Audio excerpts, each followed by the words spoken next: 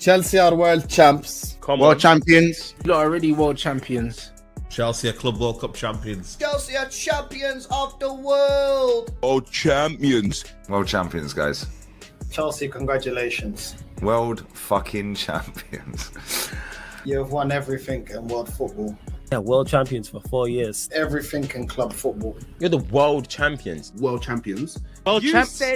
You are the world champions. World champions, yeah. I'm not gonna be one of them like saying, yo, like there's a Tim Pot trophy. It's a pre-season trophy, bro. It's a Club World Cup, man. See the size of that trophy, bro. Chelsea are gonna have a stamp on their chest for 4 years saying world champions. They're gonna have Club World Cup winners for 4 years. 4 fucking years saying world champions. You like, I try to downplay it like the mad waking, you get me? But you come to a point when you're like, you know what, blood, man can't even like. If they did a parade, yeah, man can't even knock it. You get me? World champions. The champions of the world. They are the club world champions. Chelsea are Club World Cup champions. The best team in the world is now Chelsea Football Club. Champions of the world. And Chelsea are world champions now. Whatever you want to say about them. They're going to be world champs for the next 4 years. I ain't gonna lie to you. I want to be there 4 years time. World champions at Chelsea Football Club. Chelsea FC champions of the world. My name is Troops. And I am the wise man.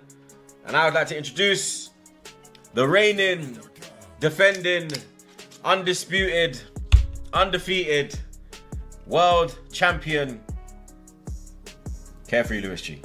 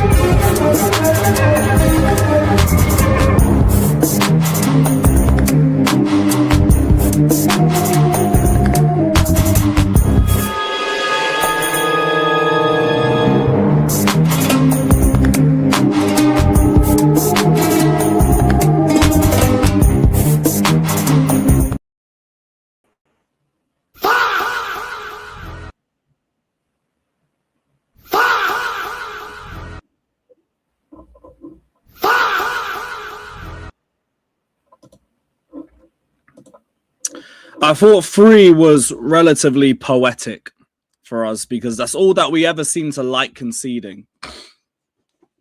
But we're here. Big up every single one of you that's locked in. Apologies for the lateness. I had to sort out 5 things we learnt. And yeah, well, we got a lot to get into today. We're going to be talking about the shit show that is this football club. We're going to be talking about all the latest managerial news and briefs and all the other irrelevant bullshit that we're hearing from the club to try and deflect away from another humiliating result. Obviously, the Arsenal game is going to be on later. We might just go straight from this into the Arsenal game, or we might end this early and then I'll set up another stream. But either way, we're going to be live for both of them. But yeah, let's talk to the chat first. Oh, shit, Hassam, I need to message you back. That's my bad. I haven't really been in the mood to talk to anybody over the last 24 hours, you know? My head's just been hot. You know them feelings when you just wake up and you immediately just get angry. You just remember everything from the last 24 hours. Like, yeah, I'm not going back to bed. I'm pissed already. Lovely, lovely. Guys, did you not see that emergency meeting? You not seen that in the title? Did I not add the quotations? I thought you lot would have seen that. It's an emergency meeting, not an emergency meeting.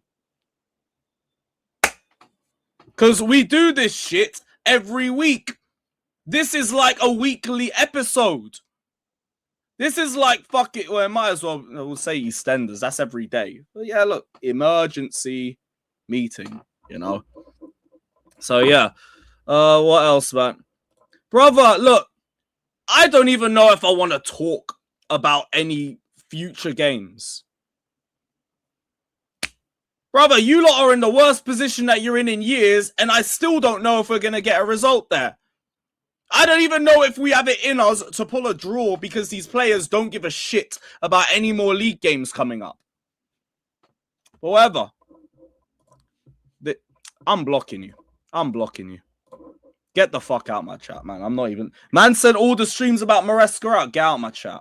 Get out my chat, man. Fuck you, bro. I ain't in the mood for no one's bullshit today. That wanker that was talking about being late again, you can fuck off as well. You're gone too. I am not in the mood. I am not in the mood.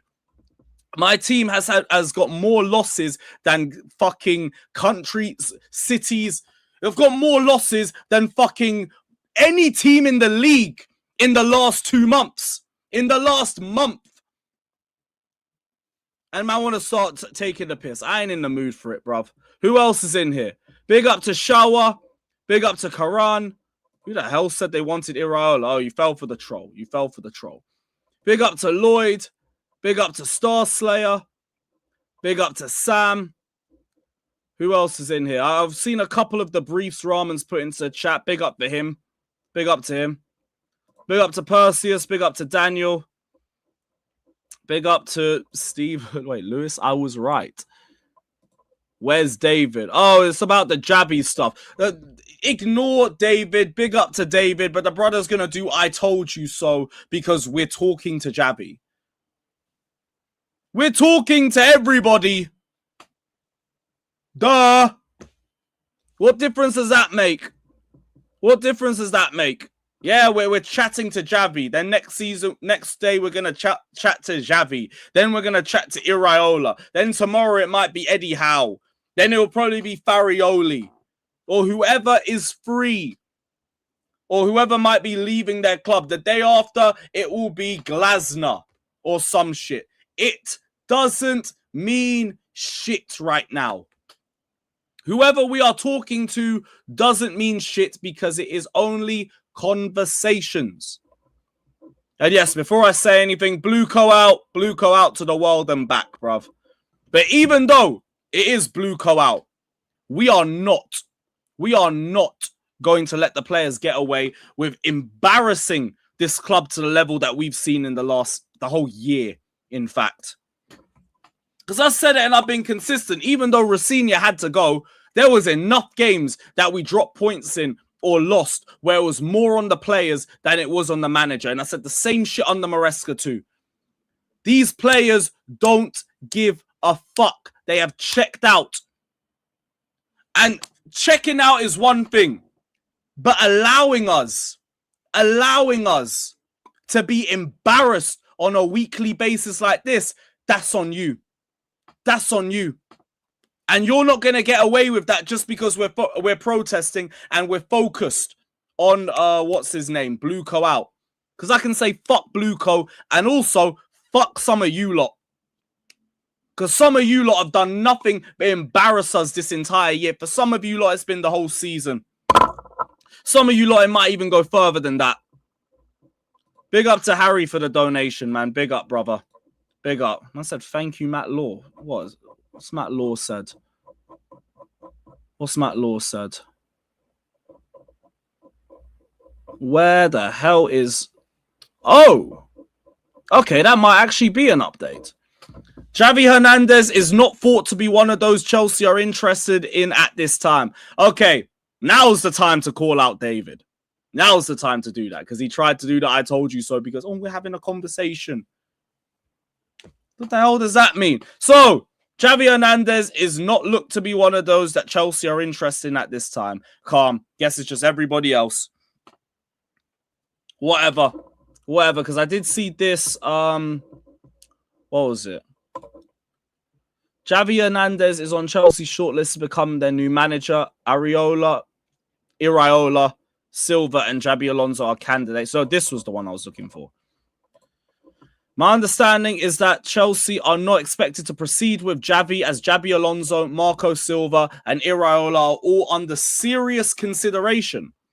That actually coming from Ben Jacobs might be worth looking a bit more into, because we know that brother's got links to like one of the guys in the consortium on Clear Lake side. So cool. We might actually not just be dreaming when it comes to Javi Alonso as Chelsea manager.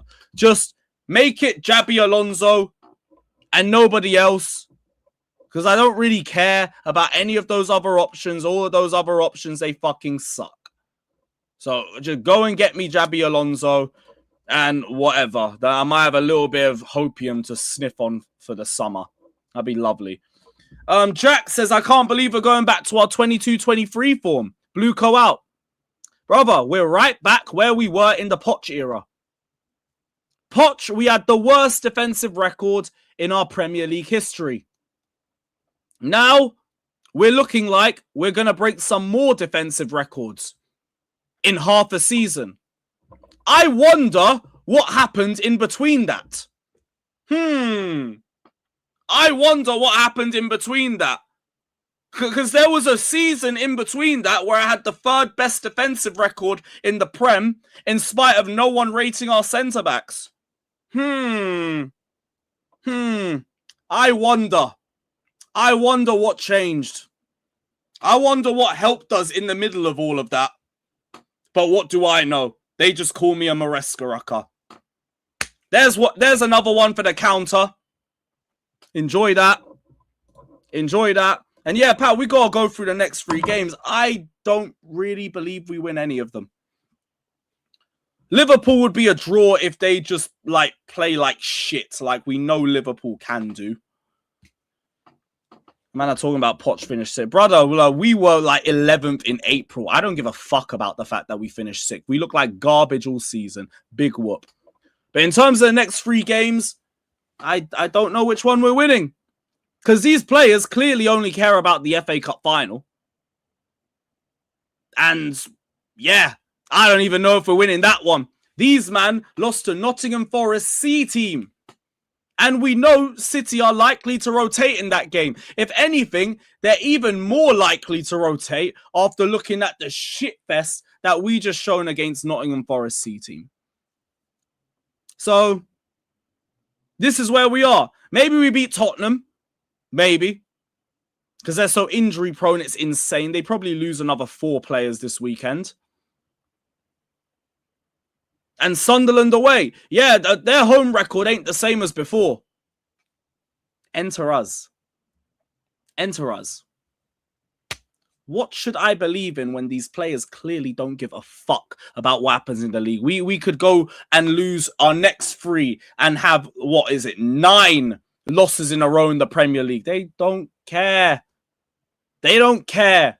You man might not like hearing me say this.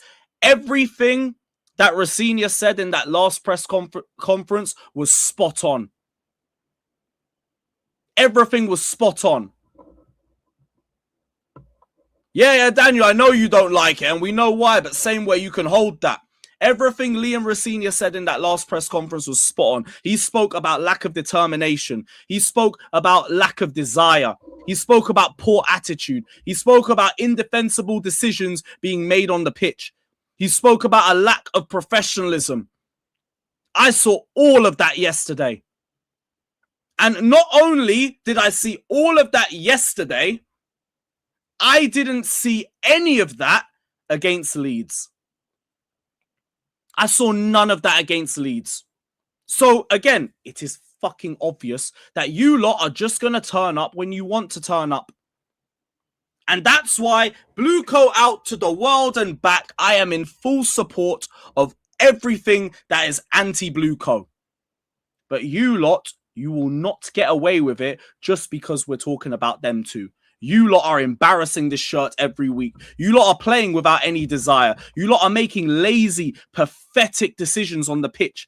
Game in and game out. Game in and game out. Heads down. Lack of determination. Attitude is fucking bullshit. And that's coming from you lot. Cole Palmer. You look so arse. It's actually incredible to see this sort of a drop off.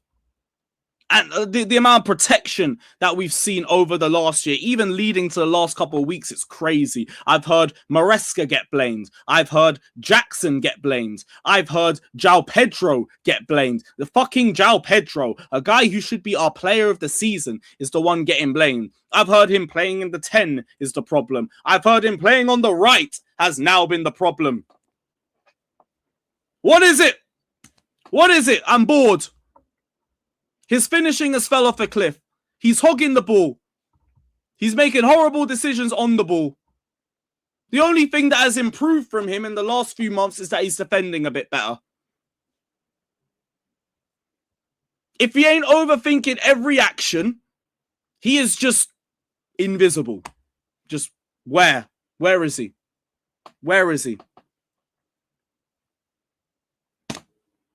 I don't give a damn what you do off the pitch. People will talk about you being a groupie and hanging around this guy and hanging around that guy. I don't give a fuck about none of that.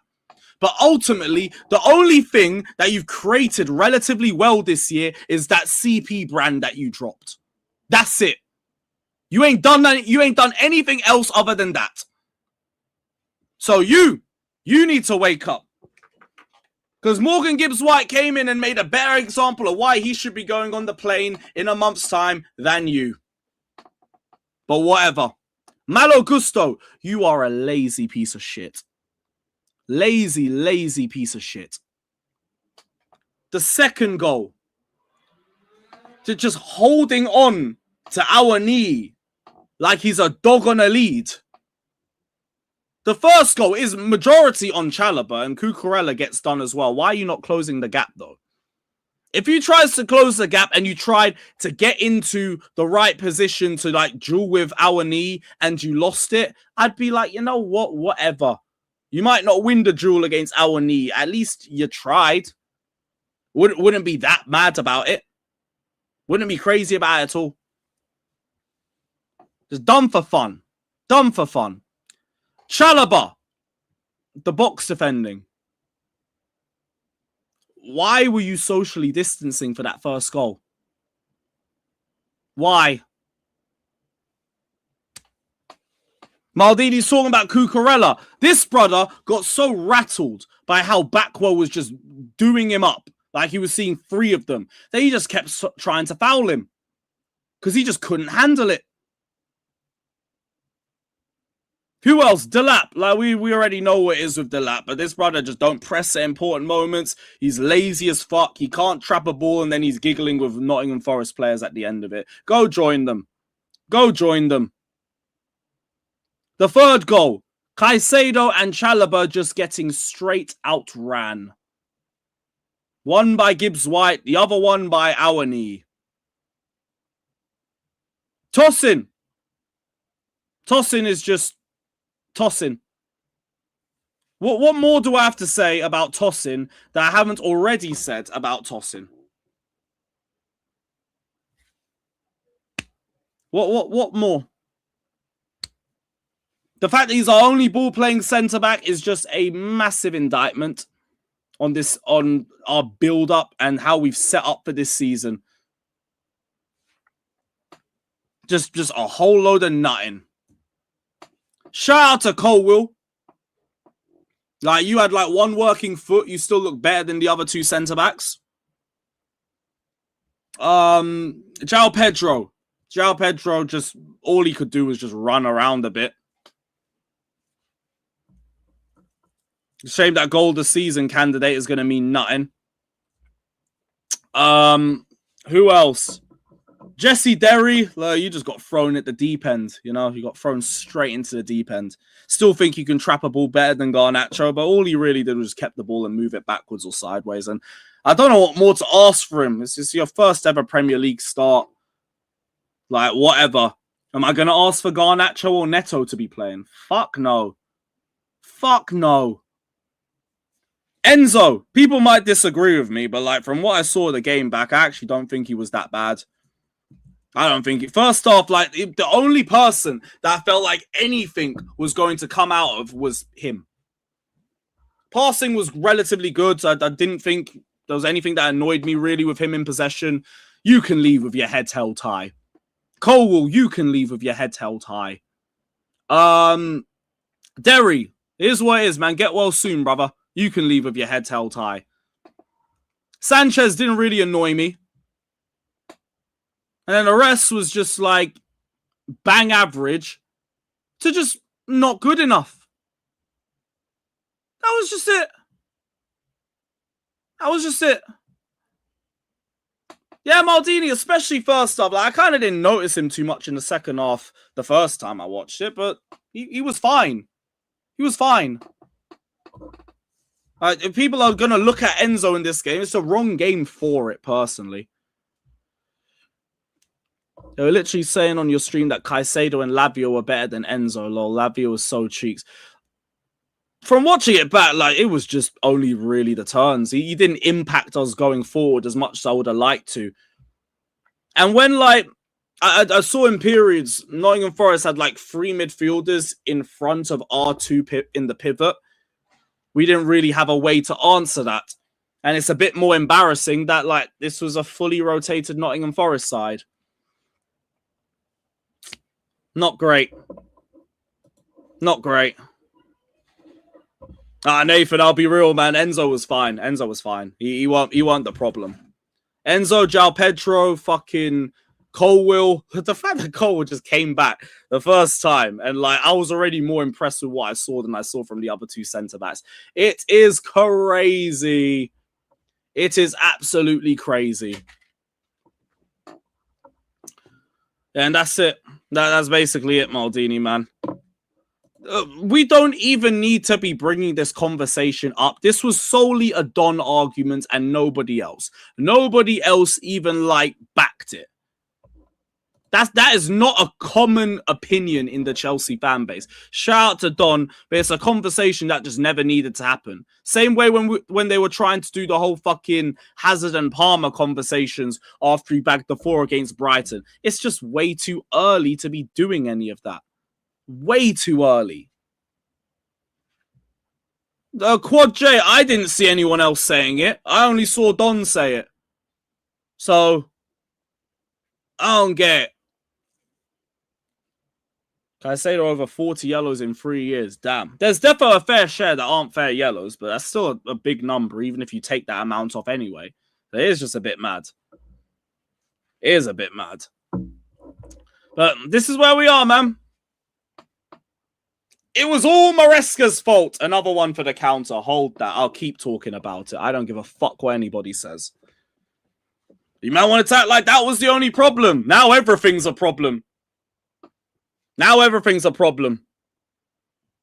Yeah, Dan, I didn't do it enough, so I had to do it again. So, yeah. There you are. There you are. There you are. Lovely shit. Lovely shit. Just like this club. Just like what we are going to be doing until the end of the season. Because if we're going to spread our cheeks for a C team, a Forest C team, I don't know where we go from here. I don't know where we go from here.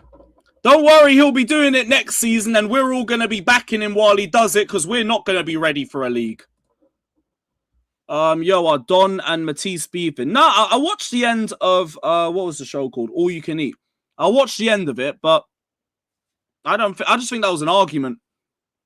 That was just an argument. They were both bringing up each other's old takes and they were having it out verbally and that was it. Don and Matisse are calm. I've been there with Don before where we've both brought up our old takes on each other. I've been there with CB where we've done streams on each other at the same time calling each other out. That don't mean it's beef. That don't mean nothing, man. But yeah, big up Go AM. Big up Go AM. It's all love with Don and everything. You know what it is, man. Brother, in January we were having Sanchez Golden Glove debates. He has fell off the face of the fucking planet. But this is what managers do. They platform your players. That's why, even realistically, getting the right manager is going to do a lot in terms of improving us from the shitfest that we are in right now. Because this is not the squad's level. The squad's level is not 6 defeats in a row. It's not. That's not what the level of this squad is. Maybe it's not at a level that we want it to be at because we want our team to be competing for leagues. We're not this bad. We're not. This is what happens when you just don't back the manager that was getting a tune out of this team. Another one for the counter. Hold that. That's what happens when you do that. So make the right choice. Make the right choice. If you are only talking seriously with Iraola, Marco Silva, Xabi Alonso, do I need to fucking tell you what the right decision is? Do I really need to do that? It is fucking obvious. Make the right call and bring in the only manager that broke the Bayern monopoly. Because if you tell me it's Iraola walking through the door, another long season. Another long season. Here we are. Here we are, man. It's fucking dark, brother. Okay, cool. Whatever you're saying, man. Whatever you're saying. Maldini says Arteta's going to go back to back. Hey, look. Irons.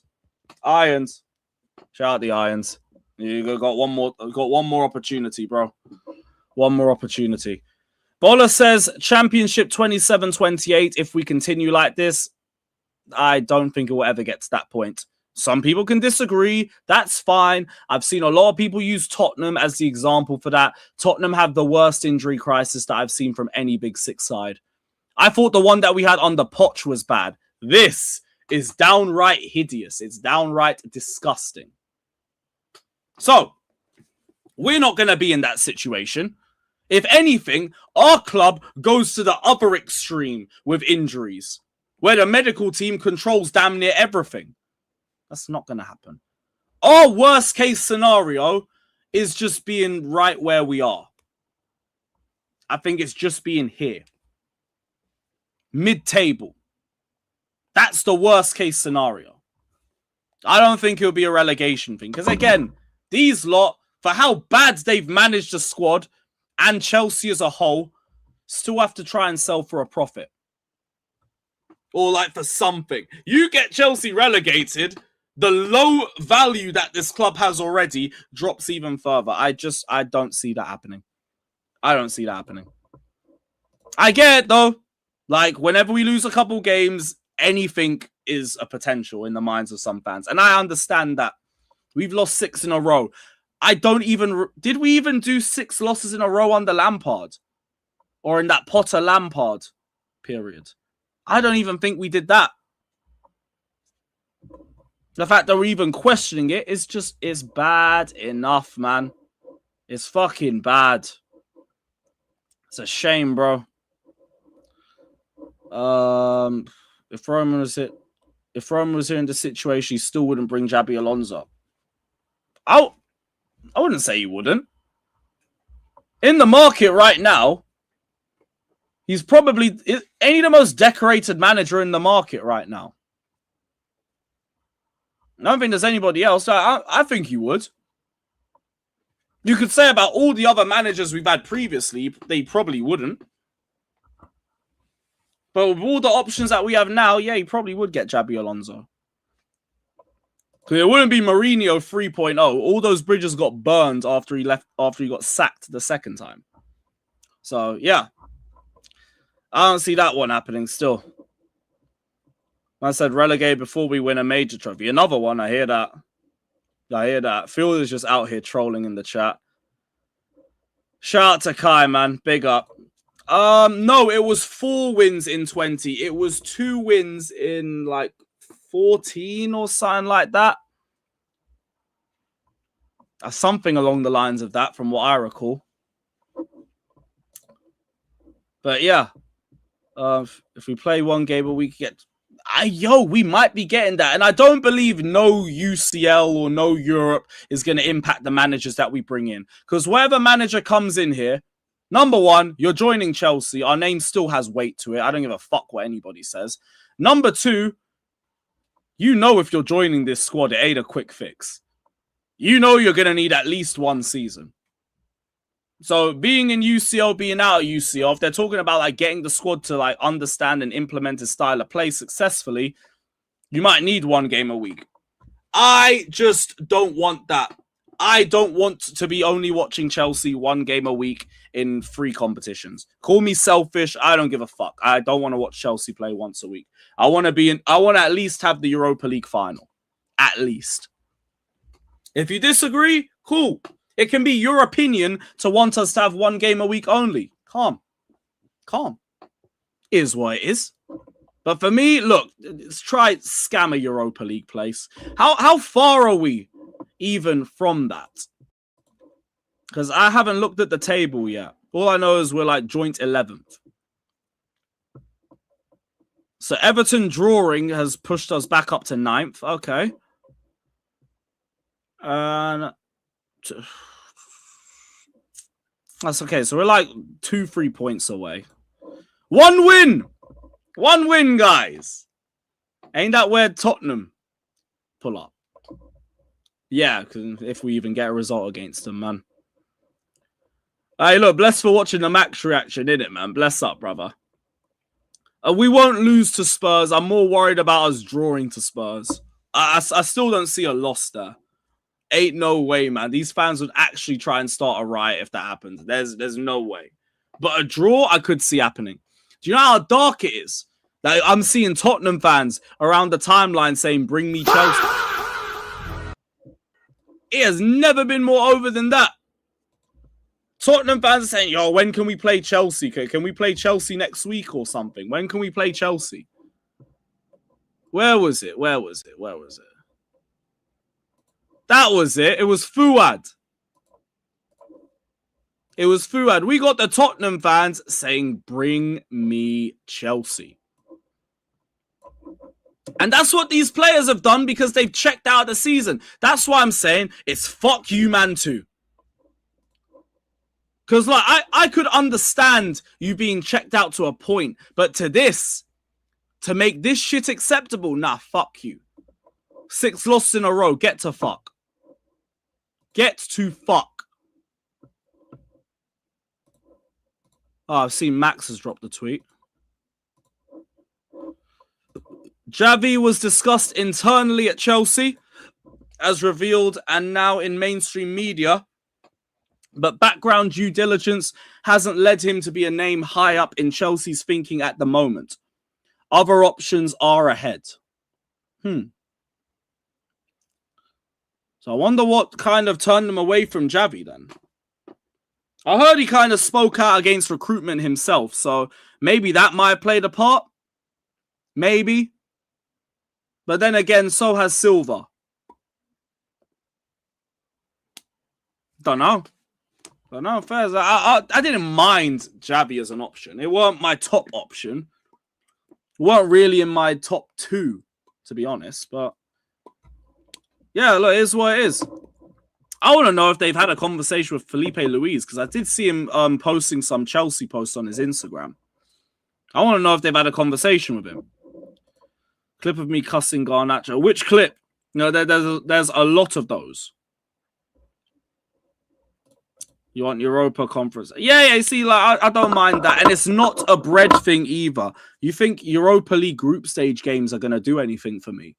I just want to do a European away or 2, and then go to a Europa League final that we might have a good chance of winning, which will give me another trophy to watch. I haven't seen a Europa League win in the flesh, at least.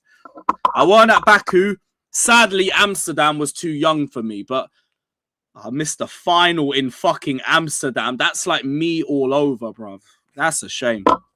Let's do it again, though. Let's do it again. World champions in Conference League. I want to watch my team play 2 games a week. Ideally, not in the Conference League. I don't know who I'm playing most of the time. Even in the semis, I was like, what the hell's a Djurgården? Huh? What the fuck? Alios, where? What? Where? Where did he say that?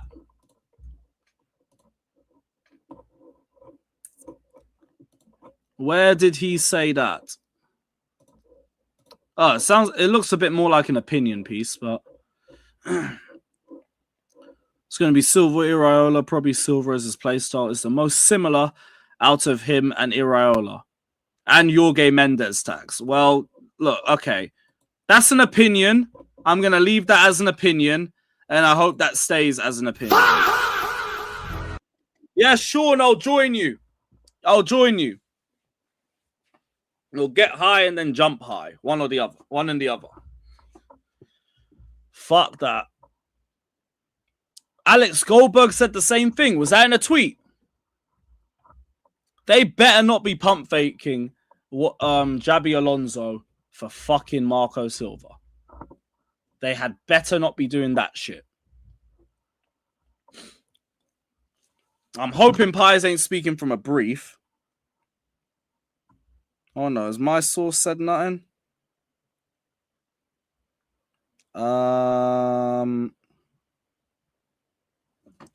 Anything. No, thankfully. Yeah, thank God. Thank God. All right, good. Because I am not with that, man. I can't be arsed, bruv. You have one opportunity to bring in the right coach that could get these players cooking. Someone that the players will respect. Don't be doing this whole Premier League experience over title winning experience, trophy winning experience. Because I've seen this in the briefs as well. Where is it? Which is the brief that I was looking for? This one. Chelsea are looking at players who have played in one of the big 5 European leagues and know what it takes to compete in multiple competitions, including Europe, in one campaign. Knowing how to handle the demands and pressure of such a schedule is key. Why aren't you talking about experience in winning trophies too? There's probably another Freudian slip because they don't really give a shit about that. They're now acting like they care about the FA Cup. Like you didn't pretend that the fucking Carabao Cup didn't mean anything. You only care about the FA Cup because it's our best opportunity to get Europe. And it might be our best chance of getting into the Champions League the year after that. Fuck you lot. Fuck you lot. Yeah, bro, I did that on purpose. I did that one on purpose. I know, man, but we gotta beat City in the cup final first, man. We gotta beat City in the cup final first. Big up Raymond. From May, I'm guessing. Oh, so sorry, bro. It ain't happening now still, but Pie's retweet.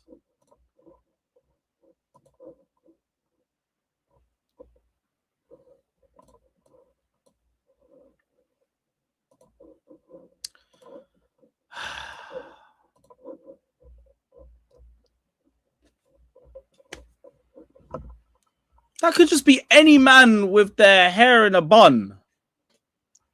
The fuck? You might even be assuming their gender. It's just some random walking down the street.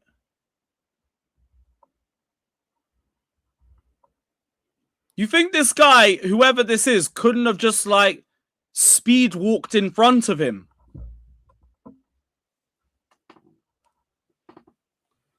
Fucking hell, man. We are beyond down bad. Oh. Fucking hell, mate. I said Felipe Luis don't wear backpacks. That's crazy. Yeah, bro. It's just some random.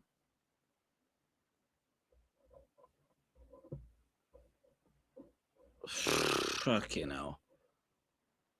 Understandable, Haley. Very understandable. I feel like the bridge, I could probably count on one hand the amount of times the bridge might see me.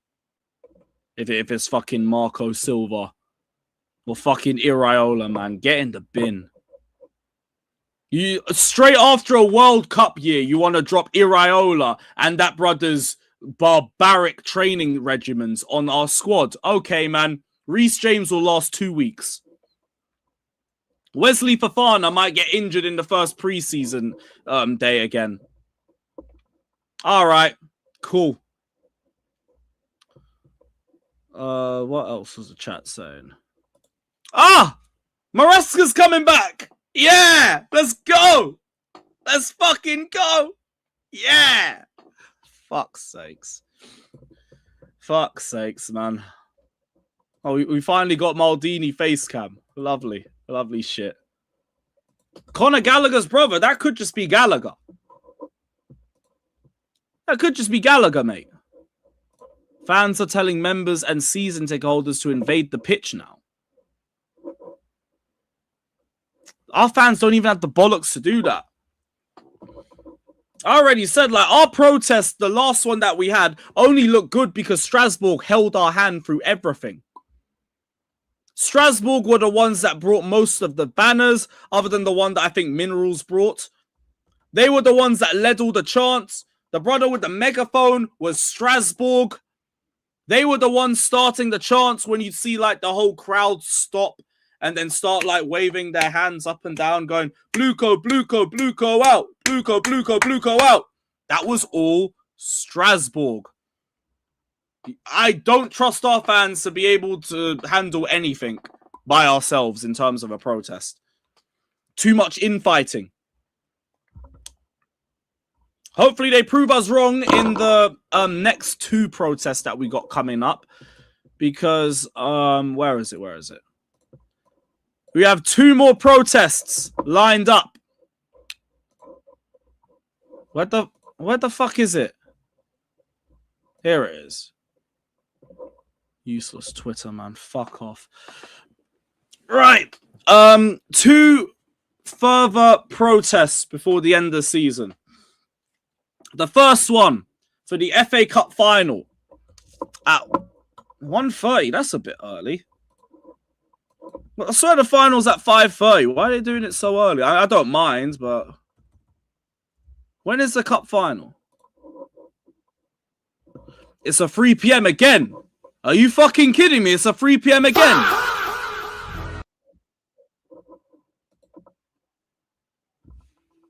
Oh, motherfucker. Oh, I'm going to be up at 9 again, man. Fuck off.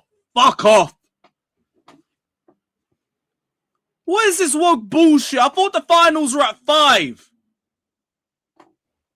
What is this shit?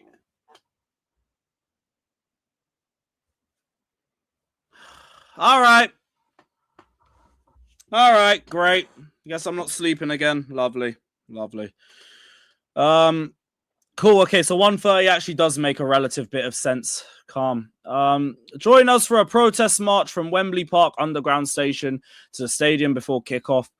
A large banner will lead the march, focusing not just on Bluco, but also on the sporting directors. That's fine. Yeah, bro, I always thought it was 4:30 or 5 or 5:30.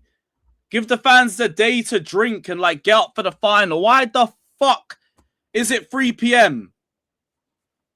Motherfuckers, man.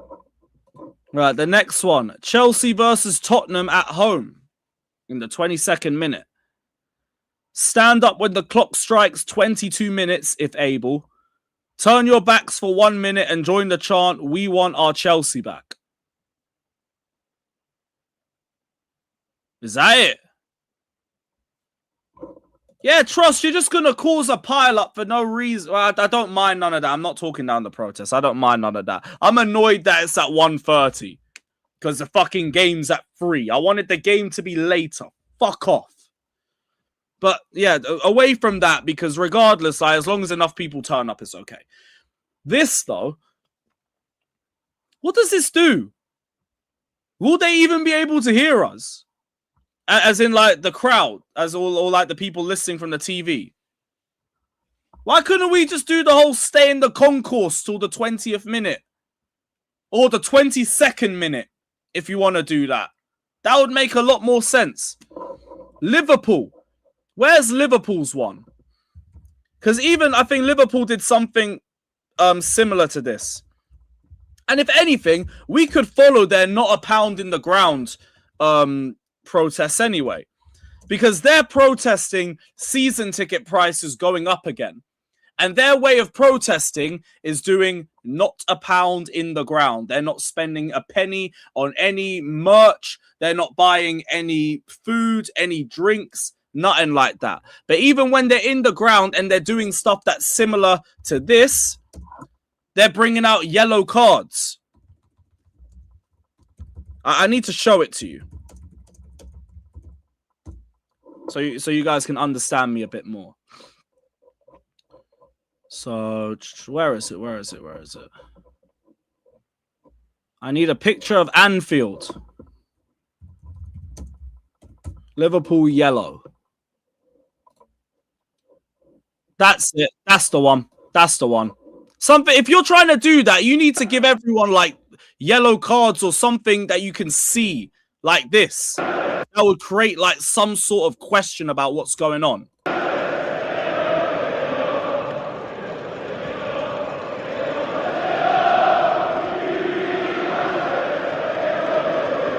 Look at that. The whole grounds got yellow cards up in protest of a season ticket increase. This is what we should be doing. And one GoFundMe would get enough people putting money down to help you be able to get those cards out. That's the sort of shit that we should be doing.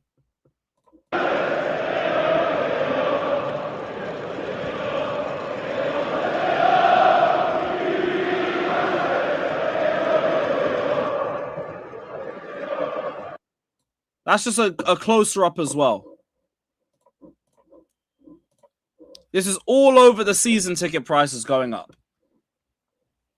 This is what we should be doing. Can I get any other clips of it?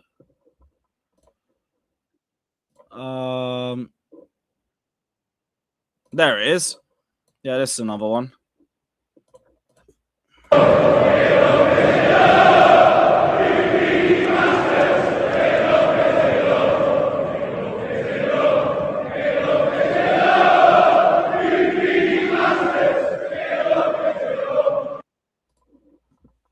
That's something that we should be doing. If you lot are going to be dead set on doing the whole 20-second minute thing, which I still don't think leads to anything, you need to bring something like that. So, like, when they pan to the crowd, they're going to be talking about why they've all got yellow cards up in the air. And then that breeds the discussion of what's going on at Liverpool. The same way for us, if we were to bring, like, I don't know, red cards, because we're not giving them yellow card offenses. We're saying red cards, get out, you're off, fuck off. Get 40,000 red cards. Put a GoFundMe out there. People will put money down to support. Now, fuck orange, red. Because that will also create a disparity, because obviously Stamford Bridge is blue and everything. You can't ignore if there's a ton of red around. So do red.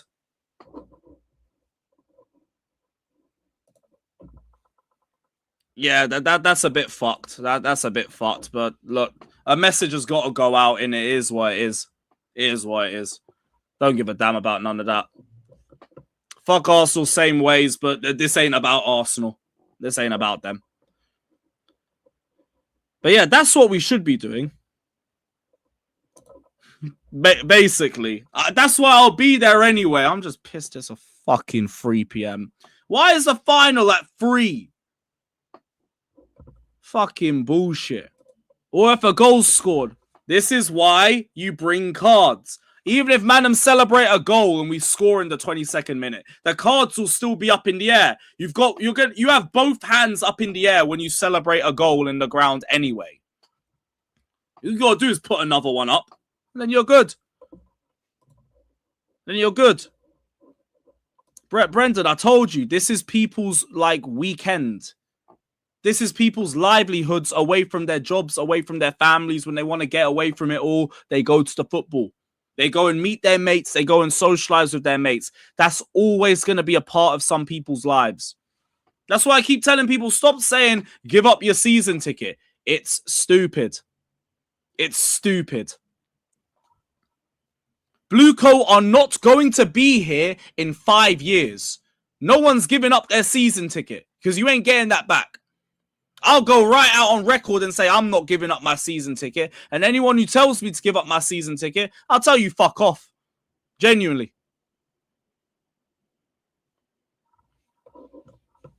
Is what it is. Liverpool know how to. I actually haven't seen too many Liverpool protests bar this. But I'm not too sold on how we protest. I want to see how the FA Cup final protest looks. Because Strasbourg aren't going to be there for that one. They're not going to be there for that one. So, yeah. Can we just not go to one? Hear it. Because at least that last home game is like a midweek. I feel like everyone's met their mates either at the Forest game. That was on a Monday, bank holiday, to be fair. Or I might see each other in the cup final. Maybe. I've got half a mind to fuck Spurs off myself, I'll be honest. Spurs aren't getting relegated. I barely trust us to beat them. So if that's the case, I'll just decide if I want to go or not. Don't even really feel up to it right now. I don't even know if we can win a game. I don't even know if Tottenham's going to be the difference. I remember when we had that losing run under Potter and I was like, yo, the Spurs away next. We'll be all right. We'll get a win there at least. They're shit too. They beat us 2-0. So it's like, all right. Also, they don't have stewards take it. Well, this is why you get so everyone has one. There's too many people for you to take away cards. There's too many. Be pretty easy, like, the barely search you at Chelsea. It's actually crazy how light the searches are. Anyone could bring that in. Anybody could. So, yeah. Yeah, just as long as the players don't start doing it. Yeah, one of them might start walking off. You choosing the protest over drinking? I can do both. At the last protest, I had 2 Maggies in my hands. I went through both of them. It's all right. Yeah, Maldini, they only look for like, well, they only do like proper searches on away days. Whenever we got an away day, like the dogs always come up to me because I've had some bud the night before. But when it's a home game, you just get the little... Actually crazy. Focus on Spurs, do your job. Did you just watch what your B team did to us? Why should I believe in that? Well, West Ham didn't do their job anyway. Unless they do their job next week. Actually, no, even if they do that, that further fucks Spurs. Yeah. If they do their job, then talk to them. Talk to them. I'm the wrong guy to try and motivate right now. The players don't give a shit about the Prem. I barely care. It's so jarring, man. We got Liverpool away next. This could be such a W. But I just know we'll fuck it up. Fucking joke, man. We're such a joke this season. There's 3 games. Yeah. But Brendan, I'm at least telling you that this is why. And also the amount of money that people spend. Like, people love to use Lazio as the example. Like, Lazio have boycotted their ground for this long and all of this shit. Yeah, great. But Lazio pay like 1/3 or 1/4 of the price that we pay for tickets. So, it's easier for them. Fans aren't going to give up 60 quid a match day. They're not going to do that. Everything in London is expensive as a motherfucker. Everything in this country is expensive as a motherfucker. They're just not going to do that. And like I said, the social aspect, all of that shit, that's why I would much rather you do the 20 minutes, like, stay in the concourse. So, yeah. It is what it is, man. Yeah, I've seen Sanchez has, like, in-house assessments over the next few days. And they're hoping that he can be fit for the Liverpool game this weekend. I hope so, too. Sanchez, I weren't too mad at him for the last game. You didn't do anything for me. I mean, you didn't do anything that annoyed me. So, yeah, look, do something, please. I beg. Please just be fit. Please be fit. Man said De Zerbi did his homework. We look like we're just starting to do our homework on De Zerbi because genuinely, what was he at the bridge for? Well, was he just linking up with his mates? Were they trying to entice him to take the Chelsea job? You're a bit fucking late for that. Was he here for scouting for Chelsea Spurs? Was it a combination of the three or two of them? Like, I don't get it. Maldini, I don't get it. Even if he was here to just scout for the Spurs game, yo, you put him in Roman's box. You put a Tottenham manager, a current Tottenham manager, in Roman's box. Whatever, man. Oh, yeah. There was Nottingham Forest too. Yeah, there's a ton of reasons. Why couldn't you have just got him after Rosenior left, or just sacked off Rosenior early and got him? Fuck off, man. I have seen that picture of Gibbs White. It's football, innit? Sometimes you collide, sometimes you hurt yourself. I'm just glad it's nothing serious. Couple of stitches, there will be a flesh wound, you'll heal. Same thing with Jesse Derry. Thank God he's fit as well, man. Big up. But I respect that you hurt yourself trying to go and win a duel. Hey, Gusto! Oi, Gusto, you fucking prick! Jesse Derry has more bollocks than you do. And I don't even think he can buy alcohol right now. How much of a prick must you feel? Jesse Derry wanted to go for a duel. You didn't, you prick. Chalobah as well. Same energy, you prick. But wanted to go out crying after the bridesmaids. Oh, we worked hard. We worked our socks off. Fuck you. Fuck you. Garnacho, another one. Jesse Derry got more bollocks than you. He actually traps the ball and protects it better than you. He's more willing to win a duel than you. Fielder telling me he's 18, so he can buy alcohol. Okay, cool. I don't know his age. I didn't even know that, like, we bought him from Palace. I didn't care. The brother's, like, 18. But, hey, he's got more bollocks than half of those, man, that were on the pitch. And his performance wasn't even, like, wow. He just held the ball a bit, didn't lose it.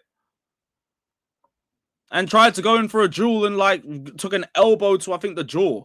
Or something like that. So, yeah. Not expanding. No, it was a boycott. It was a boycott. Maybe there was an expansion as well. Maybe it's a combination of two. But ultimately, there was a boycott. It was a boycott thing. That's what it really was.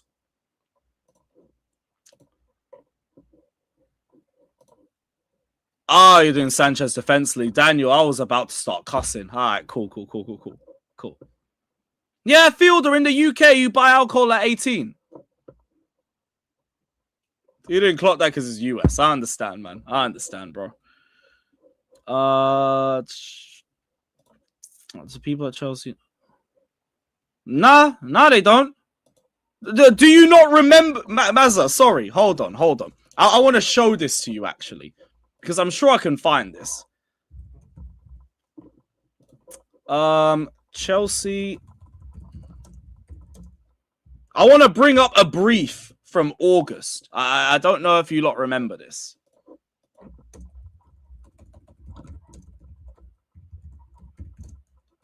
So you need to find the right keywords for it.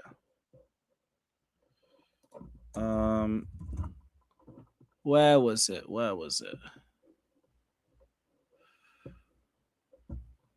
I'm trying to find the brief where Chelsea basically told everybody that we have a good relationship with Tottenham.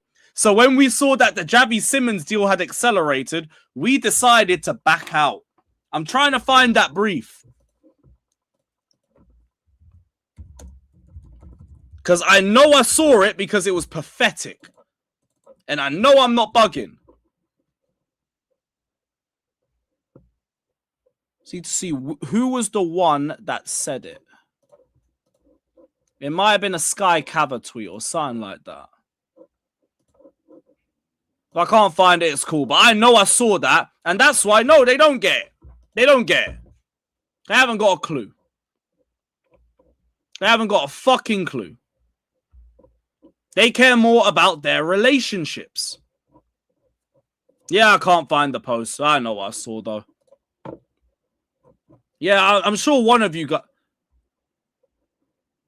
Yeah, Maldini, you know. Yeah, you know. I can't find it, but you know. Yo, Cavcast, I watched that. Man was just throwing all of their shots at each other, but... Yo, I do remember what Don was saying about Hiyu having like shades of Lewandowski when I was on stream with him and Nina and CB. So look, I'm sorry. You did that. And also, shout out to Matisse for calling him out for throwing Maresca under the bus. Oh, I didn't like the way that he left. Why did he leave? Why did he choose to leave? Oh, wait, because he was getting undermined at every available opportunity. But that don't matter, does it? That don't matter, because the evil Maresca left. And he left us hanging to dry. But apparently he regressed everybody. Okay, man. Okay. Cool. It was a Matt Law one, innit? That's probably why I can't see it, because Matt Law blocked me. That's probably why. I can't find it. Whatever. Fuck these men anyway. We're getting Silva or Iraola. Can't be fucking asked for next season. I hope you're wrong. I hope you're wrong, man. I hope you're wrong. I can't say anything else more than that. Hey Lewis, should we still watch Chelsea next season or at your own risk? Anything in general is just at your own risk. Anything about watching Chelsea now or next season is at your own risk. Why did he block me? What was it? What did I call him? I think he was chatting shit about us like wearing the Club World Cup badge. So I just told him, go fuck yourself.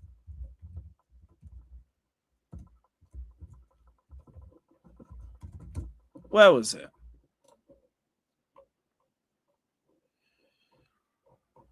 I actually can't find it.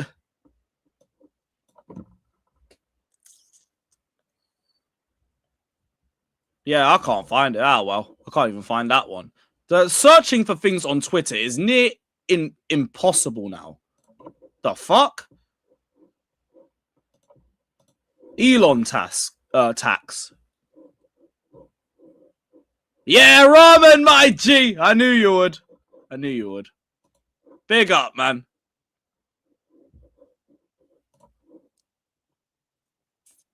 Oh shit, yo, Haley found it. Yo, love Haley. Big up. There it is. There it is.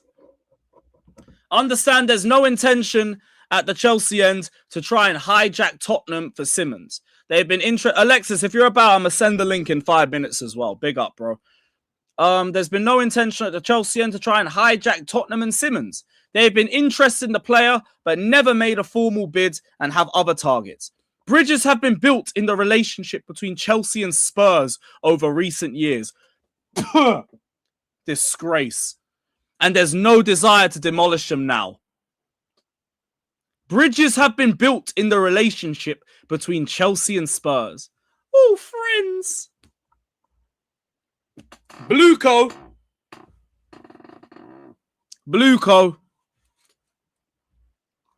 A decade ago, we were dragging fucking Willian from the Tottenham training ground.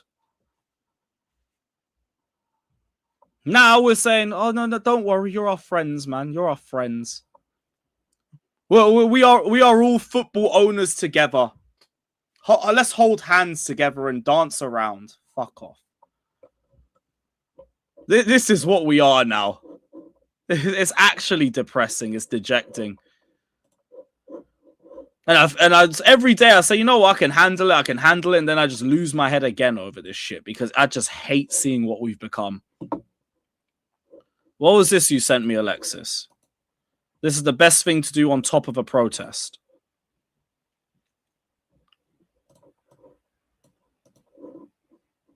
Yeah, Arpan, either this is just going to become the watch along, or we're going to wrap this and go to another one and I'll make a new stream. It'll be one or the other. Aries management, blue. So, oh, what? Are you saying, like, just keep atting Aries? Maybe that could work. Maybe that could work. And drop a little retweet. That'll do. But yeah, that's the Matt Law one. And as you guys can see, blocked. Hold that. Chelsea players in line to forego 20% salary bonuses through failure to qualify for the Champions League. That's nothing that we didn't already know. That's what made these guys mentally checking out look even stupider. What the fuck? What the fuck? But hey, not my problem. Yeah, Fielder, I did see that. I did feel a bit bad for Alex because like he didn't buy that. Somebody bought it for him, and like I don't even know if they officially bought it from Chelsea sources because the CFC London was stupidly stretched to a way that like you're not going to sell a logo that's stretched that tall. But ultimately, it is still a horrible optic. Like Alex knows, we're bros. I can say this anyway. It is a horrible optic. You can't be standing outside next to a Blue Coat Out poster wearing a CFC London shirt because it just comes across as like naive. It comes across as like being fickle. That's what it comes across as. And whether he meant that or not, that's kind of what the optics are. It's because I don't think he meant that. I just don't think he realized. And like, then he got cooked for it. And he's like, why is everyone cooking me? I was just wearing a jacket. I didn't realize. That's what I think it was with him. But it's not a great optic. Right now, everyone is very militant and like, they're anti anything that is even associated with Blue Co, which CFC London is a part of. And I understand all of that. But it's just not a good look. It's not a good look. Alex should have just put his hands up and said, I didn't mean it. I didn't buy it. Someone bought it for me, but I get why people are annoyed. He just went and doubled down on it. He was like, nah, fuck you lot. Fuck you, man. And you lot don't like what I'm wearing, you can go fuck yourselves.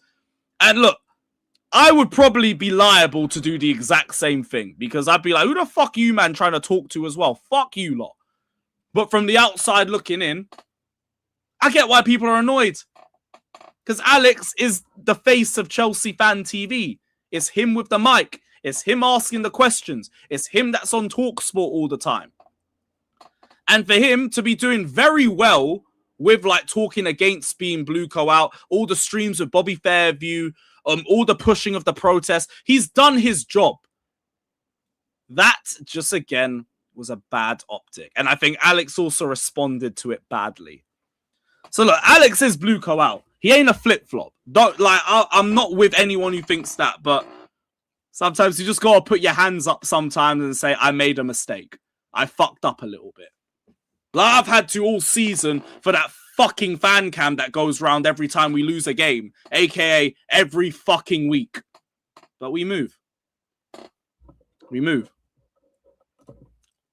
That's it. And it's like we're already halfway there because you remember January last year, everybody was Blue Co out. And then we got top 4, we won the World Cup, and a lot of us, myself included, fell back and we were like, we'll give you another year. That again comes across as fickle. And I know why I did that because we won the World Cup. I was on cloud 15. I'll always rate the Club World Cup for the success that it is. I don't give a fuck what anybody says to me. But ultimately, we showed ourselves to be fickle last year as well. Which is why now I get everybody being even more militant about it. Which is why I also get Alex getting the slander that he's got over wearing it. I understand. Now, we can't be flipping. We can't be going back and forth and back and forth and back and forth and back and forth. No, like even that, like not the Barca one. I apologize for nothing with the Barca fan cam. I know exactly why I said that. It is what it is. Fuck everything that caused it to fall apart. It was the Arsenal fan cam. Fuck me, I was so bladdered, man. I don't. Why did I explain it as 90-minute merchants? Sheesh. That's the one. Every time we lose, I see that green jacket every fucking time, and I'm like, oh shit. Here we go again. Here we go again. But you got to own that. Thankfully, like the season's over in a month. So when that's done, I better never see that shit again. Well, we got one more month to firm that. I just hope we win the FA Cup through it. This fucking throat is fucked. Pause. Big up to Andy Q. Big up, bro. I don't know who blocked you from the back again, chat.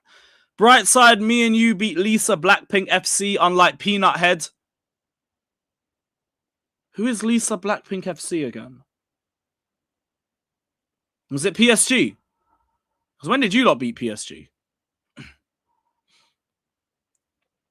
You mean clip this up if they win the league? It's been clipped up for about 5 months. What more clips can you do? I don't think it can get more clipped. Brother, I got quoted by Paddy Power yesterday. And not even a quote tweet. They quoted me word for word. Yeah, unlike Peanut Head, Montel, and Sam in the Champions League. Fuck the Liverpool man anyway. Bun them, man. Zane, it's day 296, mate. Big up, bro. World champions. And big up to OTC. It's been a minute. Hope you're good, bro. Big up, guys. Confession. I saw Gusto last Friday cycling past me on the way back from work. Too busy doing Tour de France and stinking out the gaff. Damn. Well, all he can do is run, so I'm not surprised you caught him cycling. I'm not surprised at that one. But yeah, next time you see him, tell him there's a back post that you should pay attention to a bit more. Man, I wanted to see the Paddy Power tweet. All right. All right.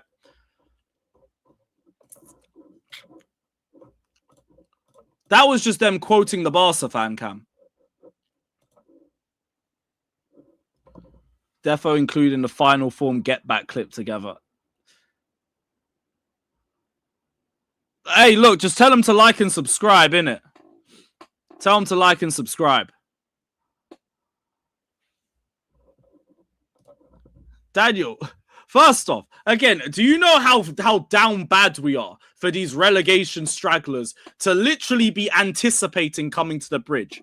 Number 2, do you know how mad it is that they're anticipating coming to the bridge, knowing their record? And number 3, I don't even know how you're saying that, knowing your record. That's crazy. That's crazy. You know, like, even I'm thinking in the back of my head, the one game these motherfuckers are probably going to get a result in is Tottenham. Even if I don't believe it to the same way that I've believed for the last 20 years. But look, we've got the Tottenham fans looking forward to coming to Stamford Bridge. Deep that for a second. Deep that.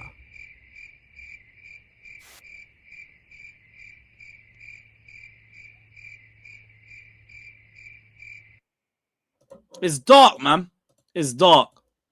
And also, in further bad news, by the way, if we don't get a front of shirt sponsor, we're going to be stuck with this fucking eyesore for another 2 years. I don't give a damn about their away record. That would never mean a shit. That wouldn't mean nothing if they were top or bottom of it when they came to the bridge. So yeah, if we can't find the front of shirt sponsor that reaches to 60 million a year that we want, don't forget that, we're going to have this shit again.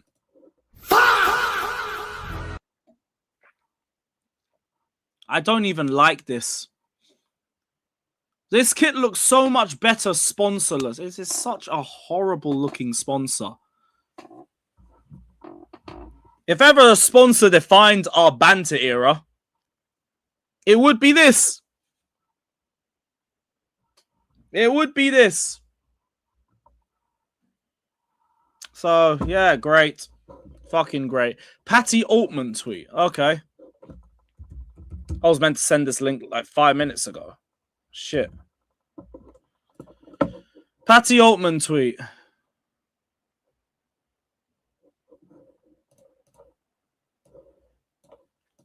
There's actually like 2 of them. Felipe Luis is the unknown. 2 X's. So he's basically saying no Felipe Luis, which would make sense because we haven't spoken to him yet. Man said the club's full of ifs. Ain't that a fact? Javi was never in the list. Don't know where it came from. My guess is between Iraola and Xabi Alonso. Silva might be ruled out, and I haven't heard anything positive about him. One more is being considered, which is still unknown. Yeah, that'll probably be Glasner. Well, if it is a case, ifs, between Iraola and Xabi Alonso, I double dare you. I double dare you bring Iraola through the door, man. This chair might go through the door. If it's between Iraola or Xabi Alonso. If. Because that's a big if. This is just what Patty's hearing from his side. Pi's heard Xavi links from his side. I dare you. You let it be Basque Poch over an Invincible. You do that. You do that. No, 103. I'm never anybody out from day one. I won't even Garnacho out from day one. I will always let people cook. Always. Yeah, I know. So I might as well create a 5-minute comp of me daring Chelsea to do things that they've just gone, yep, we'll do that. Yeah, don't worry. Don't worry, we got you. We fucking got you. Iraola coming in with his training regimen straight after a World Cup and this team paying 2 seasons in a row is a recipe for mid-table. It's a recipe for mid-table. I hear you, man, being potched out from the beginning. Even I gave him a bit of rope to hang himself with. It's all right. Was there any other briefs? Oh, yeah, look, we'll end this with Chelsea patting themselves on the back again. Don't worry, guys. We have made significant progress in instilling a football identity, guys.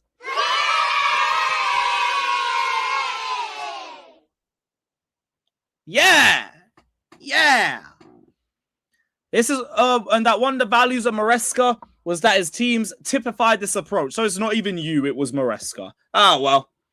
Chelsea consequently want to persevere with a coach of similar principles.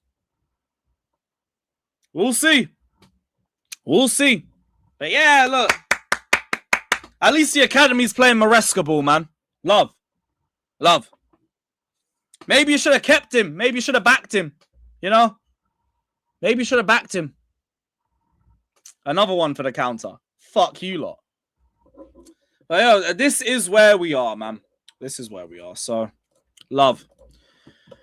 Big up every single one of you that's locked in. I will play, while we're going through this, I'll play this John Obi Mikel video because I wanted to hear what he said. Someone tagged me in this. So I'm going to send the link out and play this while we go through it. They have to keep that DNA, that culture. So they can get upset as much as they want. And I will keep saying it. Chris, the club can get angry with me as much as they want, which I know they do. But I'm only saying it from a good place. You're disguised now getting into Stamford Bridge, aren't you? I'm only coming from a good place. Of course, because you care. Because I care for the football club. I was what there. Is it? No one's bigger than the club. Nobody's bigger than a football club. I gave my all for the football club for 11 years. I sacrificed. There was a time when Mikel weren't viewed as good as important people's in my life birthdays.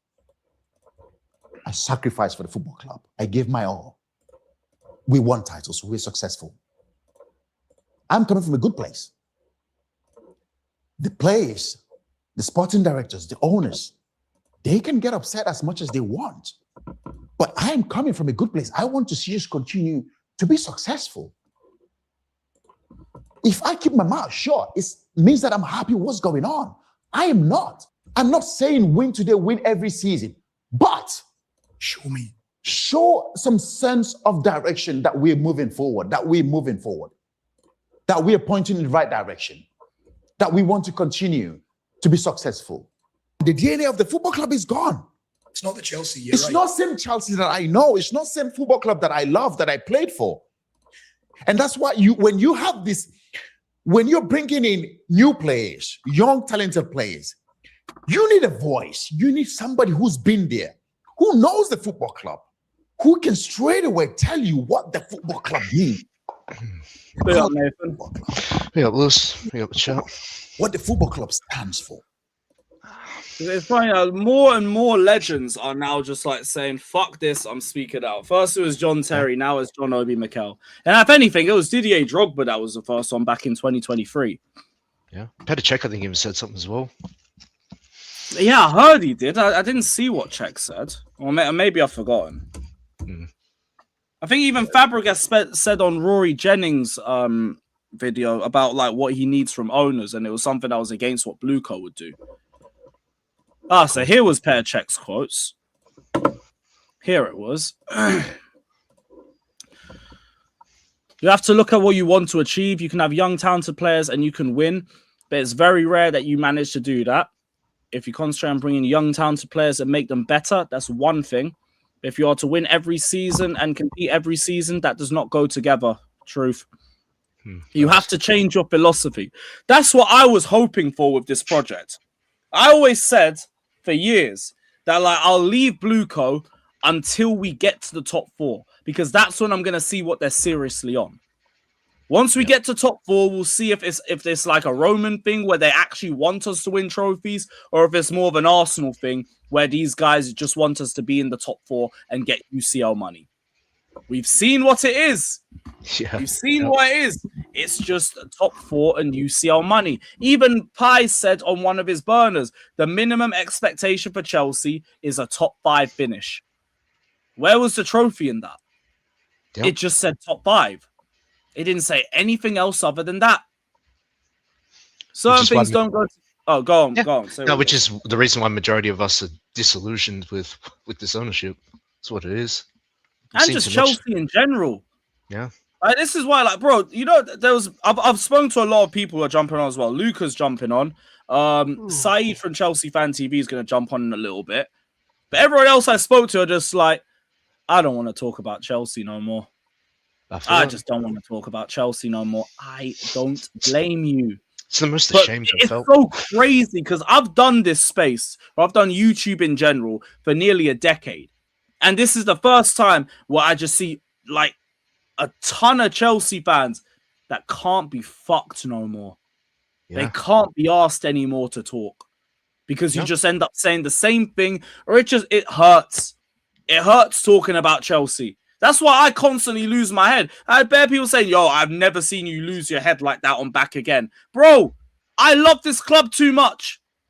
I don't care if it's losing every week and like everyone's getting used to it. I'm still going to lose my head when people start cussing out my club. Because this is how I'm built. I love this club too much. Yeah. I feel all but that. This is where we are, man. This is where we are because these motherfuckers thought they could do both. I wanted to wait for us to get to top 4 because that's when you tweak the model. That's when you go and you get a bit more experience. Nah, Garnacho, Buonanotte, Delap. Gittins. Great. Fucking great. This is us now. And like we're not gonna have UCL money, which will probably fuck us up even more. And yeah, who are we gonna get now that the squad still needs the same level area strengthening than before? And we also now have to try and sell players that haven't really improved here and hope we can get a profit. Garnacho. Good luck getting 40 mil for that fuck. Sorry, You're not. Kai, what are you saying? I just said I feel like everyone's just kind of in the same boat where everyone's just kind of disconnected from the club at the minute, and everyone's just kind of given up. I feel like no one really cares about the last 3 games that we've got in the league, apart from maybe Spurs. Obviously, you want to beat Spurs, but just the pride thing. Yeah. Even then, everyone's just mainly about it. I only cared about it being a relegation. Everyone's main thoughts is going to be on the don't final. look like that's going to happen anyway. And even then, I don't think we're going to win the final. We're probably going to get pumped by City, even if they play their B team. But maybe they turn up, and maybe they prove us wrong. But possibly, I'm not holding out much hope. Still mean the season's a success, you know what I mean? But at least it's some. That's all I just want the FA Cup for the FA Cup. So when That's the all. rivals are cussing us, I can at least say we've had a better season than you. That's exactly what it is. I don't like how a lot of people are saying, "Oh, just win the cup and then we get into Europe." I don't even care about the Europe thing. It's just go and win a fucking trophy. Yeah. It's about saying get into Europe like it's a success. I'm like, no, like I just want Europe for the sake of just being in Europe and watching our team play twice a week. Some men have said that it's about the money. You're not making shit from a Europa League group stage game against Genk or some bullshit. Nobody cares. Peanuts. You just want to watch the team play a little bit. Big up Said, man, as well. Welcome to the channel. I hope you're relatively good. You know. It's a bit shit. Yeah, right now. bro, I'm good. Life's good, but you know, Chelsea ain't good. I think we're all feeling that right now. Did you go to the game yesterday? Right? Nah, I couldn't go to the game, unfortunately. I'm gonna be going to the Spurs game, and I'm gonna try to get tickets on the final in it. But bro, now the way things are going, bro, I don't even know if I want us to win that final. Not because I don't want us to win a trophy. I want a trophy, bro, but I know exactly what these lot are going to do. They're going to take that as a win, as success. You know, these lot. I hear it, but like my thing is, regardless what happens, whether like we win our next 4 games, we lose our next 4 games or whatever, they're going to sell you some shit. They're just, if we don't win anything and we're finished 13th or some shit, it'll be we had to change managers mid-season. This team is struggling over 2 seasons back to back and Club World Cup fatigue. All these red cards have cost us. We've already seen some of those briefs dropping over the last few weeks. On one side, they'll try and flex an FA Cup, even though they've acted like the domestics don't mean a damn thing. And they know Europa League ain't going to give them the money that they need for this season anyway. So for me, it's just like, fuck it. Just get me a cup. Just get me a cup. At least I'll like it. Fuck what they say. We don't believe you anyway. We're still going to run Blueco out anyway. Yeah, still fuck Blueco regardless. Yeah. Regardless of have a nice day out. Regardless of us winning a trophy this season, I'm not lying. I see us getting relegated more than I see us winning the Premier League under this ownership. I'll be honest. I think that, and I don't think I'm alone in that thought as well. I think a lot of people agree. I think the trajectory that we're going down the same trajectory as Spurs. You know, we could be in a relegation battle in a couple of seasons with this ownership, and the fact that we're linked with Iraola, if that happens, we are in a lot of trouble because we do not have the players to play that sort of football. All of our football, half our players don't have a hamstring. It just makes no sense, that signing. And they're going to come from 2 seasons. They know everything, man. They're going to come from 2 seasons back to back with this into like Iraola's well-known difficult training regime to get into initially. Well known for injuries within the first few weeks. It just sounds like a recipe for disaster. Apparently, it's either him, Silva, or Jabi Alonso, which makes the answer fucking obvious to anybody except Blueco about who you should be bringing in. But I don't think they're going to make the right choice because Marco Silva is, what's his name, a Jorge Mendes client. So you know what that means. Yep. Jorge Mendes, lovely. Another mid-table manager. Because that's where I think our worst-case scenario was. I was saying like 30 minutes. I don't think it will be a Tottenham situation. I think the injuries are like too much of a key factor as to why Spurs are where they are right now. But where we are now, mid-table, nowhere near the top, not near the bottom, not really near the bottom. That's where I think our worst-case scenario is. Mid-table. Because if you're building us up to be like Brighton and you're not tweaking the model when you had the opportunity to last summer where you had the UCL money, the Club World Cup money, all of that shit, then when are you? They don't want to invest, man. You know, after that Club World Cup was a ticket. A lot of people don't understand that. When you win a trophy like that against PSG in that manner, with the whole world watching, that's a ticket to go buy some of the best players in the world, some of the best centre-backs, because you know what I mean? It looks like an enticing project now. They could have done that. They could have gone for Mark Gahey. They could have gone for so many players, but they chose to use that 250 million in the summer on Delap, Garnacho, Gittins. Who else? Who else am I forgetting? Am I forgetting some people? Who I like? Yeah, Hato, João Pedro, and I don't really recall us buying anyone else. Bro, look at it, man. Look how much money we've spent on wingers like Pedro Neto, 60 million, Garnacho, 40, Jamie Gittins, 60 million, Mikhailo Mudryk, 70. We bought in Sterling. How many wingers have come to this club and we still haven't got a competent winger that we can rely on the whole season? And Jesse Derry better than all of them. And now we need to go and get another one. There is Esteval. And That's actually good. Also, you can't really killed him rely as on well. Esteval. He's an 18-year-old kid, isn't it? That's the Nah, issue. yeah, We need to build him up. 100%. I agree with you right on wing, that. yeah. But I'm just saying, Shouldn't our best actual winger Yeah, out of yeah, all best. of them is Esteval. Yeah, exactly, man. And a club Esteval's had a decides better to left wing game than I've seen from most of these guys at left wing. 100%. And that was 1-1 against Bournemouth. Big up, Gunner. If you want the link as well, let me know, bro. Hope you're well. It's shocking, Hope you're well, man. bro. It's shocking.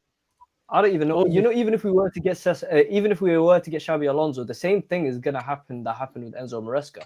He's gonna build some credit in the bank, and then he's gonna say, "Hey, what? I've got us Champions League football. Hey, maybe I've got us deeper into the Champions League stages. Hey, I've got us a trophy.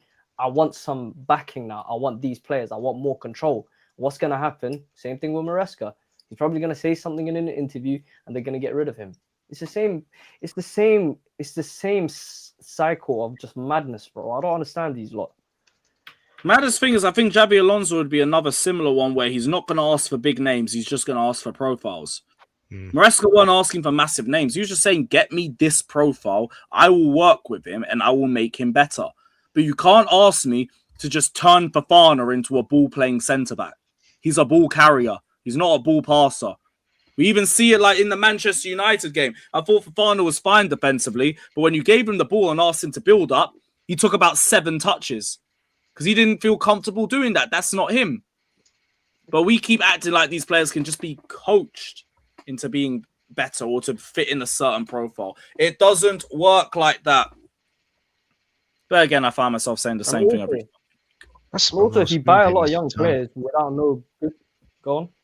Yeah, that's the thing. Like, we've been down this road before. The only reason why the likes of Xabi Alonso are on that list is because they've worked with relatively young squads at Leverkusen, Barcelona, etc. So on paper, it kind of looks like a match made in heaven sort of deal. But what's the point? If you're just going to ignore them, their demands and what they need, and then also just hire recruit a bunch of kids that are just nowhere near the level or not ready yet to come to the Prem, it's just rinse and repeat. The cycle will just continue, and we'll just fall down the table. So what's going to keep happening? We're hoping and praying that like this is the summer that they decide to change their mindset, and I don't know why. And that's the thing. I get it. Some managers want to coach instead of just manage. Like, they just prefer to stick to like the day-to-day operation stuff. Even Tuchel didn't really want to get involved with transfers like that. He just wanted the team, the players he wanted, and then he just did the rest. You know what I mean? So, but yeah, if you're just going to keep signing the wrong players, it don't matter. And who's going to get anything out of Garnacho? Who's going to get anything out of Gittins the way he is right now? The fact that they want to sell Garnacho, but when Stanley is safe and secure and there's briefs protecting him, like, the contradiction makes no sense. All of the sports. Everyone knows we're not like safe financially. We have to sell to buy, and you just admitted to the world that you've wasted resources on a transfer that the vast majority of the fans at this club didn't want and actively spoke out against. Exactly. And you've just, it's fine. It's just safe. He's fine. He can go and do it again. They're the ones that pick Rafinha. Yeah, it's fine. You can go and pick another one. They're the guys that pick Poch. It's fine. You can go pick another one. Even Maresca was a Joe Shields move. It weren't even them. I mean, We are. it's a bit of nepotism that's going on in this club. They're hiring their friends. Kinetic, you know, Kinetic Academy. the Kinetic Academy links. You know, this is just a mess from head to toe, and it's only gonna get worse. I tell people like when you look at Chelsea, like what they inherited. Yeah, in 2021, we were European champions. In 2022, a lot of people don't remember, but we were in a title race in 21-22 season. I remember we signed Lukaku, but then the Lukaku interview happened, and then 7 of our first 11 got injured. The likes of Kante, Mason Mount, all of these guys were out with We had that nasty COVID game with Wolves with like 13 out. Yeah, I remember. Yeah, bro. Like we were in a title race, and even with a half injured 11, we comfortably got Champions League football, and we got to 2 domestic cup finals and only lost the penalties to a Liverpool side that could have done the quadruple. And when you look at that team that they inherited, it had a blend of youth, experience, talent. It had everything. It had the whole makings of a good team. They should have come in. They should have signed Rudiger to a new deal. Yeah, they should have brought in 1 or 2 statement signings, and they could have just kept going. But they decided to scrap everything, bring in 15 players, rip the DNA of the football club. None of these players know what it means to win a trophy, win a major. There was a lot of experience in that team before, and it got ripped out. And when you have a team of young players, how are they going to get better if they have nobody to look to? Like Reece James, people talk about why Reece James is so good. It's because he was playing with Azpilicueta, bro. It's because he was playing with Thiago Silva. They were a massive part of his development at this football club. That's why he's so good. People, this whole even that season to me, like, I didn't mind us ripping everything apart. I felt like that squad was due a rebuild either that season or the next one.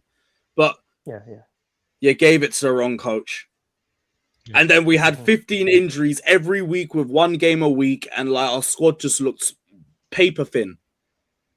Then you brought in Maresca, which didn't make sense at the time because it was a championship manager. Completely hear all of that. But then he had us 4th. No, I mean, not 4th. He had us 2nd in his first 4 months. That's the only time I've heard we've got our Chelsea back chance from the away crowd. And then you just see yourself on that trajectory and you choose not to back him. Poch's 2023 window is better than anything Maresca ever got. And you chose not to back him. You chose not to get a centre-back when he was begging for a centre-back. That's why I think it really fucked up. Even the Poch season was a bit of a fuckery because any chance we got of making top 4 was fucked because he was in charge. But you got a second chance because you lucked out. You know all the issues that we're facing today, you can track it back to that Poch season. I remember Pochettino, he left because he didn't want to get rid of Gallagher. He didn't want to get rid of Chalobah. They were forcing his hand, isn't it? And Gallagher left. Chalobah went to Crystal Palace. Pochettino walked. And then, like, we signed Enzo Maresca. We get rid of Conor Gallagher to bring in so that we can sell him for profit, to bring in João Felix, to make a homecoming video about João Felix, to ship him off 6 months later to Saudi. Yep. Any sporting directors with this track record, get sacked. They don't have a job, and they probably don't have another job for a long time. So as much as you want to blame these sporting directors, the guys that are in charge of these sporting directors have to get it as well, bro. Todd Bowley and Egbali. People talk about Todd Bowley being he's better than Egbali. He's better than Egbali, bro. If you're slightly better than trash, you're still trash. You know what I mean? He's selling tickets on Vivid Seats.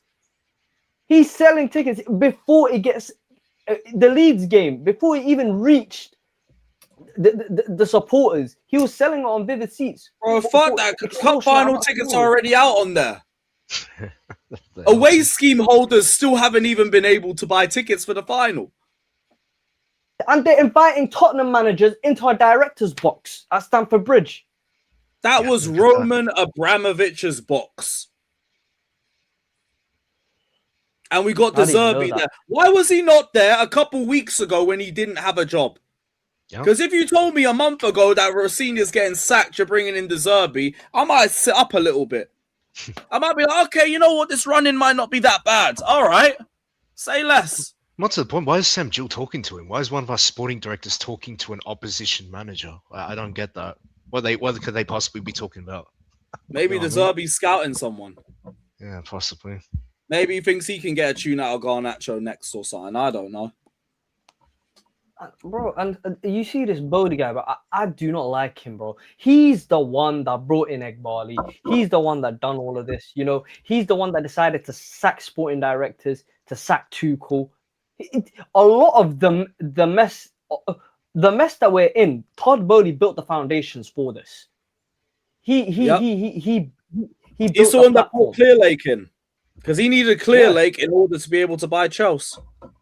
Exactly. Bro, he literally made a deal with the devil. This oh my god, this Egbali guy, man, I cannot. The thing is they're all to blame. Every single one of them.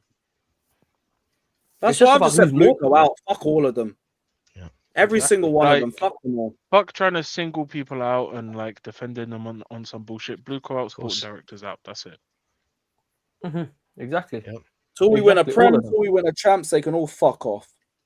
We will never win a Prem or Champs with these lot. You can't win a Prem or Champs with kids, bro. Let's be real. No one has ever done that. You're not. That's why it's Bluco out unless they do that. Yeah, you got to tweak that model to do it, motherfuckers. So do it. How are they going to even tweak the model though? Because they've got a wage cap. They're in.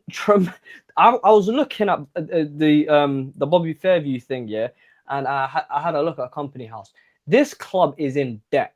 We are fucked. Like, we've got so much money to pay. I don't know where they're going to. And the money that we've been using is investors' money that they're trying to get back in a few years.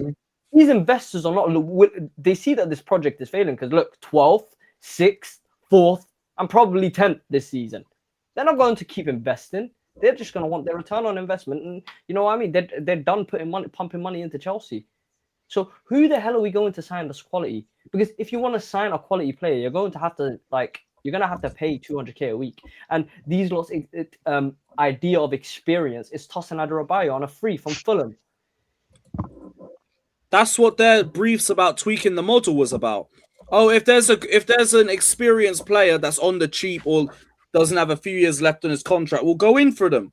If they've got experience. Yeah, because you value Prem experience over trophy winning experience, and that's why Tossing's at my club. You're not tweaking the model. You're pretending that you are and hoping we're too stupid not to clock. And the amount of PR that they got, bro, the amount of PR that they've got on Twitter, like that Finkelstein, I don't even know what his role is at Chelsea. I don't know what.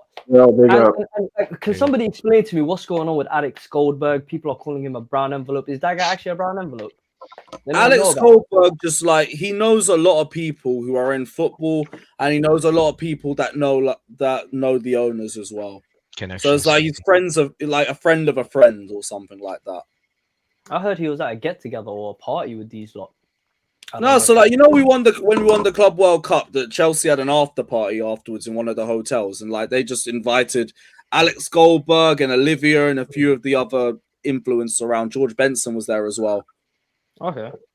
So like, maybe if you want to call that bought out, maybe. I ain't never got invites like that to even know. So, but same way, I can't lie. Look, if we had won a Club World Cup and I got invited to, I'll be honest. Going.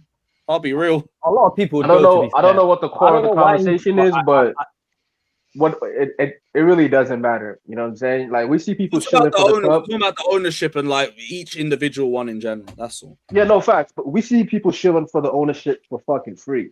They ain't getting paid. Because I know some guys. You know what I mean? I see them on stream spaces. You know for a fact David is not getting paid. Yeah, trust. There's no money coming into his account from the club. This is for free. This is just out the love of the game.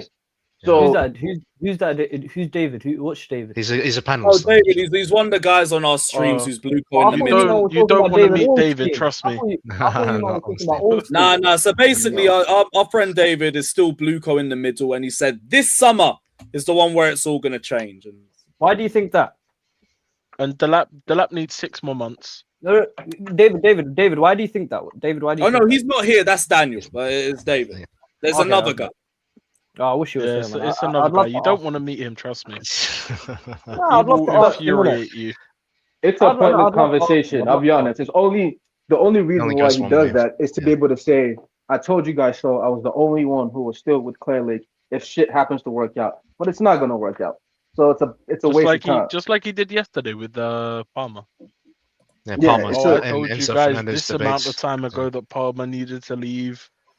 Come on, man. Gassing up Enzo, all that bullshit. It's the same with him. Shall I be honest? Yeah, I think All the that shit's not owners relevant. have one more trick up their sleeve. I think they have one more card to pull, and I don't think they're gonna do it this season. I think they're gonna do it in a couple of seasons. I think that what these owners are going to do is eventually sack the sporting directors to make it look like they're changing the project, but then they're going to bring more data-driven profiles to Stamford Bridge and keep this process going. I think could they see just- that. Hmm?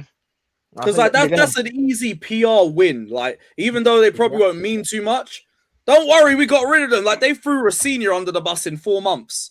And he's another Blue Coast soldier. I'll be honest. I think the PR thing, to me, like when the PR thing only makes sense if like they're getting what they want from the club.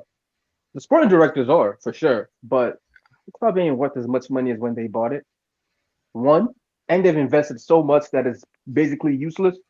From the jump, I always thought they thought their way was the best way, and everything everyone else was doing in football was so stupid and was so. Because you guys remember how they were talking when they came in about what Roman was doing, about the sponsorships, about all these different things.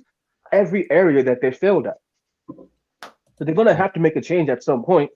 It's just that even if you do make a change, well, take for example Arsenal, right?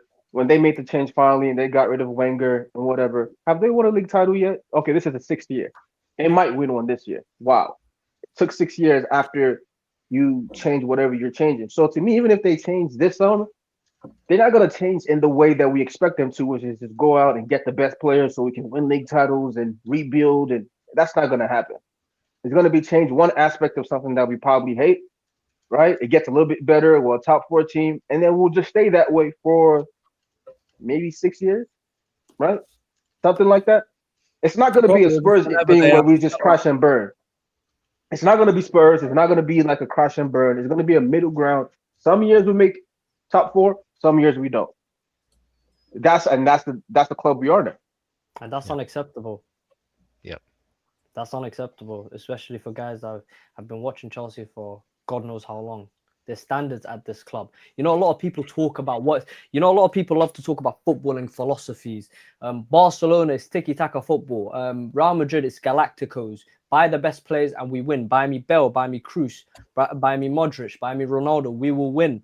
Chelsea's philosophy is win or fuck off. And that goes to players. That goes to managers. That goes to ownership. That's the mentality that was embedded in us by the greatest owner football has ever seen in Roman Abramovich. And that was literally ironed into the players and the infrastructure at Stamford Bridge from Jose Mourinho. It's win or fuck off. You know how many I've been watching Chelsea for fuck knows how long. I don't look how old I am. Yeah, I'm quite old. Let me just say that. You get me, bro? Like, bro, I was watching that Moscow final, heartbroken. Yep. I was watching that shit in school, bro. In school, I was watching that. Well, I was watching us.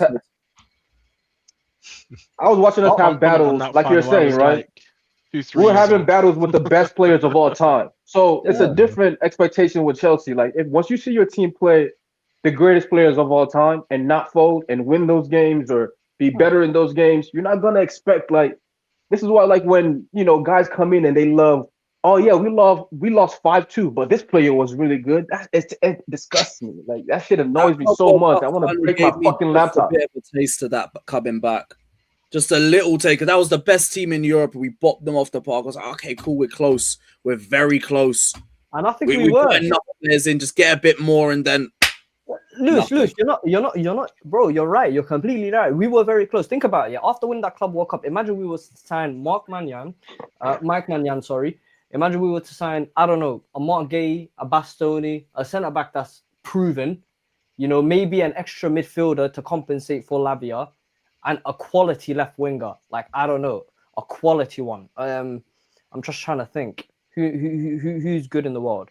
Fucking Barcola is a good one. Barcola and Die, something like that. Yeah, something like that. And a quality striker like a Victor Osimhen.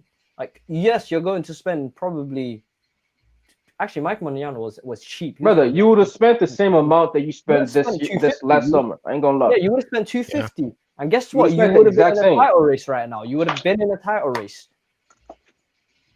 All I needed money was a that we centre used back. for- I look at Arsenal's front line. I still think it's garbage, but they've got a world-class back line. That's the difference. Mm-hmm. Yeah, The money that we spent on I Gittins wouldn't care about Here's the Delap. thing. Here's the thing with their team, right? It's that they operate off you making errors. They can't necessarily create their own chances a lot of the time. They just weigh you down. The problem with our team is even when you do make errors and you give us chances, we're still gonna fuck it up. We're still gonna miss. Our team, the problem is everywhere. Our team, we might give you a red card. It's a consistency, right? It's a consistency of play. Like you can remember times where once we score 1-0, you know there's no goal ever coming in. Like you just forget the game. The game's over. You should have scored first. You didn't score. The game's done. And people gave up the level of like strength that we had as a team. Not people gave up. This club gave that up. The ownership gave that up for what? A style of play. And the style of play is fucking shit. It's shit to me. It's not good. So it's like we're not winning for this. Like I don't understand what people like. What is the win here? To me, there's no win. Phase 4. This is the 4th year of Blueco, and we are right back where we were in April on the Poch. People saying pie sweet, Lewis. I don't know if. Oh yeah, it's just what we spoke about earlier. All the pay cuts that everyone's going to be getting if we don't get the UCL with their contracts. And we knew Reece James had a reduced base wage as well. Look, bar João Pedro, I don't feel sorry for none of you motherfuckers. I'll be so honest. I don't care. Agreed. Majority of you lot. Which is why they're so aggressive about wanting new contracts or whatever. When you sign, like I did not say, but obviously at some point when there is if you make Champions League, you're gonna get this much money. Everybody's happy with that. Till you don't make Champions League. Now you want a new contract that doesn't include that. Right? Which is what I'm pretty sure what Enzo is looking for. Something that doesn't include a bonus or you want something that's just more like just a base flat. Wage. Yeah. Flat wage. Yeah, which is what most people would want. I can't lie. I don't know. They put in like that much bonuses, like making it that much what's it called? Very dependent on performance. Your contract is crazy work, innit? Like, I would never take that as a player. Like, I don't even know how we got these signings. Like, I don't know how Reece James signed himself to this death row contract. How Moises Caicedo, you lot are signing their lives away, man. You know what I mean? Man just love Chelsea, and we're just lucky that we even got that still. I love them for that, bro. But I have to say, bro, if I was there flipping, like I don't know if I was there.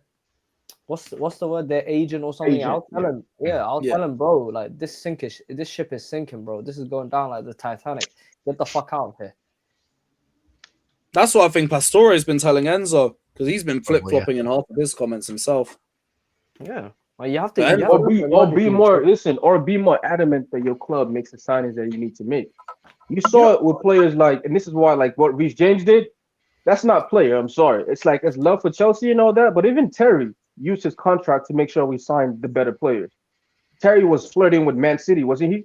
Yo, if you guys don't sign better players, I'm gonna sign for them. He didn't fucking sign for them, but he used his contract. I remember Lampard did when Inter Milan were after him when Jose went there, and he was like, "I'm not signing a new contract unless you guys sign, certain quality of players, and we compete for titles, and you don't fire the manager halfway through." So you can use your contract to make concessions.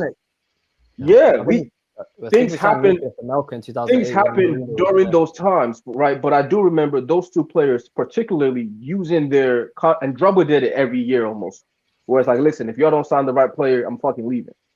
Let's not act. It was a two-part thing, right? It was Roman on his end is like he always wanted to win, but the players also always wanted to win. So as a player, picture it this way: I like this manager. I'm playing well. Maybe we're in a rough patch. You decide to fire him, right? And now we're not competing for a league title, but you want me to stay next year. How am I not sure that if you hire a new manager, you're not just going to fire him too? Yeah. Right. So obviously, I want certain concessions, or I want the money. If you're going to make me deal with the up and down interim manager every other year, then pay me like you want to pay me. So it's like a two-way street. If I'm getting a bonus taken out of me because I'm not making Champions League, then why are you firing the manager I'm playing best under? You fired him midway through. Now we don't make Champions League. Now we lose money. Who wins in this situation except for these two fucking directors? Managers. They fired two. Remember, correct? Two managers. Yeah. I mean, the second one, he's not a real manager to me, whatever. But it's like the first manager, right? When I signed that deal, my bonus was based on me making Champions League. I already made Champions League with this manager. So when João Pedro signed, I'm sure his bonus and all that was with Maresca as his manager. But you fired him. So why should I get my money? Now I want a different deal, right? Like someone like a João Pedro, you guys can, because this has happened before. You can see Barcelona taking him from us, and don't think, oh, they have this wage, they have this fee for him. If they don't pay, fuck all the fee shit. When these clubs get into the ears of players, they're gonna play so bad, you're gonna want to chase them out. Yeah, but you can't. I don't expect. Counting tools. You know, there's a few players that I genuinely don't expect to stay, and I won't. Now Pedro not staying. Barcelona needs a center forward. No, number one. I feel like, shall I be honest? Number one, okay. I feel like the first Lewis, remember this conversation. I will if you get it correct. I'll give you your flowers. I just don't think we'll let him go. But sorry, no, not right now. But I'm thinking long term, right? Long term, does Barcelona have a striker that they can fuck with? If it's not Alvarez, then yeah. Okay, I understand long term. I thought you just meant this summer. Yeah, this summer is the noise, especially if he does well in the World Cup. Because if you're a World Cup starting striker for the Brazil national team, why the fuck are you finishing 10th in your league? You're leaving. Like, we're a mid-table club now. You're not staying at Aston Villa as Brazil's #1 striker. You're just not. Oh, those words hurt, but yeah, fair enough. I hear you. I'm being real with you. Like, that's what we are, Aston Villa. Sometimes you make Champions League, sometimes you finish 10th. To say it, I fucking hate it. No, we're Brighton 2.0. We've signed all of their players. We're gonna get Van Hekken in. You know, we're Brighton 2.0. Like these sporting directors haven't got a clue what they're doing. They're just gonna keep buying Brighton players and keep signing managers from Kinetic Academy. But going back to the first person that should be walking out that door is Enzo Fernandez, and I do not blame him one bit. Enzo Fernandez was the first person a part of this project. We signed him halfway after the World Cup. I believe, was it just after the World Cup? Yeah, just after the World Cup. Yeah. He's been here. He was here when we had like 40 players. He was here like when everybody was getting shipped out. He was playing with N'Golo Kante. He has seen us buy Mudryk, by David Datro Fofana, Carney Chukwuemeka, Leslie Ogwachukwu, Desassi, bro, Buddy Ashil. This whole mess, he's seen it from the start. He saw it progressively get better with Poch. Yeah, we finished 6th, and then he saw it get much better with Enzo Maresca. Now he's seen this, and it's literally a replica of the Graham Potter season. If Enzo Fernandez is a smart guy, he walks out that door straight away because he knows. Look what happened after that Graham Potter season. We did not see the Champions League for another 2 years. You're not going to see the Champions League again, my friend. And you know what I mean? Time doesn't wait for no one. You're only getting older. You're not getting younger. You don't have time ain't on your side as a footballer. If you want to win Champions League, if you even want to get to semi-finals of the Champions League, walk out that door because you're just ruining your stocks, staying at this rotten club. And maybe if players start rebelling and walking out of this club, maybe that'll be a kick up the arse for the ownership, innit? Yeah, look, I'd hope so. He'd have to do a lot of forcing for it, innit? Because the year's on his contract. But I could see him wanting to go. I could genuinely see that. Because your career's only finite, right? Like, you don't know if, like, obviously, barring any long-term serious injury, right? A player is obviously thinking, like, how long have I got to win trophies and compete at the highest level, and also get into my national team, compete for a Club World Cup or Euros, or whatever. Like, these players think about these things. And of course, their agents in their ear also think about, oh, well, this top club that's clearly better than the club you're at needs a replacement for this position. So these players always think about this. There's no real loyalty in football anymore like that. And at some point, I don't really focus on that, to be honest. Like, players want to leave, they leave. It's how football is. You move on at some point. But it's just, obviously, from our perspective, you lose someone like an Enzo Fernandez and you replace him with like a Scott from Bournemouth. Is that really an upgrade? I don't think it is. It's just, that's what's so jarring about this whole situation, is that you're losing players that are already at the level that we need to build on, and then you just hitting the reset button again, starting again. Like, And then what, we're expected to wait another 3-4 years till then players come good and they're at the level. No, they'll tell you they're ready to succeed now. They're clearly not. They'll tell you whatever works for the narrative at the time. If Alex Scott comes in as an Enzo replacement and hits the ground running, he was ready now. If not, he needs a bit of time. He needs to assimilate with a new squad and new players and all of that shit. But that's why these players. That's what I was gonna say. Like, that's why these players are getting jittery. Like that's why they're like, so your Enzo Fernandez are thinking like, who is going to be my teammate for next season? Who's going to be my gaffer for next season? You know what I mean? If it's not like at a level that can improve these players, and don't get me wrong, like, I slander Enzo like the best, like the rest of them. You know what I mean? Because players when they play at that level, if you're not performing in my eyes, you deserve criticism, regardless. You know what I mean? But at the same time, I can understand as a player where they're coming from. That if you got these teammates that are just nowhere near the level, your Delaps, your Garnachos, your Gittins, all them, man. Of course, at some point you'll be thinking, what am I doing here? Like I'm trying to do play my best football, and I've got these players that are just unserious, that are just contributing to the downfall of the team as a whole. So eventually these players will think, I want to play in a team that has actual teammates that have the same standards as me, that want to win, that want to be the best player they can possibly be at some point, you know? So it's a tricky situation. But that would be our fault, wouldn't it? If we don't sign the right manager and the right players, that's what you get. It's psychologically damaging for players like Enzo Fernandez, because you have to remember he's been here for what is it, 4 years now? 4 years, 3.5 years. He's had 7 managers in that time period. He's had Potter, he's had Lampard. I think it was Bruno Sartor. Who else did he have? He had Poch. He had Enzo Maresca, Callum McFarlane, Liam Rosenior. Yep. How can you literally look at this project and only one of them is a good manager? Yeah, actually, Frank was a good manager. I'll be honest, Frank Lampard, especially in the COVID season. Oh yeah, he didn't get like transfer ban one. He got fucking interim Lampard. That was the wrong time. Yeah, that's true. But to be fair, Lampard was just there because somebody needed to just see us out to the end of the season, innit? And look, there's no hate towards him. Just fuck me, what a dark time, man. Even with Potter, we were defending a bit better. With Lampard, we just lost all of it. It was just the wrong move for him. He's doing his thing now, at least. If there's someone I see leaving more likely than Enzo, though, for me, it's Cucurella. I feel like the writing's basically on the wall with him. I think so too. 2 years left of his contract. We saw Barcelona are interested in him. I think it was El Chingarito that dropped the update a week ago. They're not reliable. That seems more likely. He's questioned the ownership. You know what that means. And he's got 2 years left. Could easily see him being the one leaving. He's a bit older, innit?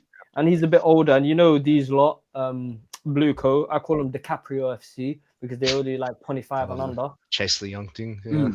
Yeah. Young for them, young things, wrong things. That's how they work. That's how they operate. That's their philosophy. That's their motto. They were on a strip. This is the same ownership that was on a strip pole for Brighton. Ooh, Brighton are the best run club in the world. Oh, yes. Let me spread my cheeks for Brighton and take all their players. That's exactly what they done, bro. They're clowns, every single one. Only of them. for Brighton to be above us. They're looking at the fact that Brighton got the highest profits in the league. Fuck the trophies. Look at the profits. That's what really matters. And you haven't even got that right. We're doing record losses. You can't even get the financial side of this football club correct. You haven't even got a front of shirt sponsor. Boy, what's more likely for us to win a Premier League under these lot or get a front of shirt sponsor? I don't know, bro. Oh no! Did you see the news today? If we don't get a front of shirt sponsor, we got IFSAI for the next 2 years. Oh, for fuck's so that sake. fucking eyesore that's just associated with probably the worst Premier League run ever in Chelsea Prem history. Oh my god! You get that for another 2 years. 16 years ago, Lewis, we were competing with Rooney and Ronaldo to win a Premier League.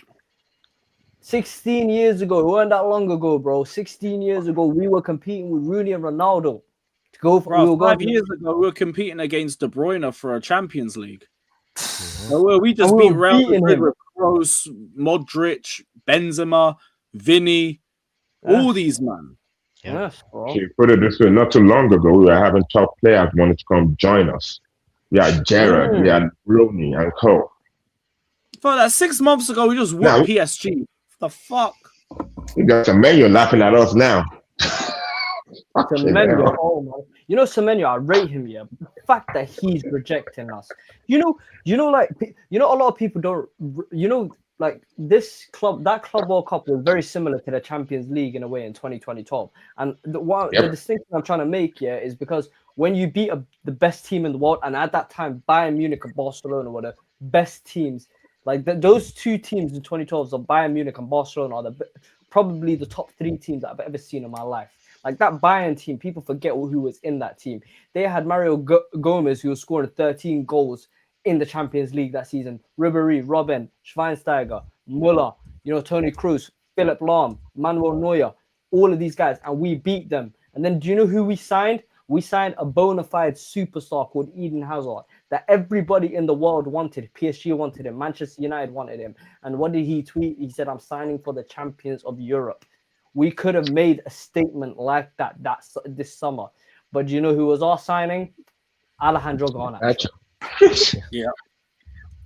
And Buonanotte, don't forget Buonanotte for 6 months. He can't even get into Leeds. He can't even get on the Leeds bench.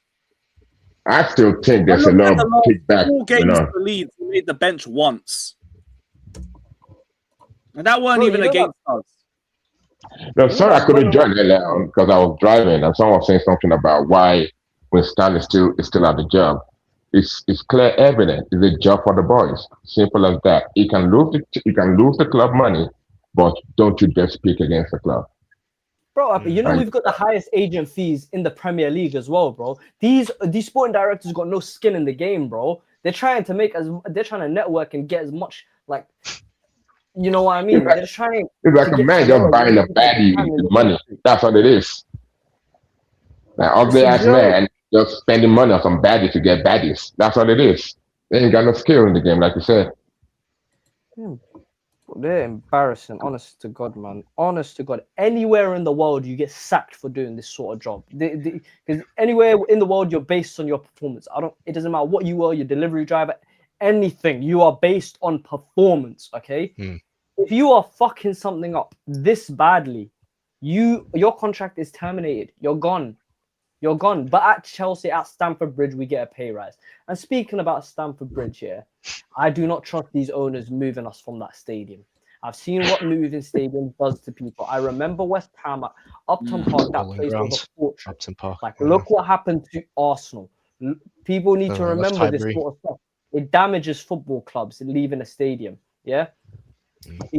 Everton have done well, Spurs, look what it's done to them, bro. Look what it's done to the Spurs. Ever since they come to the stadium, they've been cursed. Like, moving stadiums. I don't think they've got any plans about a new stadium because, again, they eventually need to sell off Chelsea anyway to try and get whatever money they can back. And also, there's way too much time and way too much resources to even start that. And the project wouldn't be done by the time they're gone anyway. To rebuild Stamford Bridge would take about 5-7 years. I don't think they're here by then.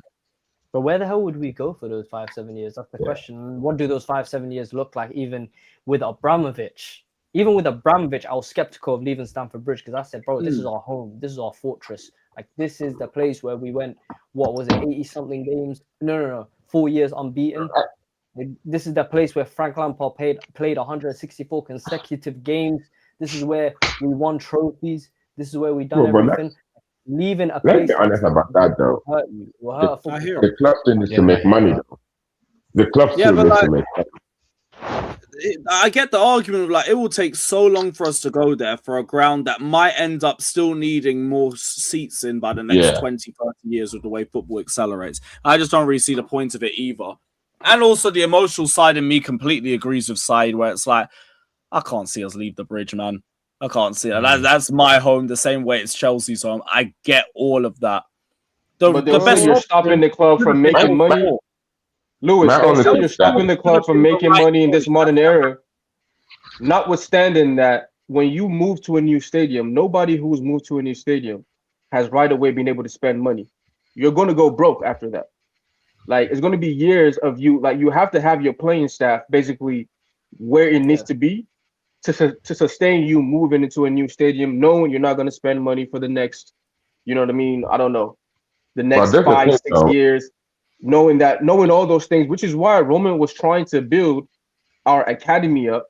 Because once we did whatever we're going to do to the stadium, it's over. We're not spending money there. We're not spending anything. But this is first question. I think Roman was also building the academy up because people always look at academies as that's where you get your players from. Yes, that's true. You get your players from the academy. Top players come in, but you also have to look at your academy as a way to make money. Like not everybody from your academy is going to make it. To no, it's both ways. That's how it works. No, this is both ways, but it's a low risk. But do you know why it's low risk though? Do you know why it's lower risk than what these guys were doing and people were happy with? It's because at the end of the day, you're not paying $30 million for some academy kid. Usually you get them early. There is no price with it. You just get them to sign for your club. It's free. If they do decent, you can sell them. If they're exceptional, you end up keeping them. But the problem with that is that now you replace those kind of players with the guys that you're spending $25 million for. Yeah.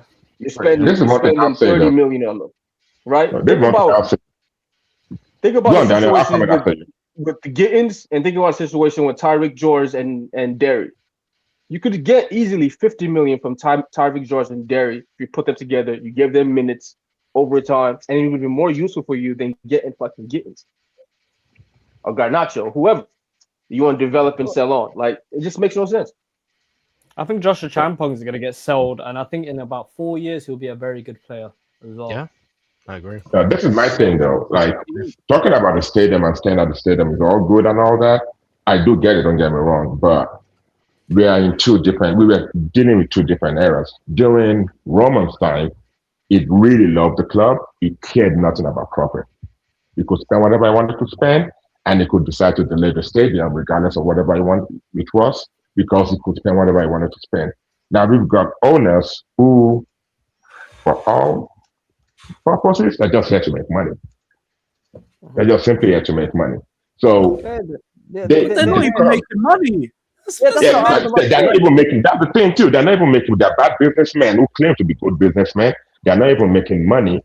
So the only way they can actually look at expanding or making money is to expand the stadium itself, which I don't think they can do because they've squandered every goodwill they've had and they squandered every money they could use in doing that.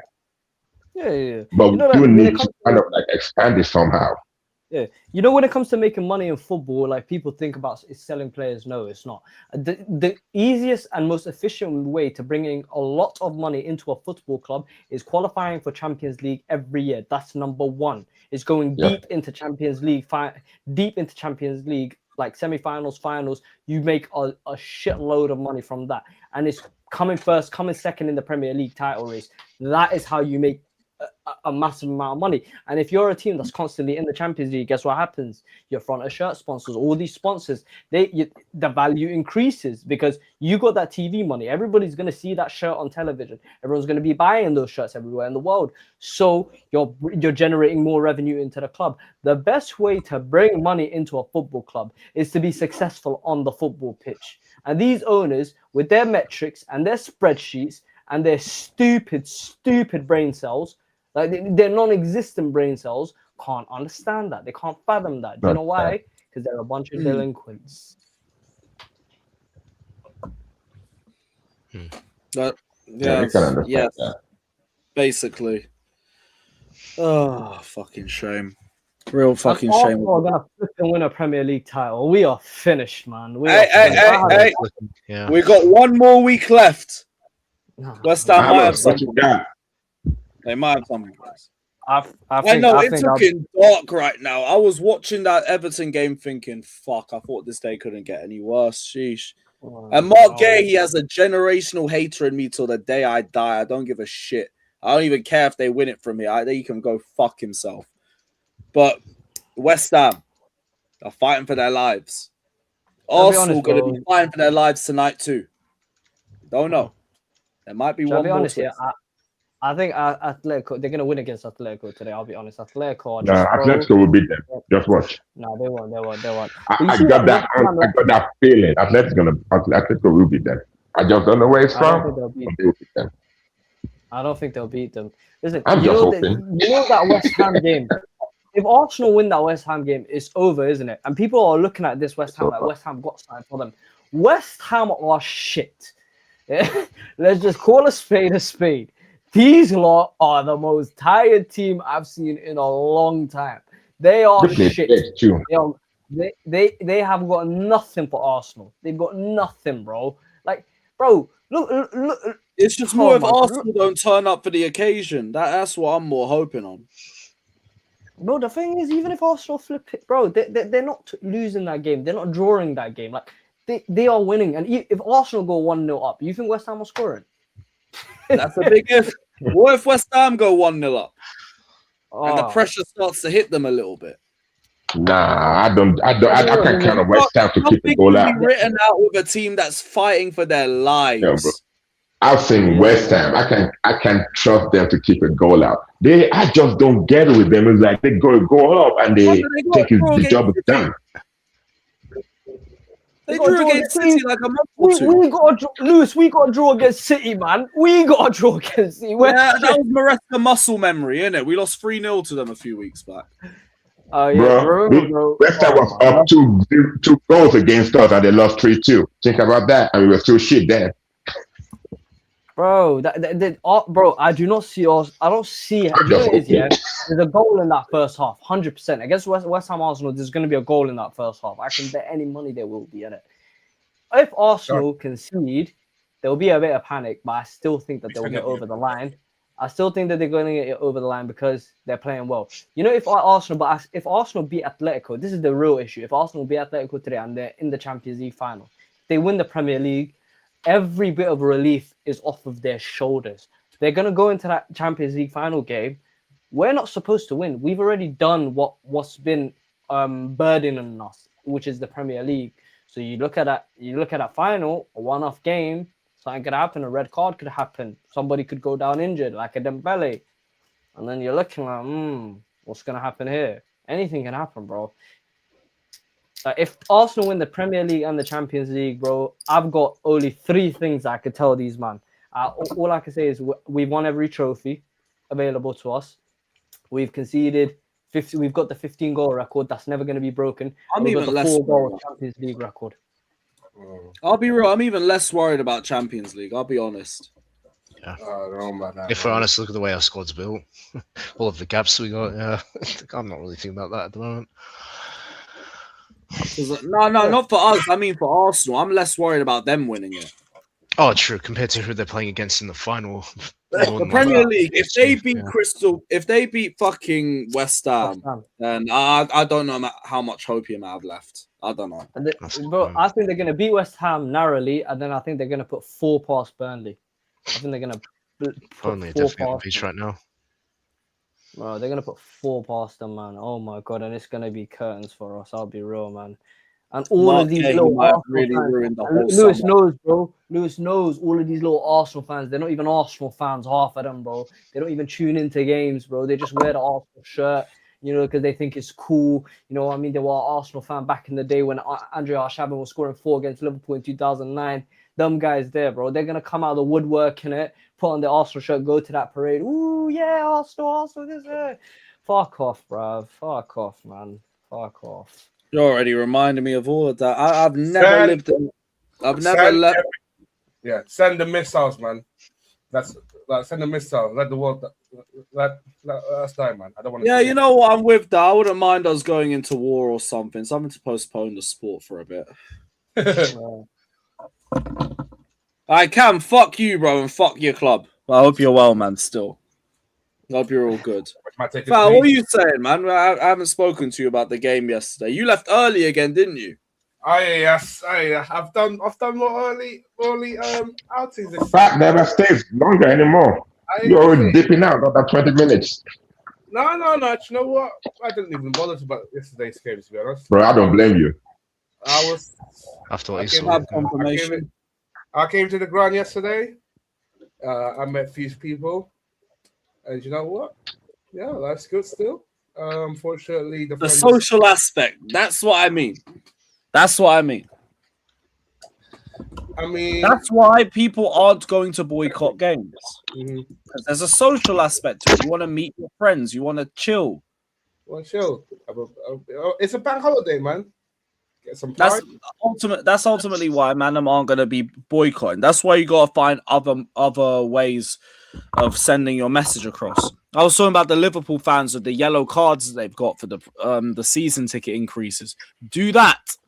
Fuck you, Haley. Oh yeah, you might have to hold that one still. That's a bit peak. But Saeed, what have you made of the two protests that you've seen lined up for the next two games? The first, I love the aspect of the 22-minute one where you turn your backs because 2022 is when they came in. Oh, you like that one? I like that, bro. I think that's a good idea, bro. But if it was up to me, I'd stay in the concourse until the 22nd minute. That's what I would do. That's a better message. I disagree. I think we need to do that both of the games, man. I do think not only that, but also send another way. I do think that we need to stay in the concourse for the whole of these games that we had. And also, I think we should go into Stamford Bridge. That's another thing. The protest, the one that at the Spurs game, I think we should enter Stamford Bridge and hit all the way to the Peter Osgood statue. I think we should go in there. Last time it stopped at the pub directly outside. I think we should go in. Oh, they're not even doing a march this time. It's just solely the 22nd minute thing. Oh, is That's why I don't rate it for that, and also because I don't really see what message you're like genuinely pushing out there. Because like they've heard the "We Want Our Chelsea Back" chants before. In terms of the fans turning their backs to the football, it's very easy to ignore, especially on a nighttime game. Like you'll barely tell the difference because you'll just be watching the game. No one's gonna know that there's some sort of protest going on. Have you seen the Liverpool fans ones where they bring out yellow cards? Yeah, they something called like them that. greedy bastards. They called them, I believe. Yeah, something like that would work. Yeah. Yeah, But they're in unison. Clear a Correct me message. if I'm wrong. But that's the Correct thing, me they're if I'm not wrong. as divided as us. Like I Chelsea thought fan base there is was a probably the march. most divided as it's ever been. Yeah, Lewis, you're right. I thought there was a march though for is it the FA Cup final or the Spurs game? I thought there was a Yeah, march the final game, not the Spurs game. Okay, so where's the march starting and where is it ending though? The start of Wembley Park Station all the way to down Wembley Way to the ground. Oh, that's not really a thing because we're just going to be overfilled with Arsenal fans. I don't know, man. Nah. Is there going to be a banner?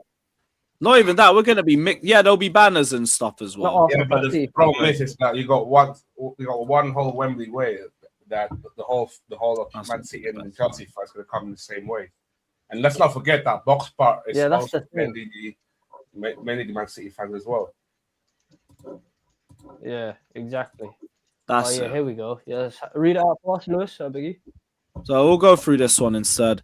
So we invite Chelsea fans to join us on a protest march on Wembley Way ahead of the FA Cup final against City on Saturday. We'll be marching from the steps outside Wembley Park Underground Station all the way to the stadium before kickoff.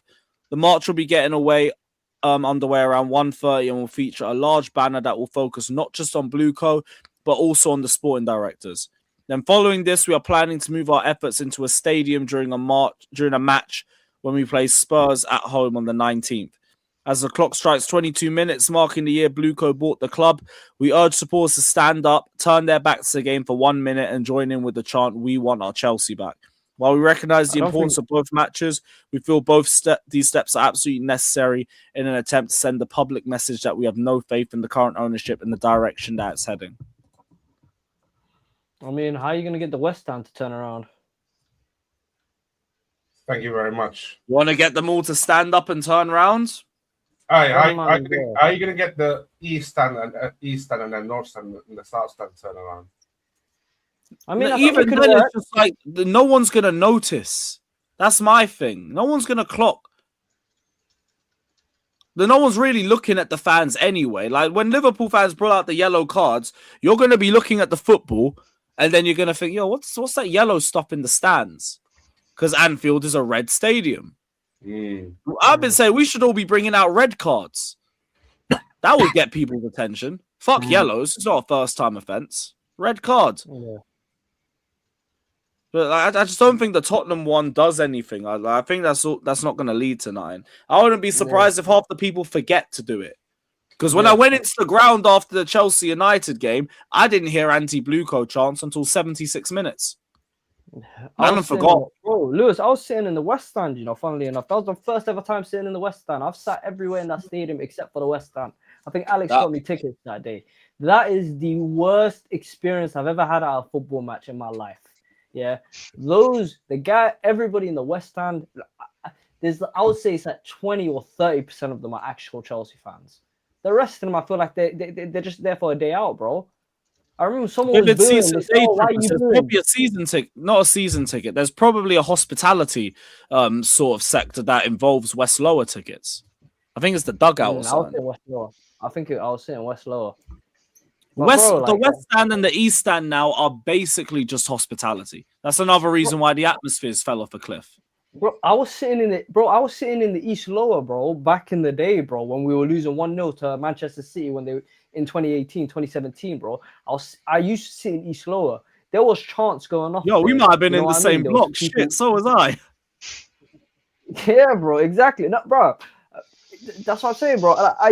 There used to be chants there. I don't know what happened. There used to be a lot of and there used to be a lot of young kids, probably like 13, 14, that are much older now. You know what I mean? You gotta and they were singing, they were chanting. And now I look at that stand, it's just dying, bro. Now it's just half hospitality. Like, you know, the seats. I mean, you know, it's not the dugout ones for that one, actually.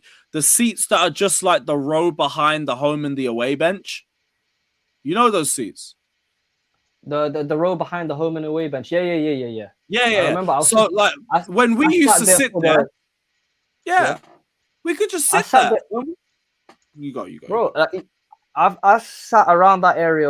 Was it when we lost 3-1 to Spurs, bro? I sat around that place. I think it was Antonio Conte's second season.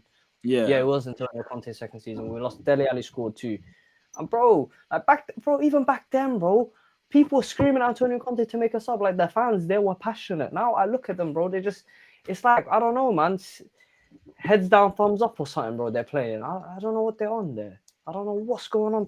I think there's a lot more hospitality in East Lower than they end up telling people. That's what I think it comes down to. Yeah, man. This is real shit. It's a joke, man. I used to sit behind that away bench for so many games in 14-15 and 15-16. I used to be there all the time. And then the players would come down, they'd sign some shit for you, like just a little program or something. Now you can't get near it because it's hospitality. Everything in East Lower, or most of it, is hospitality. I think there's about 3,000 to 5,000 tickets at the bridge that are there for members. If you deep that, it's like an away fan. You're like getting away sections. Is that including True Blue membership, everything? Because that's what I got. I got True Blue membership. Well, the season ticket holders take up 25k. So a hospitality would probably take up another 7 to 8k if I'm being generous. And the rest is membership. And then the rest would all go to members. And then a little section of that will probably go to Vivid Seats or to sponsors. You know, back in the day, it was easy to get tickets as well. Like, I used to get tickets like that very easily. It'd come out, I'd get them. Of course, because I was a member, I wouldn't get the loyalty points for the big games like Man City, like Tottenham. But then I'd go on Ticket Exchange. I'd be, you know what I mean, looking on that website, seeing what I can get. Then I'd get a ticket, bang, sort it out. Like, it was much easier, bro. And I feel like, I don't know, man. I feel like the whole Premier League is feeling this way. It feels like everybody's getting priced out, man. Everyone's getting priced out. That's ultimately what it is. Like, we've got our own individual problems, but this is why home crowds in general are garbage and they always get outsung by away crowds. Because the home fans are watered down, they're neutered. Ticket prices go up, fucking beers in the ground go up. You'll have a lot more people selling off their tickets, or season ticket holders selling off their tickets. And then it all just contributes to slow dilution of the atmosphere because it just gets and also more games. More games doesn't help.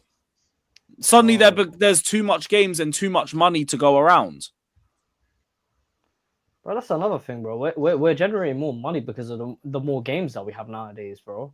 That's another thing. There should be like this, bro. I have a feeling they're gonna up their season. The ticket prices are going up next season. Fantastic. They already have increased it, no? Fantastic. No, they haven't done it yet, but they're probably gonna do it. Like, if anything now, you spend about what now? Like, I pay my season ticket $880.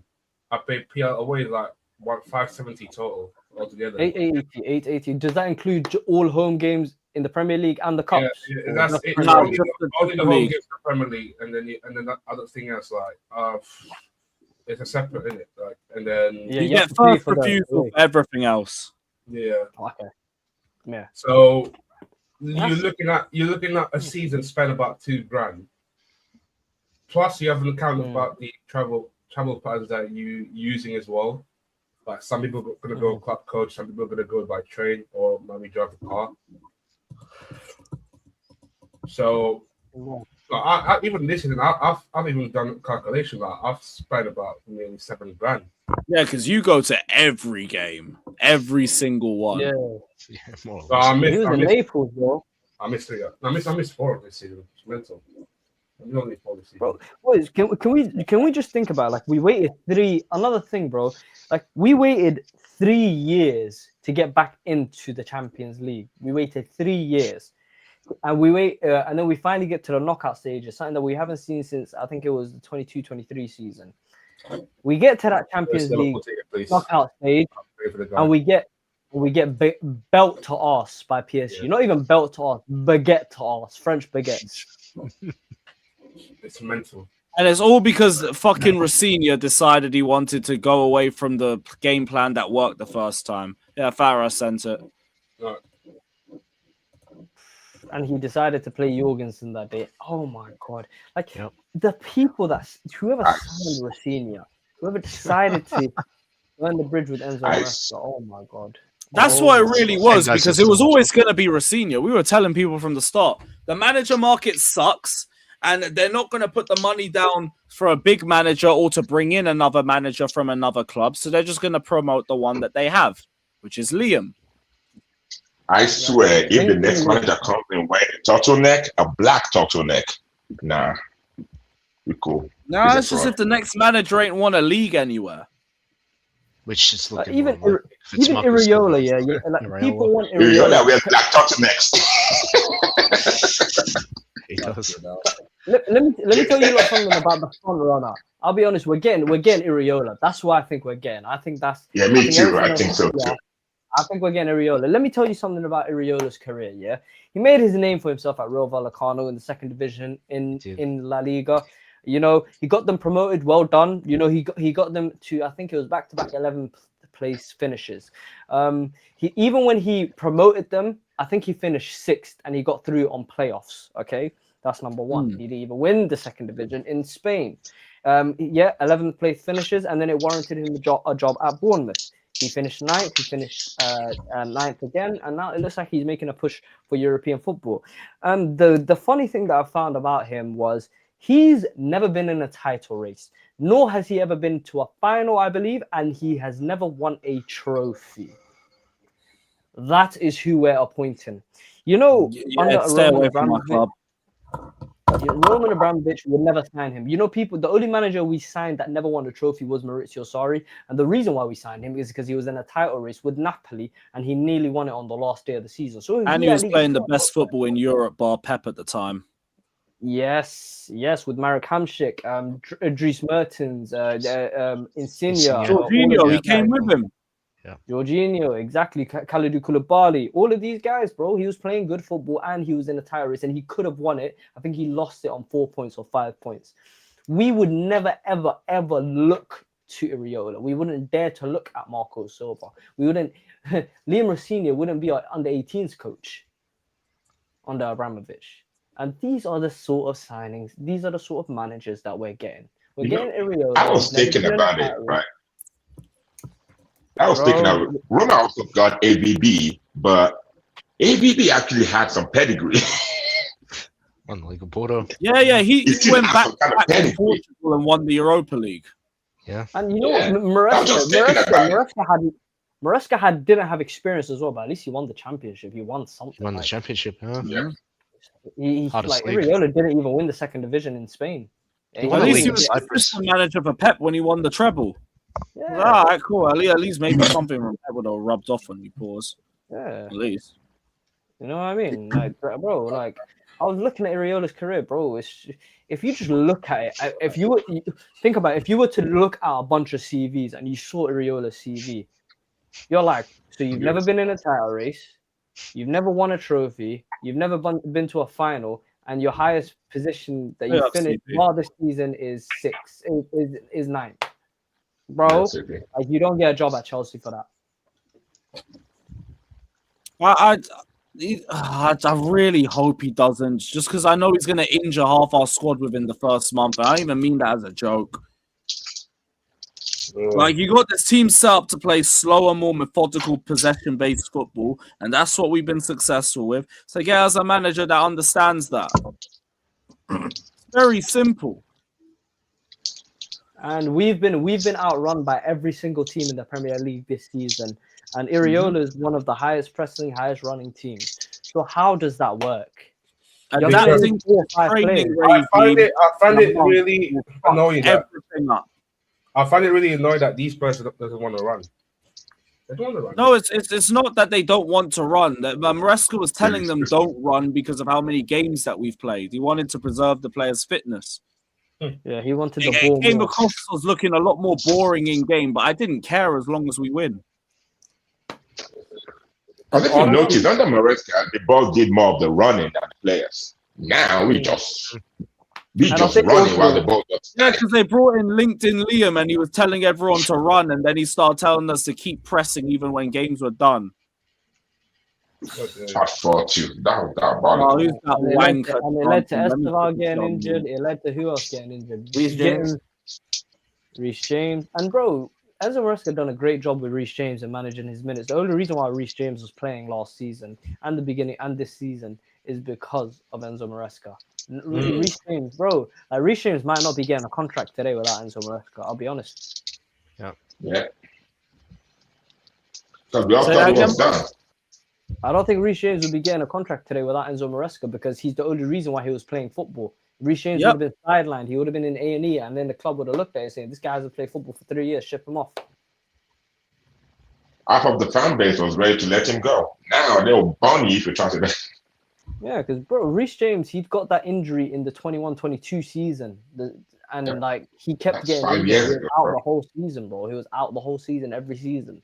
And he only started, playing regularly under Enzo Maresca, which was the 24-25 season. He was gone for 2 years. Gone. He came back against Man City when we won 4-4. He got a lovely assist and he played. He was balling that day. But after that, he got injured on the pot. He was gone. Look at that.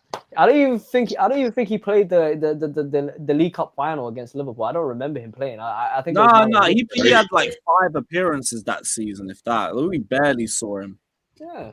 Yeah, the first game of the season, came back for a bit in November and December, and then we didn't see him again until May, and then João Pedro got him to force a red card out of him in his first appearance. Oh yeah, I remember that. Yeah. I feel like he stamped on him, so re-stamped back on him, and he got caught. Yeah. Yeah, man. And we've got Malo Gusto, the Frenchman that can't cross a road, man. You gotta love him, man. You've gotta love Malo Gusto, man. You know, Malo Gusto is many names in my life. Malo Gusto is the funniest player I've ever seen in my life. I like him, but he is not good enough to be a starting. Say it this way: if Reece James was fit every week, Malo Gusto is the perfect replacement to play 10 to 15 games a season. Malo Gusto, you cannot have that guy playing 40 games a season for your football club if you want to be serious. I'll be honest. You're right. Or he has lapses in his game. Or he has to be the worst player in your team. He can't be one of the best players. I think he's one of the best players we've got in our team, bro. You know when you talk about him can't cross at all. The funny thing is, Lewis, if you remember when we first bought him, everyone in Lyon was saying that it's his attacking threat that's good. He's shit defensively. It's the opposite, though. He's good defensively. I know. That's what I'm saying. To be fair, his inbox defending is horrible. I'll be honest. His inbox defending is shocking. He's got some of the worst inbox defending I've ever seen in my life. His reading of the game. He's also got the trend gene where he doesn't watch the back post. Yeah, he's got his positional awareness is shocking. Everything, bro. And I grew up watching like bro, like John Terry, Ivanovic, these actually called these guys' positional awareness, Azpilicueta in the box, it was perfect, bro. They knew exactly where they needed to be. This guy, if you looked at that first goal, bro, that is lazy defending. He pulled his shirt because he was in a wrong position and he knew that he wasn't going to recover, so he just done that. And yeah, he cost us a penalty, and he's cost us so many times. That guy, man. Oh, he has, 100%. And even in attack, when he's in the attacking phase as well, he just makes the wrong decisions every single time. For a youngster, that's just as long as he's been here and playing in the game of football as well, at the highest level, yeah, it's just not acceptable. Get him gone. And the thing about that penalty was that ball was going out. The ball was going out. It was, you know what I mean? Like, if you had any common sense, you would recognize that and not pull him at all. Not pull his shirt at all. It's not even that. Like, he just didn't believe he had the strength to drill with him. That's why he didn't get tight to him for the first goal. Yeah, also true. Even though we all know that like that was mainly Chalobah's fault. You know, Gusto did a lot better too. A lot of people talk about the worst performances that we've had this season. I think the worst performance that we had was the Newcastle game, in my opinion. I know that's an unpopular opinion, but I think we were shocking that day. That's that and the Brighton game are the worst 2 games of football I've ever seen. Like that, the way that Livramento picked up that ball and if you saw our defensive shape, yeah, and how Reece James was the furthest man back, and I don't know, we had a midfielder and Chalobah was practically left back at that position. No communication whatsoever, bro. No, I probably would still go to Brighton just with the fact that we didn't even threaten their goal in that game. If you look at our highlights of the game, it's just the Brighton comp. Yeah. Every other game, you'll see Chelsea did something, attempted something. Like the Brighton, we just got beat up for 90 minutes. Yeah, facts, bro. We got beat. I'm looking back at it, we got fucked up. I watched back the Sky Sports highlights. I was like, raw, there's no Chelsea. But you know, hey, Lewis, you know one thing about me? I've never watched a final that we've ever lost in. I've never repeated like watching it on YouTube. I've never watched the highlights. So the 2008 Moscow final, never watched it. 2020 FA Cup final, never watched it again. Do you remember when Radamel Falcao scored 3 against us with his weak foot in the first half? Yep. That's one of the best performances I've ever seen from a player against Chelsea. Innit? Never watched that final again. Never. We got no trust against that team, honestly. That team was different. If anybody was watching that game, yeah, they were in disbelief, bro. I remember saying, did this guy just score a hat trick with his weak foot? I was like, bro, we're 3-0 down. The fuck? Yeah. What was the first? Now we do it every week. Yeah, man. You know, if you want your team to do well in FPL, bro, just put the strikers that are playing against Chelsea. That's true. Wow, it's raining. He's sat next. And I guess safe back from injury, and maybe Salah might be too. Man said 7 out of 10 steady Eddie Gusto. Does he know? Okay, man. Honestly, Big up Pataro saying if you met Danhausen, what would you ask him? I'd ask him to lift the curse on this football club. That's what I'd fucking ask for, because we're dying out here. Every week it's just getting worse. Hey, boys, I've already accepted we're not winning another league game this season. I don't know about you guys, but I don't see anything. I don't see shit. He can't. Salah lost home game against Blues. Spurs, I could see a draw. Win if you're serious, or if you're coming off winning the FA Cup. Haha. But the rest I don't know about. Liverpool might be a draw just based on them being unserious, but look, we just lost 3-1 to Palace, to the fucking Forest B team.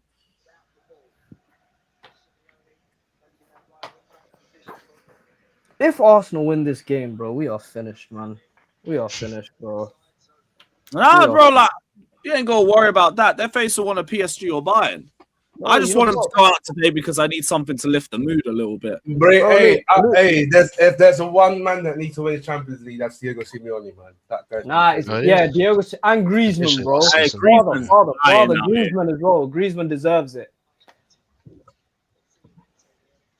Yeah, Griezmann, he's won barely anything. Bro, from a club. You know he's the most cursed player since Michael Ballack, Lewis. You know Griezmann, yeah? He came in 2014 from Sociedad, and the season before, do you remember, they beat us. Atletico Madrid won the league title with David Villa and Diego Costa. They won it with David Villa, Diego Costa, and they got to the Champions League final. They lost. So, and then the one time that they won it again was with Luis Suarez. What happened? Luis Suarez comes to Atletico, Griezmann goes Barca. Mm-hmm. And then he comes back. And came back. And then Barca go win it. Yeah, bro. I think he's got one Copa del Rey. Yeah, and Europa. With Europa. Yeah, with the Europa in 2018. With Torres, with Torres. When they dropped down. And I think we were the reason why they dropped down, because we beat them. With Michy Batshuayi. Yeah, it was. They were third in our group. I was at that game. I was at the home game that day, I remember. The home leg. Bro, Willian skying at the end, bro. Fucking hell. Fuck that. Was it Fabregas that gave that pass to make it 1v1 for Morata in the last minute? We could have gone 2-1 up.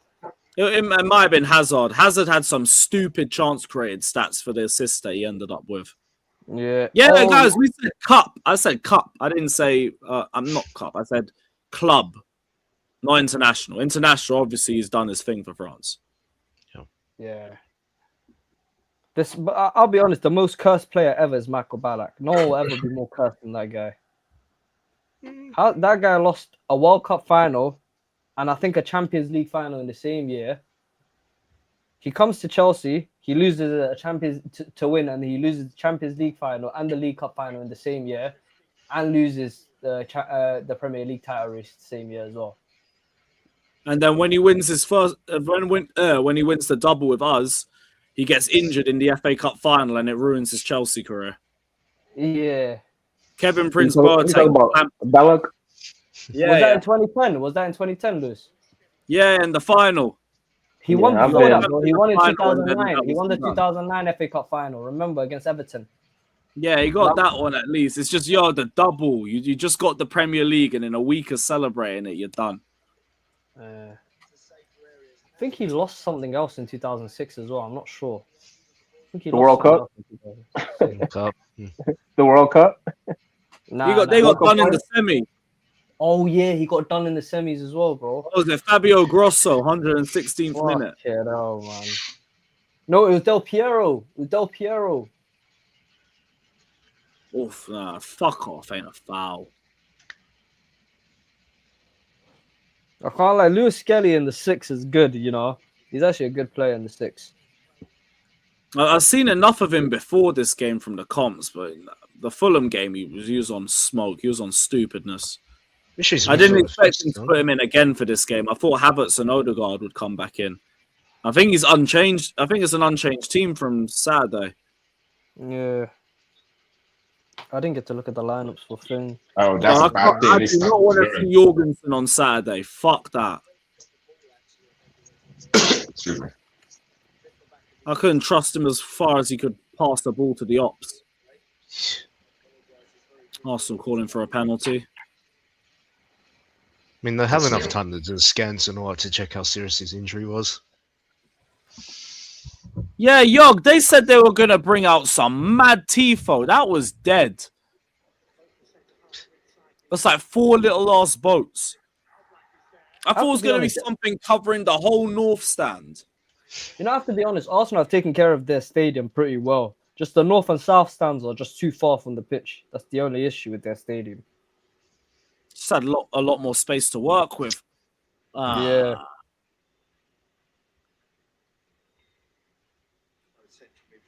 Yeah, but I genuinely thought they'd do better than that for a semi-final. Like when I went there for the Chelsea game, they had the big banner, much bigger than that, saying you're only here to see the Arsenal with about 5 groomer players on there. That was a lot bigger and a lot more impressive than whatever that shit was. So they are capable of it. Hey, Lewis, 3 dream signings in the summer. Like, dream. It doesn't have to be realistic. Pacho, Kvaratskhelia, and Donnarumma. Shall I tell you the funny thing? I still don't think we win the league. I still don't think we win the league with them, man. If them three and whatever we have can't do, then we might be a It goes down and we're relying on Garnacho. If João Pedro goes down, we got the lap above the builder. Oh my. Oh. Yeah, we still got to look at a striker. Fuck me, man. I think the most, I think we've done the most shameless thing our club has ever done this summer when we got rid of Fury. Sorry, say that again. I think the most shameless thing that we ever done was this summer with Nicholas Jackson. How we told him fuck off, and then when he was on the flight, we told him, "Hey yo, spin back, come back, we need you." We should never have let him go. Though. You should have been there with the Lapans, fucking João Pedro competing. Yeah. I said, fuck the loan. Why would it make sense for us to loan him to a club that have no intention of starting him anyway? Like, that's going to do anything for his value. It's just another dumb move. I mean, if he wins the Champions League, at least you can say he's won it. Yeah.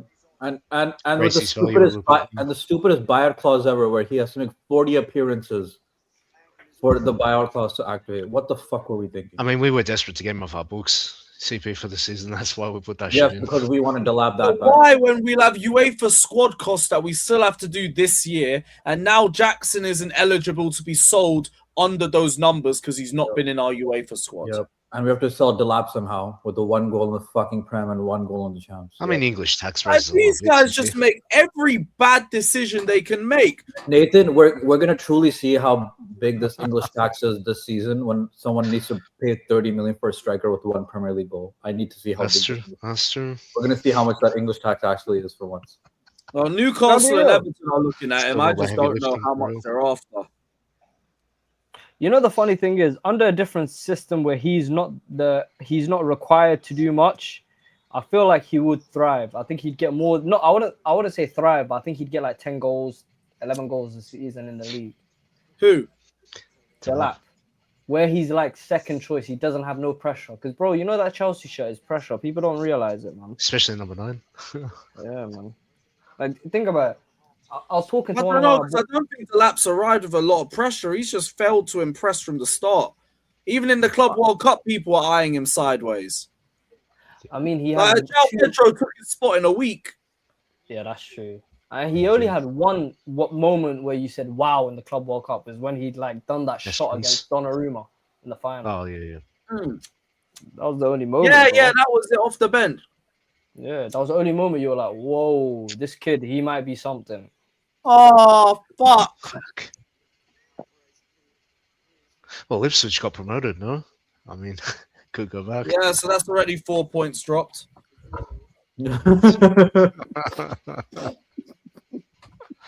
We haven't won at Ipswich in the Premier League since 1993. You should have scored that, man. Wow. Andy Q, they ain't no pen. Yeah, also at Lurkers on. I've put a StreamYard in with the game if you need. Right now. Appreciate the link, Lewis.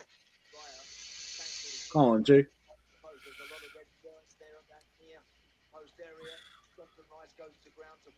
Yeah, he's gonna go back to the keeper. Sorry, Lewis, I don't see the link for the private. Yeah. No, it's not showing up for me because I guess I can join here. Oh, do you see that guy? Do you see that? Luce, do you see that guy that got nicked for like 7 years or something for illegally streaming games? Yeah, and like if you don't pay 2 million, then he's got another 10 years. Yeah, man. The problem with that is it's not a. If he makes a GoFundMe, I'll donate, bro. Nah, because he's not doing it for free. If he was doing it for free, I'll respect it. 10 million, and they wanted 2 million of it. Bro, all these guys that provide these streaming links, they're the NHS for the footballing world, bro. They save lives. 100% if it's free.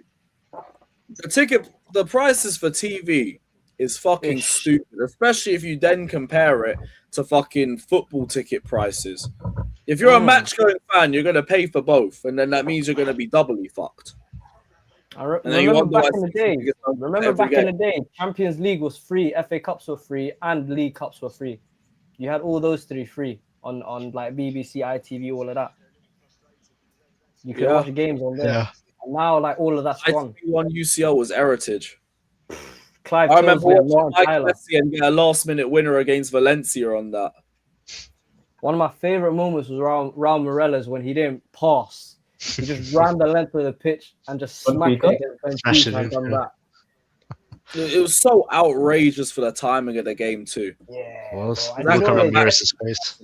Essien and Ramirez ran the length of the pitch for him as well, bro. I was like, do not shoot. He shot. I was like, oh my god. Oh my god. Oh, fucking hell. My head is fucked. Oh, press him. Oh.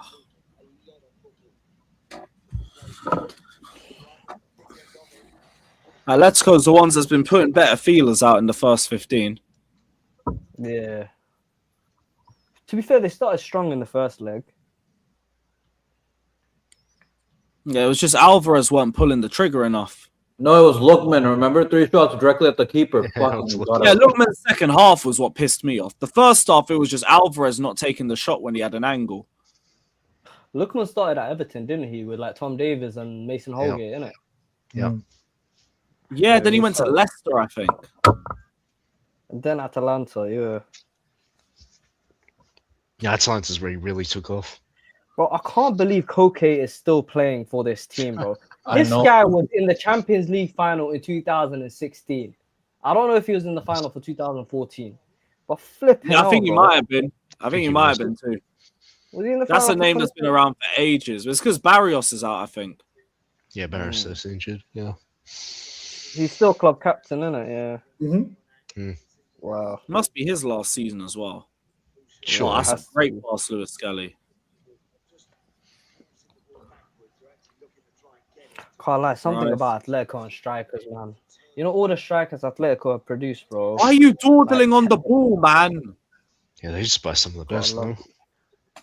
How It's is all this okay. club?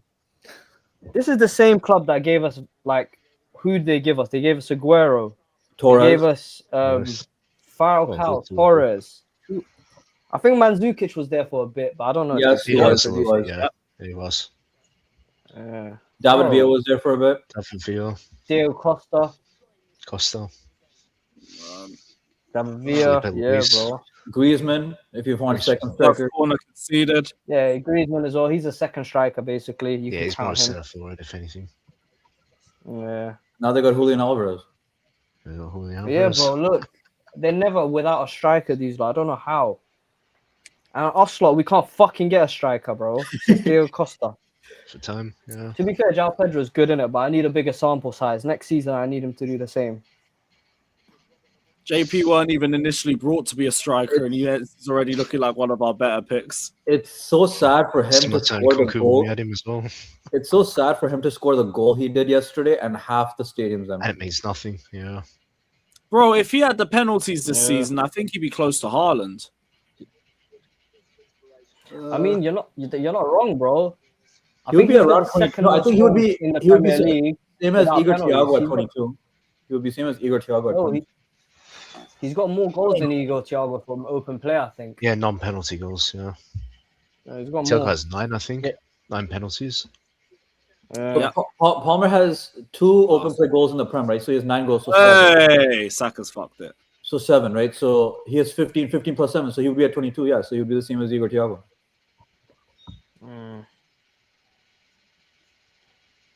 Yeah, do Just you Brentford get a remember lot of more Savić points. when he? Do you not remember Milinkovic Savić when he pulled Grealish's hair and dragged Foden onto the pitch? Yeah. Yep. I've never laughed so hard that day. I was like, what the I fuck? think Rudiger and Zuma got him sent off against us in 2021. Yeah, man. They were He just was at winding City, him up on a wasn't he? corner and he got a red. Was he the same Savić that was at City back in the day, like 2012 times, 2011? Yeah, I think so. Yeah, I think so. He was, isn't it? I think he was. Them Yeah, he times I was. remember. He was, isn't it? He was. Yeah, 11, 12. I think I always thought they were different players, but I was like, nah, this guy was at City, bro. I remember that season we finished 6th. This guy was there. Oh yeah, Joey, that's what it is. I think Rudiger grabbed his arm and then moved it up to him, like he elbowed him and then fell to the ground. And the ref fell for it. Bro, back then, 2012, or was it 2013? I think we were having Januzaj versus Hazard debates. That was so funny, man. Them times were funny, man. Do you remember when Atletico used to have real defenders like Godin, Miranda, Juan? Oh, good block on the cutback. I can't lie. You know, Hazard had a comparison with every single person, and he washed them. Every single. I remember it was Coutinho for a bit. He washed him. I think it was Ozil when he came through. He washed him. Then it was Sanchez. He washed him. Then it was Mane for a bit. Yeah, he washed him. Son, don't forget Son. I remember doing like combined 11s with We Are Tottenham TV in 17-18, and they were dead ass trying to argue Son over Hazard with me. And I was like, look, Hazard's getting in, or I'm leaving the video, bro. I'm not having my face on this. If you're trying to say Son over Hazard on this camera, this ain't my take. You know, I think he's the best. Dark one. Bro, we're forgetting one, man. There's one I know I'm forgetting, bro. I said Coutinho. Kagawa. That's the one. Kagawa. Oh, but Kagawa was more Oscar debate, though. Kagawa was similar. There was Kagawa Hazard debates. Because they were both young and they were new signings at the time. Oh my! God, I missed that one. Yeah, Yug, it was the same as the Salah debate. GA hype. Hey boys, what's your favorite ever goal for Chelsea? Let's go down the whole panel. Hazard against Arsenal. I got mine. I'll say mine. Ramirez versus Barcelona second leg. Not bad.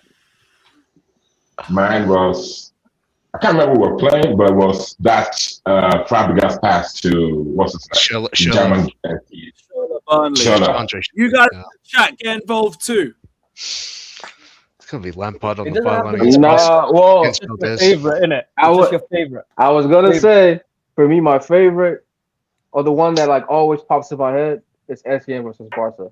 No, not. Actually, fuck that. Denver Bar 2014, bro. I was knee sliding in my gaff. Yo, when Willian scored the second, I accidentally elbowed some elderly woman in the pub. I felt terrible. Schürrle scored that game. Was it Willian or Schürrle? Willian. Oh, okay. I don't know. I always thought it was Schürrle, then Denver Bar scored against Atletico. Oh. Well, I like that Fabregas got guilty of it. The UCL final one. SCN Arsenal, that was like a number 2 for me. Yes, I'm a hater, but SCN Arsenal, that was like one of the first goals I remember from 06-07, and that's when I first became a Chelsea fan properly. Hazard Liverpool. FA Cup, yeah. Carabao, I'm guessing. Carabao. Unless you like the sorry ball one with all the intricate football. I'll tell you the best goal I've ever seen. I'll tell you the best goal I've ever seen in my life. It was West Ham Hazard. That's the best goal I've ever seen in my life. For me, it's between the West Ham one or the Arsenal one. I think the West Ham one. Wait, you mean the best Chelsea goal ever, or just the best goal ever? No, that was the ones that we've watched live, as in the ground. That's live. Like I was in the stadium. Live? Yeah. I was like this, bro. I was like, how the hell did he score? But you see the Arsenal one. I'm not giving it to that because Arsenal, they were so scared that they ran away to their own box. And Mustafi and Koscielny started on the halfway line, and they ran to their box scared, bro. For me, that's the first time I've stood up for a goal, and I was like, what the I knew he was going to score, you know. When he brushed off Coquelin, I said, he's scoring this. He's scoring this. There's no chance. But a West Ham one was hard to score. Like, when you look back at it, the way he changed, like, left to right, and then done that little La Croqueta, and then smacked it as he got slide tackled. Bro, that is the hardest. You will never score a goal like that. That's too hard to score. I hear it. In terms of technique, like it's just like, boom, he's gone past 4 players. Boom, gone. You don't even know how he's done. The only time I've been to the bridge, I never got to see a goal Motherfuckers. That was during Potter. Rudiger versus Brentford. That's an interesting one. I'll say that. For me, it was. I'll tell you the loudest I've ever seen Stamford Bridge. But I wasn't at the Manchester United game.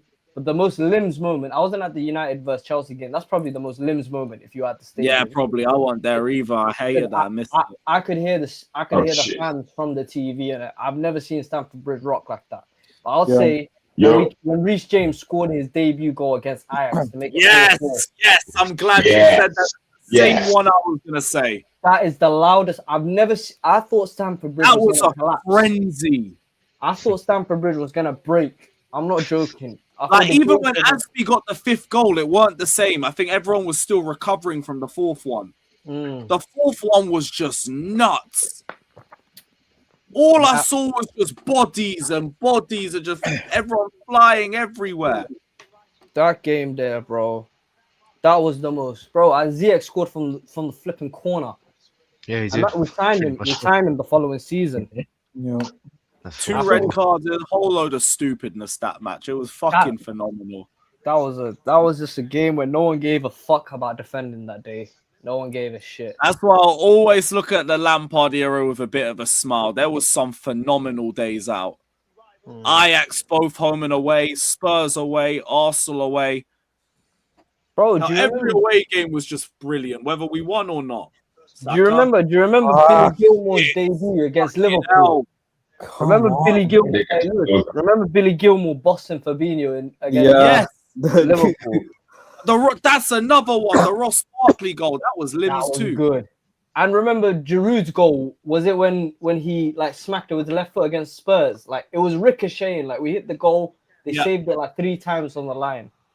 That was a good one as well. Lampard's game because everyone knew the last game for lockdown. That one as well. I'm telling you, Lampard's season was a fun season as a fan. Just as a fan going to the stadium, that was a fun season, bro. You were enjoying yourself. There was goals. You know what I mean? There wasn't a lot of pressure because we had a transfer ban. So you were just watching these young G's. We finally had and the gaffer was getting involved. We spent years wanting more academy players in the team. And then we just had influx of them, and they were all just cooking. Tammy against Wolves, another phenomenal away day. Amori was there sometimes. Remember Hudson-Odoi. Hey, listen, I'm gonna just say this though. It's taken 5 years for somebody to match Tammy's record. It's taken over 5 years. Oh, shit. Yeah. I'm just saying. Tammy was good enough. We're gonna have to have some unpopular conversations because I'll be honest, Cole Palmer's he's not a better player than Mason Mount was for Chelsea. Yes, he scored more goals in his debut season, but as an overall player, Chelsea, he wasn't. He was not an overall better player. Overall, I think he's a better player. But Mason Mount was far better. He was far better, in my opinion. He had more to his game. He was more decisive. I don't know. Talent-wise, not so sure. I think Mason Mount was better, bro. I'll be honest. I think Mason Mount was better. But to be fair, Mason Mount was in a better team. Very good for us. That's not even me saying I would say wasn't. for Chelsea, I have to agree. I mean, the results were different. In terms of the peak level that they reach, it's Palmer. Yeah, no, Palmer had a higher peak. But I think he had a higher peak personally. I mean, you scored, what was it, 30-something GA? That's a pretty high. That's a pretty high peak. But I mean, 22 goals in the league and like Mason Mount was arguably our best attacker in the Champions League winning team. It was his assist against Man City. I'm not disagreeing, but that's you're talking about one. Like I said, in moments, everybody knows I loved him out here, even though I didn't. You know, we got into fights about it over time. But as a talent, I can't say Mount is better than Palmer. Palmer was doing. You know it is Mount. That's Mount's really consistency. I feel like was a lot better that people didn't give him credit for. In terms of chance creation and that, he might falter here and there. But first of all, he's going to press the fuck out of you. You know, and we don't care about that now, but back then, under Tuchel, he was like the perfect player for him. Yeah. Very good player. Yeah, that's what I was going to say as well with Jabbo. Like, being our best attacker, I respect that's always done, but it was also, there weren't a great bar. That's not to say what Mount did wasn't great in itself, because Mount was one of our key players in that run. And even that was my only. Let's remember, that was my only argument back then. I'm like, bro, Mount was getting assists against Real Madrid. And that, these guys are dog shit. Bro, Mount was scoring against Real Madrid. I hear scoring it. That Like, always. remember when we watched, I think it was a Werner Philcom. This is why I hated Werner the most. A Werner Philcom, right? And I'm just watching cross after cross in front of the box. He's missing. I'm like, you shit guy. 27 big chances missed. He probably robbed out of a lot of assists looking back at it. Yeah, brother, it couldn't be. Listen, in this day and age, we'll say, yo, hold on. In this day and age, we'll say, you know what he was doing back then, because that's how I understood standards. If you're telling me, oh, you know, Mount compared to some of the other 10s wasn't good enough, but right now, the fact that we have players who are not even in top 5 of chances created, top 10 of big chances created, you know, things like that, where Mount was in the top 5. So whether it was set piece or not, he was top 5. Big chances and chances. Yeah, and these also, guys don't even have that. Oh, people, you know, if you look back at that season and look at the transfers that he was putting on a plate for Havertz, bro, and Werner, bro, he could have walked away with double digits assists like every season that he was playing with those guys, bro. Honestly, just go look back at it. I don't know what happened to him in 2022 because suddenly he was just overhitting and underhitting everything. That's what started to like call me off on Mount. I mean, as we've seen from seasons moving forward, motherfucker is injured. He's cooked. Actually, all of them were cooked. Havertz is cooked too. He was never good. Injuries, Anyway. You know, a few of them. Gavi, he's cooked. It's just injuries did it, and that's why when Lewis was like, just signed the 1-year deal, I was like, that's the most crackhead thing of all time. Why would he do that? You know, funny thing, I don't think we've ever won a I Premier do hear League. it now. He's kind of banked himself out on United at least. So, yeah. At least. Yeah, like why would you sign a 1-year deal? Because he would have been cooked. Well, both of us would have been cooked because none of us got 50 million for an injured player. I think we both agreed on the time that he was playing too much anyway. Okay, how about this? Yeah, how about this? Oh, idiot, man. Griezmann, fuck. Oh, that was off anyway. Sorry. Griezmann should have shot before that all started. Oh, damn it. I think it was the right idea, to be honest. Here. No. That's on. That's on. That's on. That's That's not even off. It would have been called on if you scored that. Either way, Simeone ain't really following the run anyway. Boys, do you not think that Mason Mount is the best 10 that we've had? Because I'll be honest, he ain't. And his peak isn't better than another 10's peak that we had in our club, which is Juan Mata. Yeah, I was gonna. Hell no. No, Mason Mount isn't the best 10 we've had. Mata is the best 10 we've had. Even Hazard's a better 10. Oh, sorry, Hazard. I'm tripping. Hazard's not a 10. Yeah, well, I'm talking no, I know, but he's playmaking ability. But Mount wasn't the 10 originally. Neither was Mata. He was a winger. Winger, yeah. And then he played 10 for us. But either way, it's like, for me, the peaks are Mata. Yo, Mata's 2-year peak. Nobody, even Palmer ain't beat that Mata 2-year peak. That peak was unreal. Mata's in my top 7 Chelsea. Brother, Mata had like 16 assists in the fucking league and like 20 goals. He was crazy. Yeah, if you want to say like, I don't know about Palmer and Mount, I'd lean more towards Palmer. When it's fucking Mata, it's undisputed. It's game over. It's game over. Just the one touch, 2-touch passing, and it's always. Nah, it's Mata because Mata did everything Mount did, but just he had better technical ability than both of them. No, just with magic. You know what I'm saying? It's like everything he did the exact same thing, just with fucking magic. Assists in the Champions League final. You know what I'm saying? Winning Champions League for your club, all that. You know, winning the Europa League as well. Went to the FA Cup final. Differences: he won the FA Cup final. He didn't lose it. Yeah, and he won the Europa League, Mata, as well. And I think he got 30 assists that season as well. He took 30 assists in one season. 19 goals. Oh my God, Mata was different. Stupid numbers. Mata you know was what it different. is, yeah? We can't forgive Jose. You have to look at his numbers. You could watch him for 90 minutes and say, this is the best footballer on the pitch. Every single game. But see, this is where I was different from most people, because I saw somebody play to that level and get the numbers. I saw Hazard play to that level and get the numbers. So when I'm introduced to guys like Sancho and they're saying technically he's of this level, and I'm like, what are you talking about? The fuck are you talking about? Because Mata had 30 assists in one season. Sancho has 3. But because he's jinky majinky all around, I'm supposed to come on. It's not the same. We can't compare that. You can't compare that. Like, it's not close. Mata, you know, Mata is actually I'll say Mata is probably top 6 most intelligent footballers I've seen play for Chelsea. I think the most intelligent footballer I've ever seen for Chelsea. It's not Lampard. I think it's Fabregas. I think that guy was the smartest footballer I've ever seen at Chelsea. That guy, how he done that Burnley pass to this day, I don't know. I don't know how he saw that. Oh my god. Sums him up, innit? When he was listen, I can never let you. I take that. I know you mean it well, but I take that as slander, man. Really? I take that as slander against Lampard, man. Bro, do you know what it is? It's just that IQ, bro. That intelligence, bro. You have to remember, Lampard is an athlete. That's what, to me, Lampard is an athlete. People don't remember Lampard was a flipping athlete. Fabregas was not an athlete. Lampard to me was like Enzo, where he had the energy to get around. Lampard wasn't fucking fast or strong. Listen, Lampard is my favorite ever Chelsea player. His IQ was just fucking different. He's my to me, favorite player after Drogba, innit? Lampard's the greatest player in our history, bro. But bro, Lampard was. I'm just arguing. I'm just arguing the IQ thing. Fabregas was an unathletic.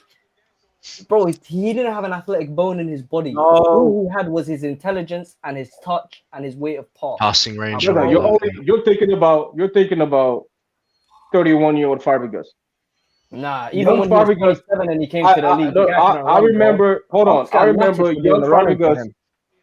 I remember young Fabregas picking up the ball from a kickoff. Yeah, at Arsenal. That's not a Yeah. So again, you're talking about the older Fabregas. Young Fabregas was playing false nine, right? He was playing false nine for Barcelona. There's a big difference between Fabregas in 2006. I know there is, but you're saying. But listen, hold on. You're saying that he didn't have this or have that because he had that, right? It built his IQ. So when he was older, all those guys, once they were older, that their IQ was a lot more. I would say Lampard was always kind of slow, right? I don't think he was ever a fast. Lampard was quite. He was an athlete.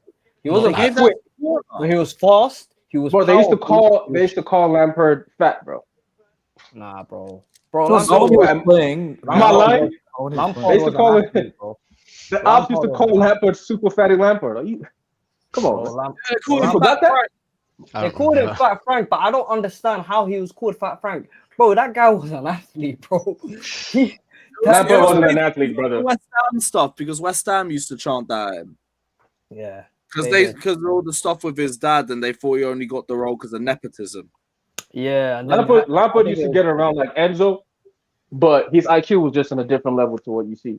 Which is why I don't care about you have to be super athletic to play this, or you have to. Because to me, it's like what I saw. And again, he's never won the Premier League with a 10. I've just actually Oscar. Oscar's not a 10. Oscar's more of an 8. To be fair, he was more of an 8 that season. And he was gone halfway through the season, so I don't know. No. 2014-15, he played every game practically, bro. He was playing every game practically. Yeah, didn't he get sold in January 14-15? 16, No. 17. 16, 17. Oh yeah, you're right. So we have won a league with a 10. Did anyone see the Fabregas interview with Rory Jennings? No, I haven't watched all of it. I try to avoid anything that has Rory. I know, but because of Fabregas, I don't really. I avoid that. It was a really good video in spite of that. It really is. But I'm still not watching. Hey boys, someone needs to tell me, why do people dislike Rory Jennings? Because I'm not on the Twitter space. Rory rage baits in a lot of his content for the sake of clicks. Yeah, that's what it is. But that's what works for him, and he makes a lot of money of it. So you do your thing. I've said that too. There's no consistency with his opinion. He'll just go where the wind blows, where he can rage bait and get the most money for it. So that's what it is. I was watching him in 2018. Sometimes I remember, bro. Yeah. Funny thing is, I met Lewis in 2018. He probably don't remember, bro. It was at the Community Shield when we lost to Arsenal, bro. Oh yeah, I don't. 2017. Sorry, 2017. I was with Babs that day. The one thing I hate about that is because we're doing fan cams. By the time we're done with everything, it's just all Arsenal fans coming out. Yeah. All the Chelsea fans are fucked off home, and you're there in a big ass blue shirt, just like a bullseye.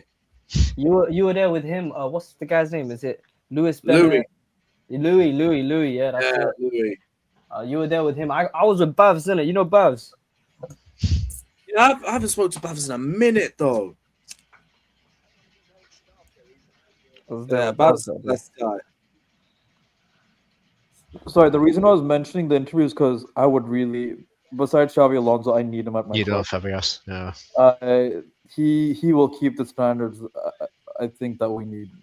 Could also teach a few of our midfielders a thing or two as well. Dude, The problem is that he just like some of the other guys, he's gonna speak out. Boys, I'm just And saying. if he speaks out, he gets fired. I don't even You get want me? him Let's here get because like I know they're not gonna back him. bro. So I don't need to ruin one of my legends. That's the thing. Would he necessarily demand as much? Maybe he wants to focus more on the coaching side. You know what I mean? Like, yeah, he'd still want his players. Fabregas? Yeah, No, he's Fabregas. definitely demand because I think there's a base level of, and you see the owner of Como came out and said no, he is involved in terms of signing. And he also and is who a they part should owner. sign. But Daniel, the partner reason why of he's Como, involved is because he's also a minority shareholder in Como. He's a shareholder. I know, but as a manager, I don't think he's gonna go from I'm that influential to what's going on to I have no say. And you can get me a guy like Garnacho and expect me to work magic. Nah, I don't think he's gonna want that. No, I think he comes, he does well for a little bit, and then he starts speaking out. Like I always tell you guys, a winning manager is always gonna say something, anything. That's gonna get them fired. Yeah. I saw the Maresca thing coming. I said, listen, when it comes to halfway through the fucking season, if you don't speak about these Garnachos and these guys now, and they sign them, because I would have done as a manager, I would have sabotaged the whole deal. I would have had an interview. I would have had an interview that asked me about it. Oh, what do you think of Garnacho? I'll say I actually think he's a horrible player.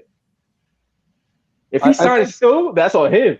No. See, here's the thing. I think he was like, I'll take these hits as long as they get me the center back that I've fucking been calling for the past month and a half. No, I hear that, and that was my problem with him during the summer, and I said that on here, because if your only thought process is I just need the center back, one center back and shit wingers isn't gonna fix this club. He would have made top 5, right? But what he wants to do is challenge for a league.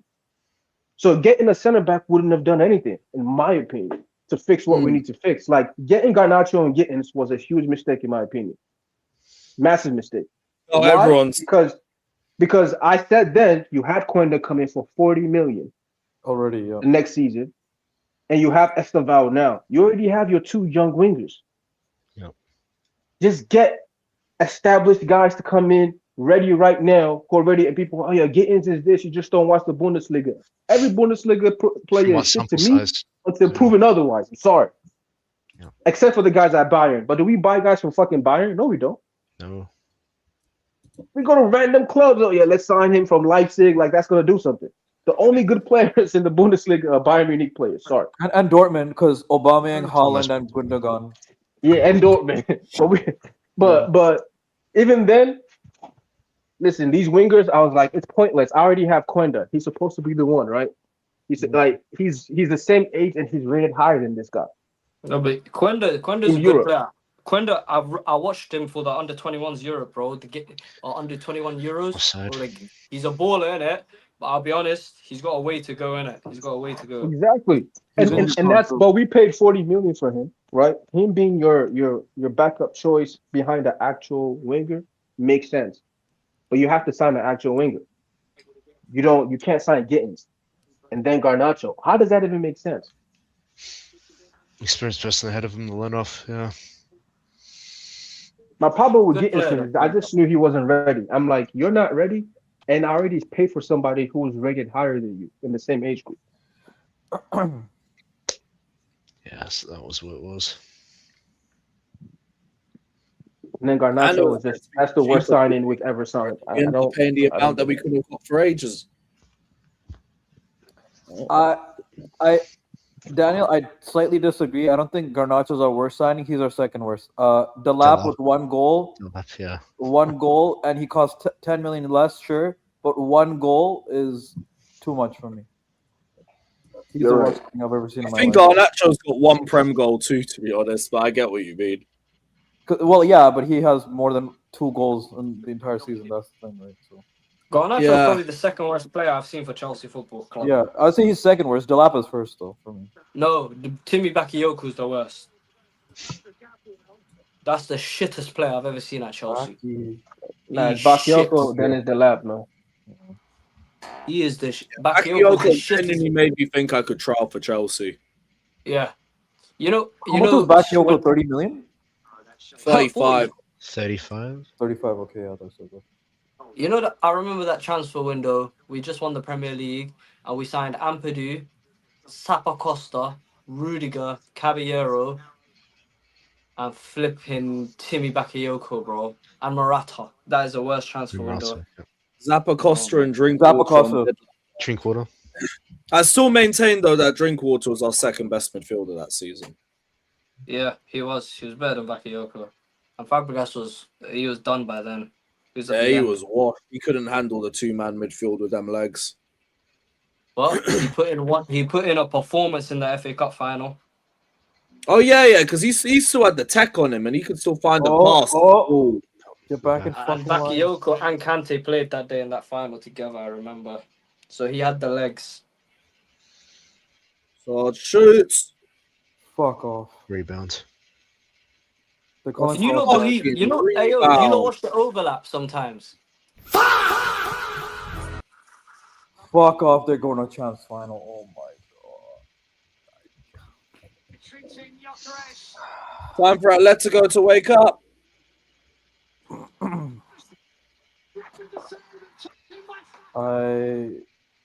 Fuck if they win a double.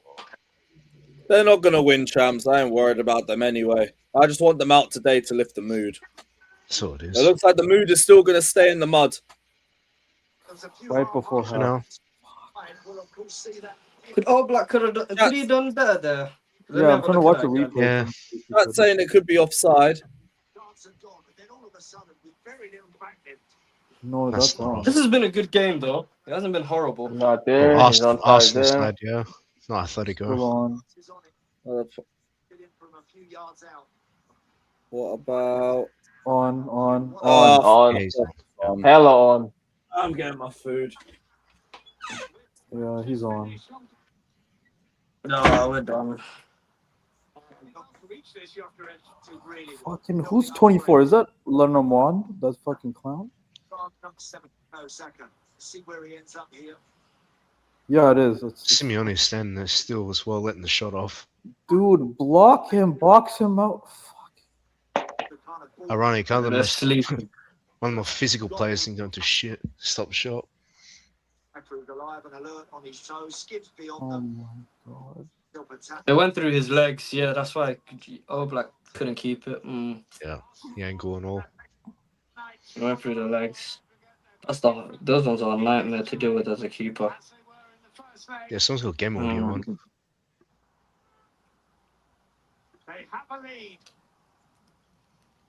Wow. Arsenal could actually win the Champions League and the Premier League in the same season. And that means Arteta would only be the third man in Premier League history to have done that as a manager. I'm hiding.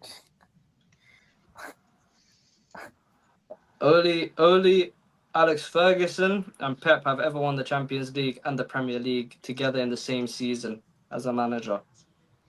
Not even Mourinho and Ancelotti were able to do that.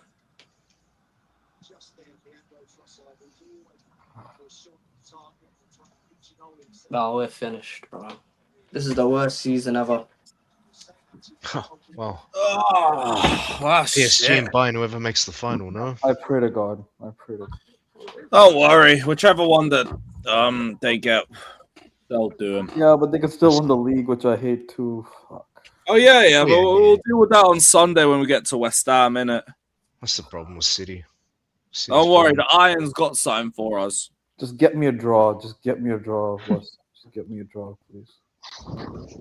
Yo, did they score? I left the house. Sunday. You just can't legislate for what Gerhi did.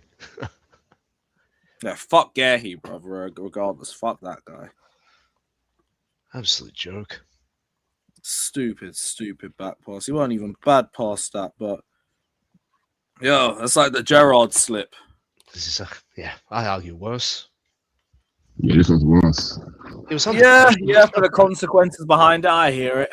Not even just that, just I'm not even really under pressure like that. It was a simple back pass. Man's not even looking at it, under hit it and hit it in the worst angle as well. It's just straight for Barry to just first time hit it. It didn't even hit it right. It was like a really, like it was like It a fish deep. legitimately looked like he wanted to assist Barry. Why is our game so early against Liverpool? Why are we? What the fuck? Because they couldn't beat PSG. If they beat PSG, it would be an 8 p.m. and they'd be playing tomorrow. Oh, Yo, what are you saying, Ruben? You winning the champs? Big up, man. Let me know if you got the link. Big up, Ruben. This isn't just a hate watch. It's also an emergency meeting and a therapy session for us. You know. Yeah, pretty much. Been having a lot of those lately. It's been a very long season. Hear what? Are you saying you're gonna win it? Are you saying you're gonna win it, bro? I want to hear it because you know what's on the other side of this bracket. All right, what's Lee saying? Actually, do I even want to know what Lee's saying? No. That's another question entirely. Yeah, you know, maybe read it another. No, thank you. All right, cool. Yeah, I'll send you the link, bro.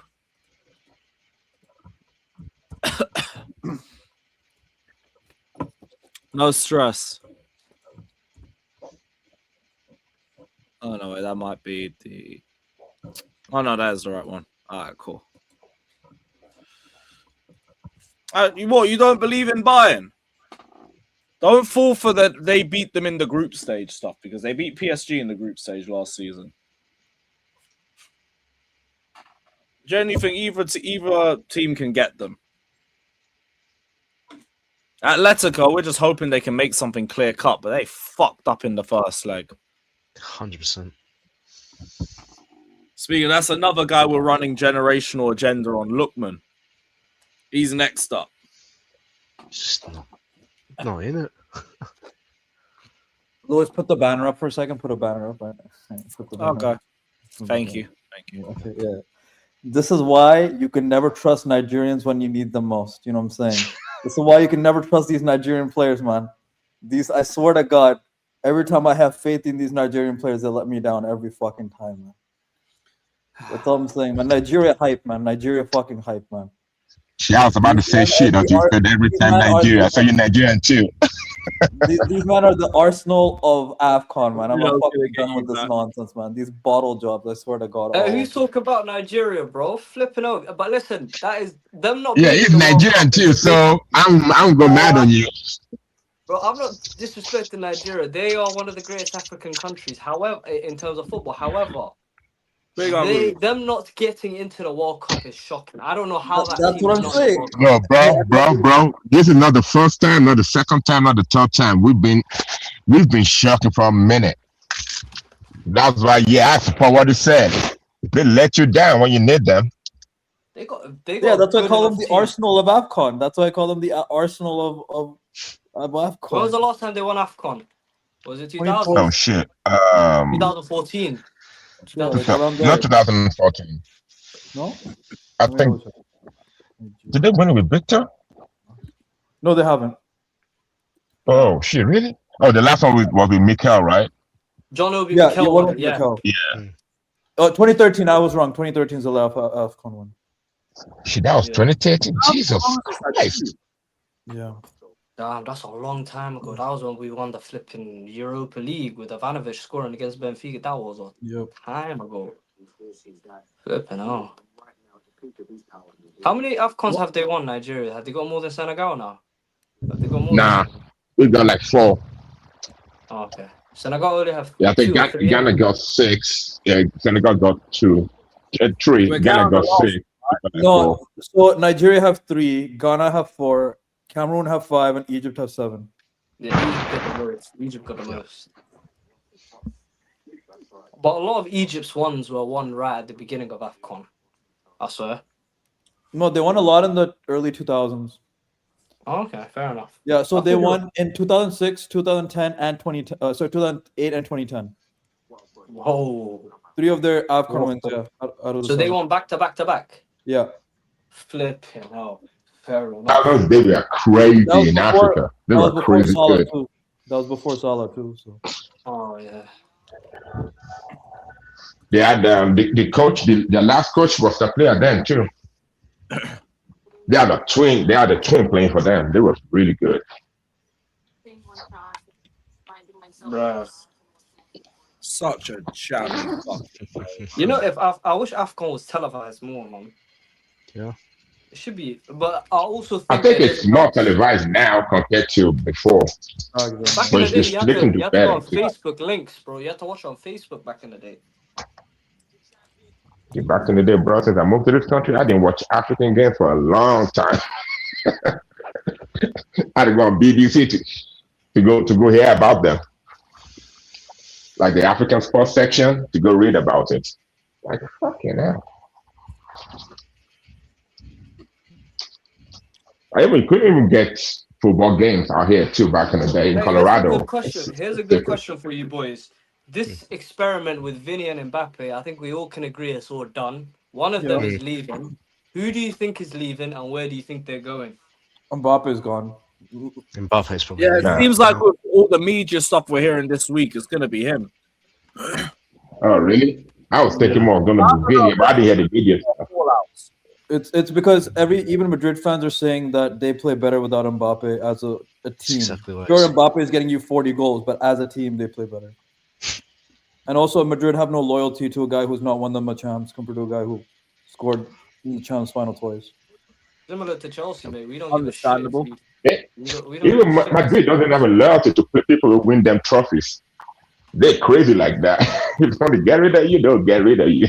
That's why Alonso didn't last They there. booed Iker Casillas. They booed Iker Casillas. They let him walk out the back door as They well. booed Ronaldo. They booed Arnold. Like see the Ronaldo CR7 one, not the real Yeah, one. that's phenomenal. The boost CR7. Shit, You know when I was growing up, Real Madrid, yeah, they were a big team, but they weren't that dominant. I remember. Like they only Yeah, because started they went 6 years getting knocked out of the round of 16. Yep. like when, Oh yeah, that was like in the early 2000s towards 2006, something like the that. late 2000s and early 2010s, they weren't good. It was only when Mourinho Yeah. went there they started getting to semi-finals. Yeah, Mourinho changed everything around when he So went there. basically from 2006, because 2002 is when they last won a champs, and then Yeah, with they had- Beckham and and then the they league one. beat some semifinals against United and stuff, and then 2006 was their downfall until 2013 when they started coming back. Thanks to Mourinho. No, I think it was 2011-12 season where they started looking good again. I remember they were in the semi-final against Bayern Munich, and I wanted them instead of Bayern Munich because we got through to the final. Or it could have been the quarterfinals. I don't know. Maybe someone can correct me. Which But one they- was that? 2011-12. I believe they were in the semi-finals where Chelsea, Barcelona, and Bayern Munich, Real Madrid. Yeah, they got done by Bayern on penalties. Sergio Yeah. Ramos sent the ball to fucking Atletico. Yeah. It was I like one of remember the that worst penalty shootouts I watched. I think 3 of the first 5 or something like that was missed. Hey, Lewis, be real. You wanted Real Madrid in it. You did not want Bayern Munich that year. No, I didn't want Bayern at home. Bro, Fuck that. I was like, bro, I do not want these lot. But even then, Bayern were a better team, bro. They could Actually, no, even then, though, like Mourinho and like Ronaldo at his peak, it was just like, yeah, I can't lie. That would have been a it's problem. like either way. death by drowning or being burned alive. Yeah. I still think that these lot had more weapons, Bayern Munich, bro. I think they For me, it was just the home advantage. I thought there's no way they're losing at their own ground and I ain't Surely got JT. not. Surely not.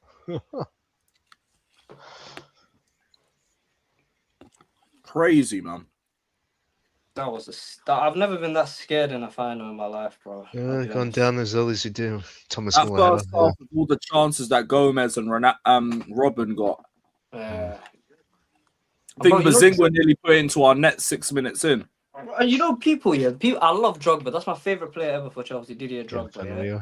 However, that guy gave 2 penalties away. One in the semi-final, one in the final. Czech saved our arse twice. Yeah. Absolutely. I can't be mad at Drogba for not being able to defend, innit? Yeah, bro. Like that's why I hate. You know when strikers are in the box, I do not like them in the box, bro. They're just dodgy. They're dodgy. So, but against Barca, we had to have everyone in their dog back. Except Torres. You know that game. Nah, he That chose day, to run forward. You know what? I love him forever for it. Yeah, trust. Torres. yeah. You know that day, yeah. People don't remember that semi-final like too vividly, innit? Like it's sort of left their memory. But you know that second leg, bro. We were down to 10 men, and from John Terry gets sent off, and then Gary Cahill got injured. We had to play with a back four, yeah, of Jose Bosingwa at centre back, with Ivanovic at centre back, with Ramirez at right back, and Ashley Cole at left back. A makeshift back four in the new camp against prime Barcelona. And Petr Cech needed like 7 different arms in that second half.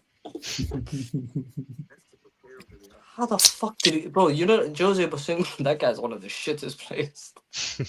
Unibrow.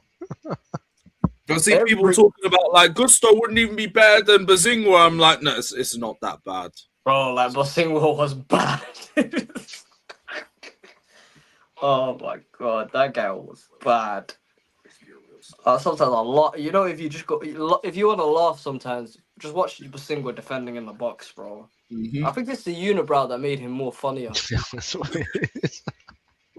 My favorite was when he just booted what's his name, Yossi Benayoun for no reason while he was trying to shield the ball in the last minute. Bro, did he stud him in his back? Mm-hmm. He studded him in his back. Oh my god! And he didn't even get a red. Affairs. That's a baitest red going. You already sent Lampard off.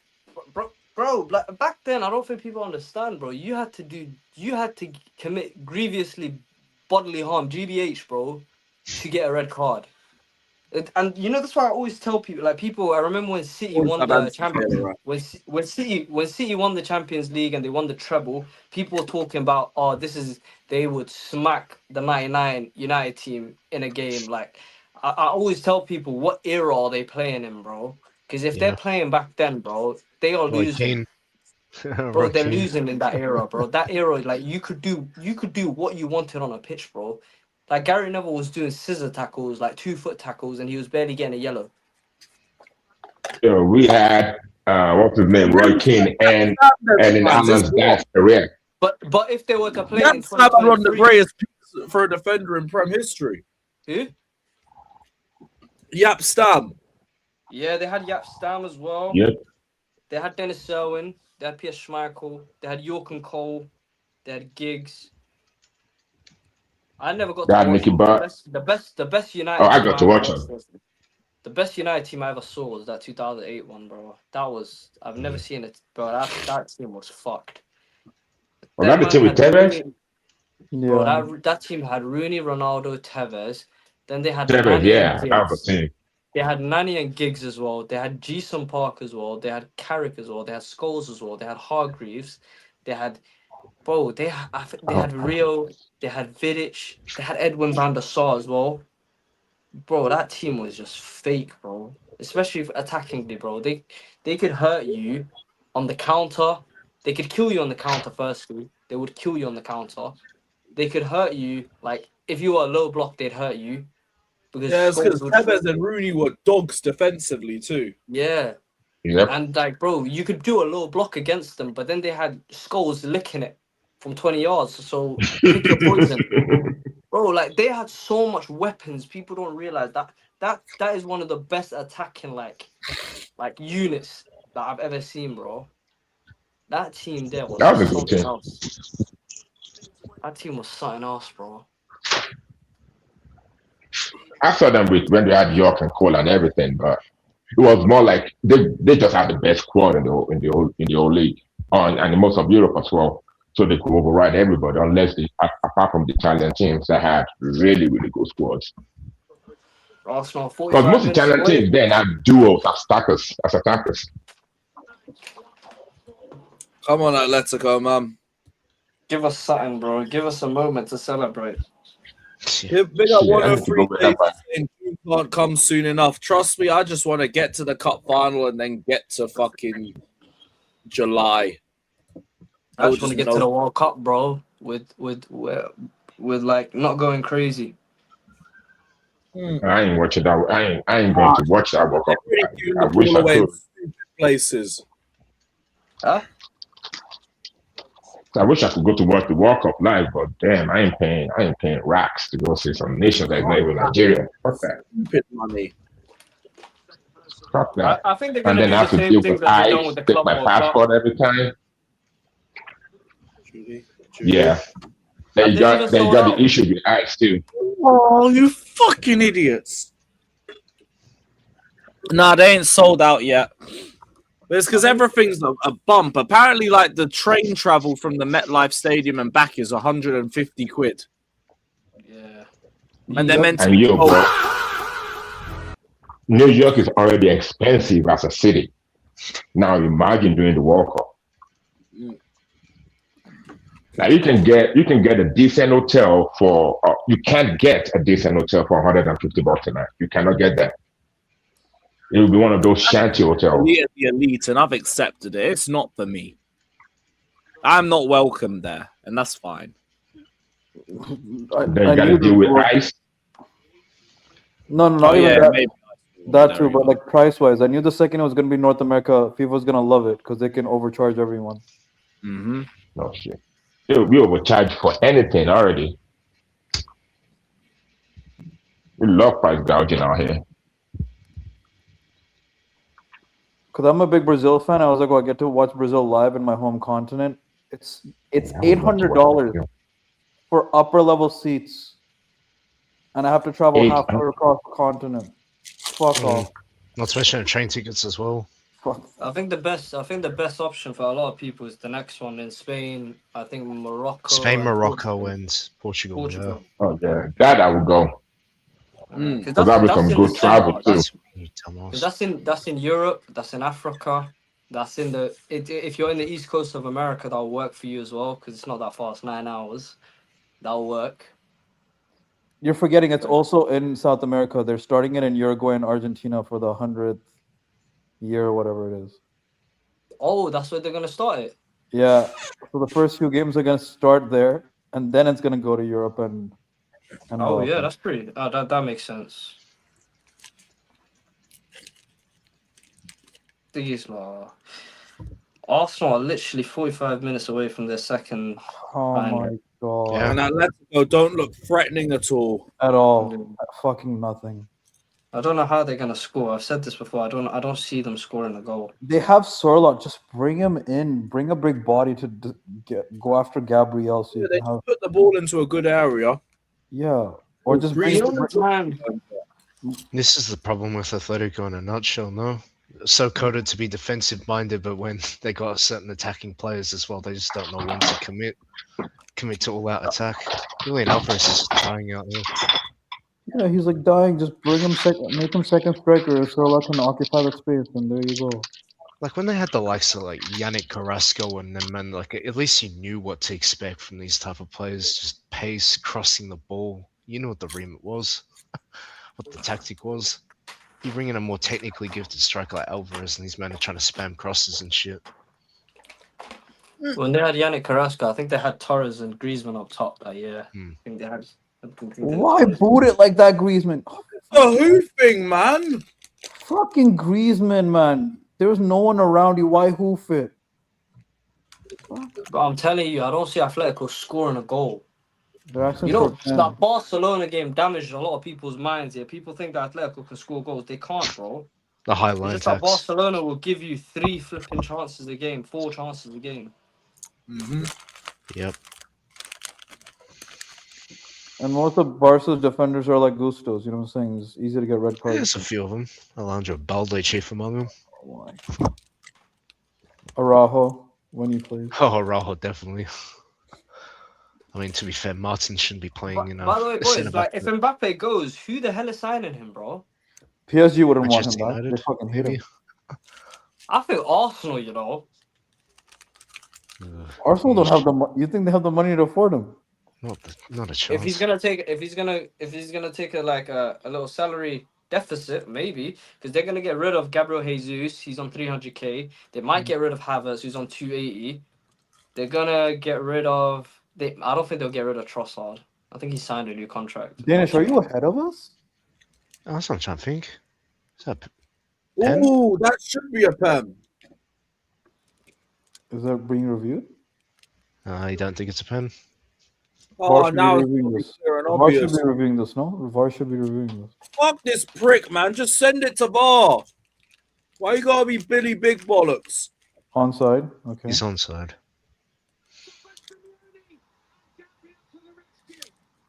Oh, come on. I don't see how he got the ball. I'll see it here. Is it not being given? I say he's off balance or what? Takes the touch. Yeah, he don't get the ball. Oh, I need to see it from another angle. I think he does at the end. No, it didn't look like he got the ball. Simeone kicked it away, and then he kicked him. But he was halfway falling down. VAR check over. Ah. He should have gone down on the first contact when he kicked his back leg. Yeah, probably. Just like Gusta should have gone down when Barkov was pulling his leg down in the box. Too many players trying to stay on their feet when they probably should go down. I hate this so much. Don't worry, a moment will come. How's Simeone not scoring that, bro? It's a tap-in. That's why he took his He's touch. done all the hard work, bro. The slide tackle that in. Very Atleti. They did the same shit in the first leg. Bro, imagine Arsenal win a Champions League final. Lego Head's gonna fucking bring on defenders. Look at him. Look at all the fucking people. Yeah, I can see Mascara and everyone stacking up. He's bringing on defenders, dude. He's gonna lock this shit down. To bring on defenders at this point in the game will just damage you. Well, that's the thing. Atletico don't have the creative players. They're lacking creative players. You go and lock it up now. Oh, great job. Play the fucking ball. Ah, Griezmann, man, go fuck off, man. Fuck off.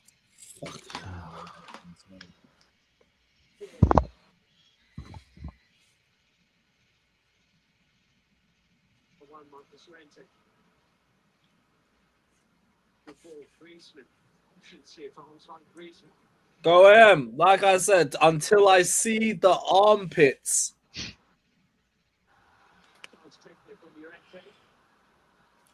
Alright, but Lewis, like, how long do you think it will die down? Like these Arsenal fans will just be quiet. How long do you think it will be? Never. Because, bro, do you know what it is? Never. When these were last won the Premier League, I think I was in reception or year one, so I don't have a memory of that. Oh yeah, neither do I. Griezmann, you fucking hell, Grease. I hate. Fuck off, man. You know what? Rice. You don't deserve shit. You don't deserve shit. They're gonna score off this. Oh.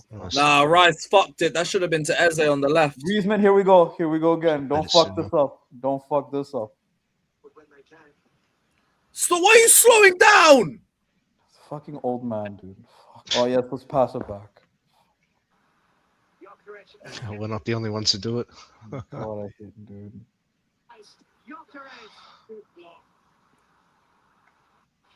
One thing about Declan Rice is that guy can run. Bro. Oh, that's Yeah, he horrid. can carry the ball. Yeah.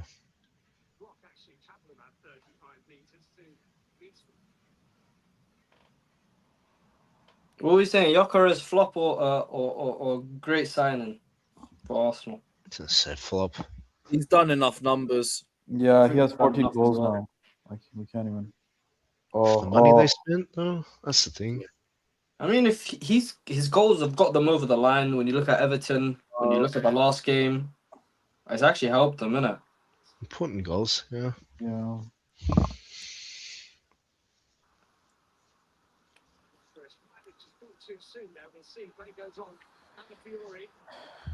Simeone, man, come on. Bring some substitutions. What are we doing?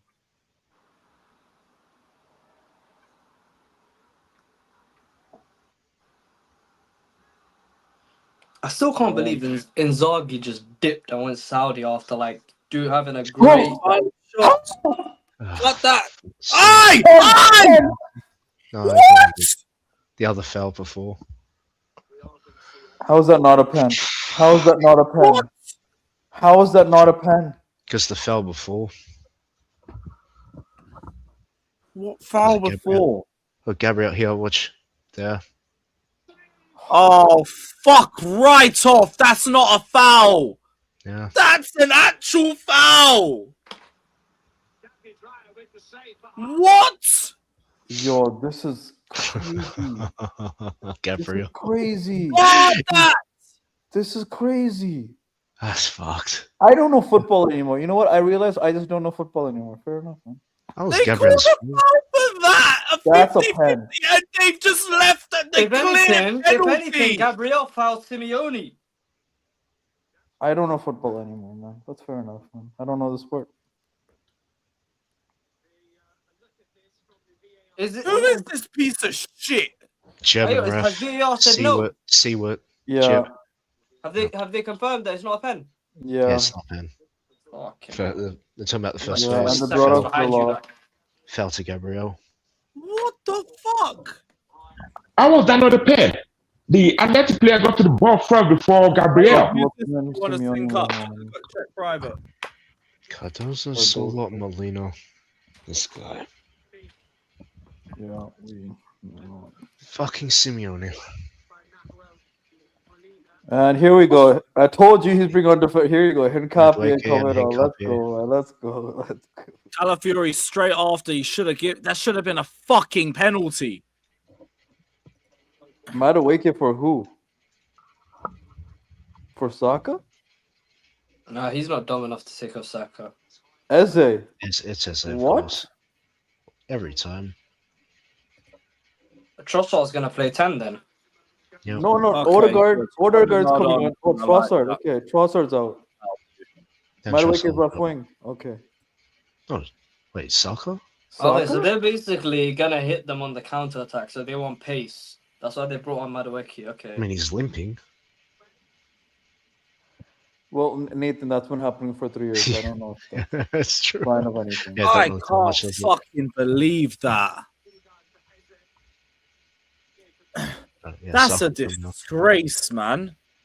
Yeah, Saka's off. Yeah, I said it. Saka's off. Madueke's on. Madueke and Trossard with Odegaard.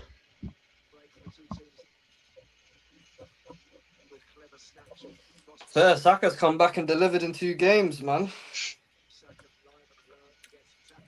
It looks like he might have a good World Cup as well. You never know. Yeah. Never know.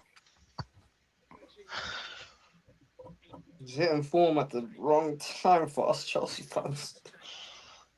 Don't worry, it won't Next leave players tonight. face the form. I'm telling you, bro. Let me tell you something, bro. If Arsenal get to that final, they have one hand on that trophy. I don't care if it's PSG in front of them, bro. You can win a That's game. calm. They'll drop that. Bro, if Arsenal, you know, I'm just thinking about if Arsenal win the Premier League, they're unbearable. If they win the Prem and the Champs, oh my, yeah, I'm moving to the Falkland Islands.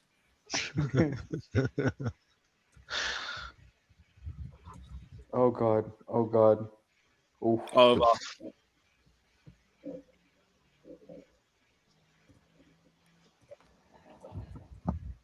I think this scoreline's gonna end 2-0 to Arsenal.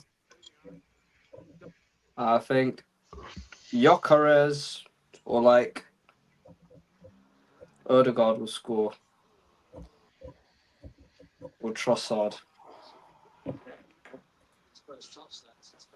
My days with a shit touch. What happened to Odegaard as well? That when that guy came into the league, his first 2 seasons, people were comparing him to Bruno. He was balling. Oh my. Oh fuck. Yellow. Come on, give him a yellow. Fuck it. Yellow. You know.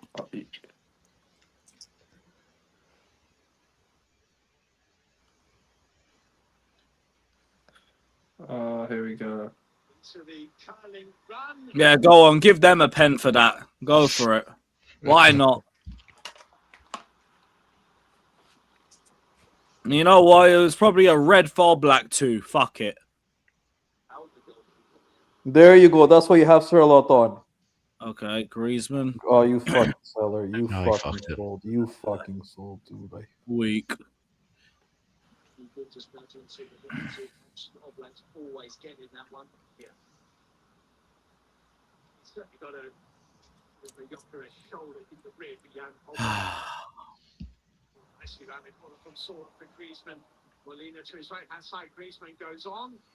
Come on.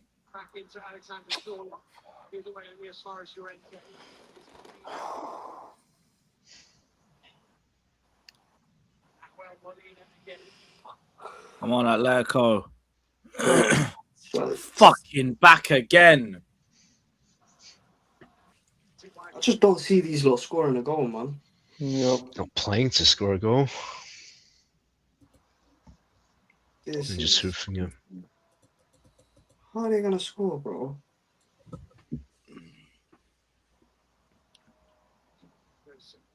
Good tackle.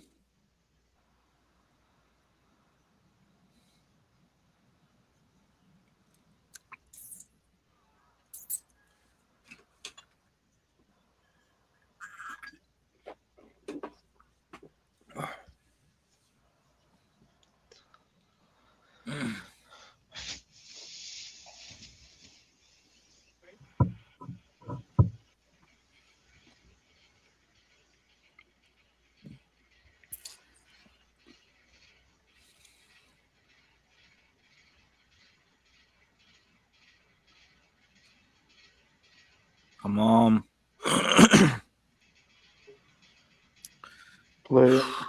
Okay, good turn.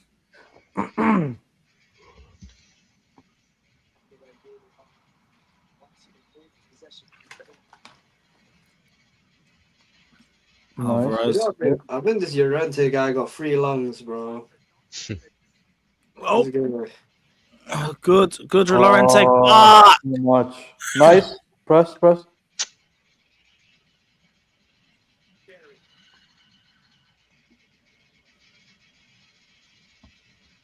Oh, so now he wants to put on Bano. All right. Still 30 minutes left, sure. Yeah. Still. Oh, fuck. Oh my. There you go. Nice foul. Good. Nice. Oh, Odegaard saying he's diving. Oh, shut up. Fuck you, bruv. No fucking self-awareness. Takes one to Fucking know one. feminine prick.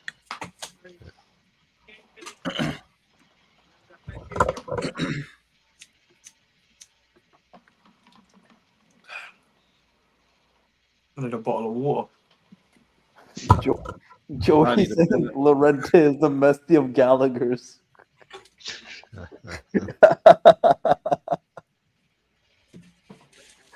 That's what you score Valverde.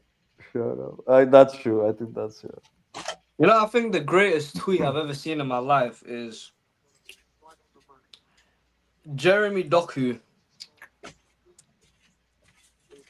is a black winger. Bukayo Saka is a winger that's black. That's black. Yeah. Fuck off. Yeah, I remember that. That is the greatest tweet I've ever seen in my life.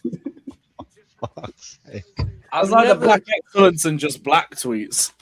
Bro. Dead cross. Lewis, that is the greatest tweet I've ever heard in my life, bro. Yeah? You know what it was? It was Jeremy Doku is a black winger. Bukayo Saka is a winger that's black. That is crazy, man. Do And I you know not get- that was written by an Arsenal fan too. That weren't even by a rival. But bro, do you get? I get what they mean, though. I get what they mean.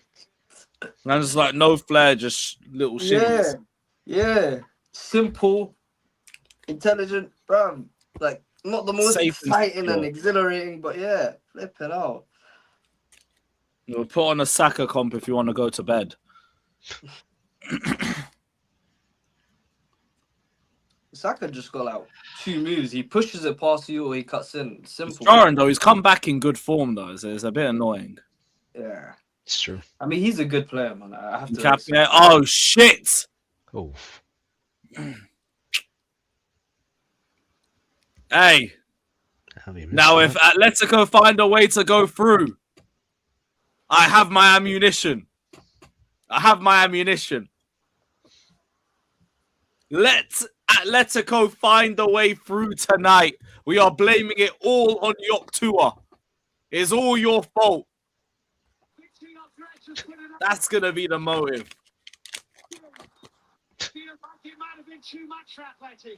That's a bit fucked still. That is a mental miss. No, try to be real. I hate watching Atletico. You know, Troops has just put his phone on Do Not Disturb right now. That was fucking bad. The more you watch it, bro. Joey, one chance. Alvarez and Griezmann off. Yeah, he's still telling.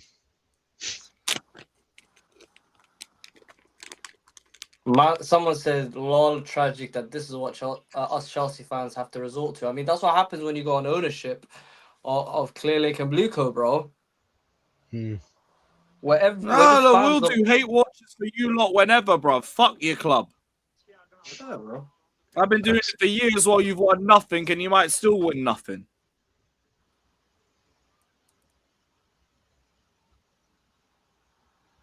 Someone said, "Grok Lesnar."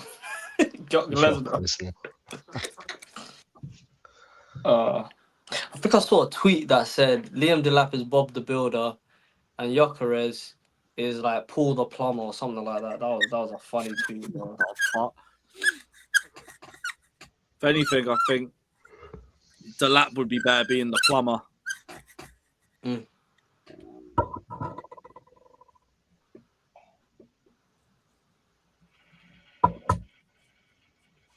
Come on. Can't lie though, man. The one player that I take from Arsenal in a heartbeat is William Saliba, bro. That is a Rolls Royce of a centre back. Oh yeah, it have to be one of the centre backs. Nah, but Saliba's. I don't even think it's close between Saliba and Gabriel. I think Saliba's far better, bro. Oh, wide, thank God. Gabriel just looks busier, similar to like Rudiger and Thiago Silva when they play together. Rudiger gets about more, but the guy that's never really in a position to get exposed is Thiago Silva because he's just too intelligent. Yeah, because one's always got to be the sitter, and the other one would be more aggressive. Yeah. In just terms of intelligence and defending, bro, it's Saliba hands down. I hear it. I'll say Gabriel will give you a bit more the goal threat. Yeah, that's why they work well together. Mm-hmm. Bro, people are talking about Gabriel saying, "Oh, look how many goals he scores from centre back." I said, "Do I need to remind you about Gary Cahill under Antonio Conte, boys? The man scored like 7 goals that season." Bro, Kurt Zuma was on a madness on the Lampard. He was. Them mount corners to him were just cash money. Bro, you know Gary Cahill that season, bro, he scored like... No, actually, you know Gary Cahill and Marcus Alonso, I think they had 7 Premier League goals each. That was some fake season. But Antonio Conte made Victor Moses look great. Oh my God. Shit. Bad giveaway. I only went to white. Thank goodness.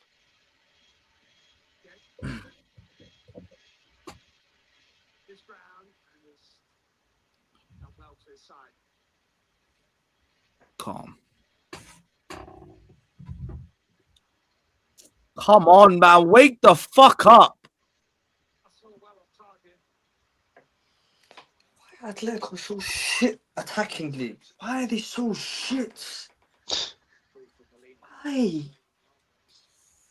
Why are you this shit, bro? You think by now they'd buy some wingers? That it's important to have wingers.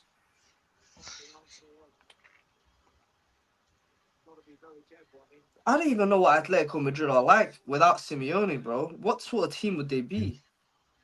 He is the most successful manager, so speaks volumes. Well, they've known for about 15 years. Yeah, he came in 2011. He's been here for a minute.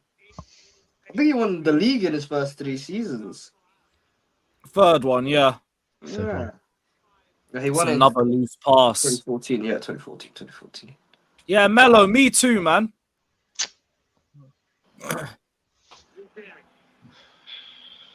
Boy, this is a mad thing. Aye, aye, aye.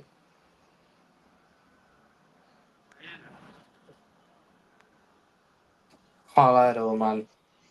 Arsenal, they got so flipping lucky with that draw. The fact that every single team who won the Champions League in the last 10 seasons were on our thank side of the you. draw. Trossard and Gyökeres have fucking donkey touches. Sorry, bro. Just imagine that. Imagine that, bro. The last 10 seasons, every single team that's ever won the Champions League was on our side of the bracket, bro. Every single team. And the other side had Bodo Glimt, Sporting, Leverkusen, Atletico, and Barca. It's all lucky, but they're going to face the best of all of them. Yeah. And then they'll... I think we saw from having the easier side of the draw in the Club World Cup, bro. You get to that final, everything's possible. Yeah, but they ain't us. We're not us anymore, bro. Not anymore. But we respawned for that one day. They gave me a bit of hope. Fuck, that was such a great day, man. We just never built on it. Nope.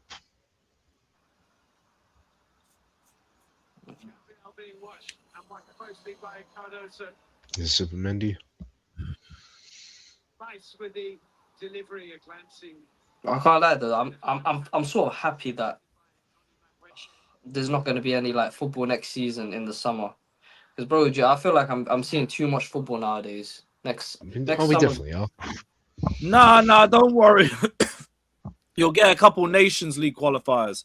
I ain't watching that Kelly's shit. down injured. Skelly's down.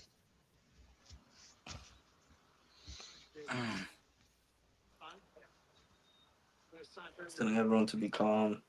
Just looking for a little bit of organisation and a little bit of rhythm from his team. Who's a better pound for pound manager, Conte or Simeone? Conte. Yeah, Conte. Just more of a proven league winner. Shocking European record though. True. Shocking. Like, I don't even think has he ever been to a semi-final or quarter-final, Conte? Can someone pull that up? Maybe someone in the chat knows. I don't think he's ever been to a semi-final or quarter-final, Antonio Conte, in the Champions League. In Europe, only yeah. I don't think only Europa. I think he's always been knocked down the round of 16. Nah, that can't be true. And a couple group stage ones. Juve got grouped one time. I remember because I think their game against Galatasaray had to get postponed because of snow or some shit.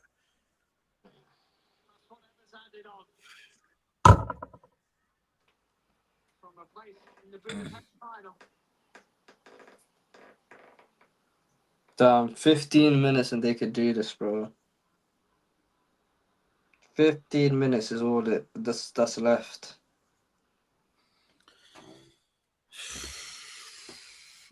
Ah, fucking hell. Saw off. Okay. Oh. Reflection. I said Discord. All right, one sec. Come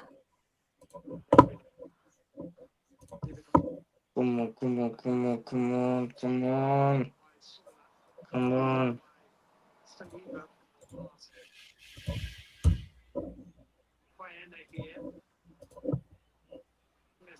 Behind, it's corner kick to Atletico Madrid. Oh. They believe. All in. Damn. These are hopeless, I swear to God. Yes, Ruben, how you been, man? Doing his defensive work well. Marcus Llorente.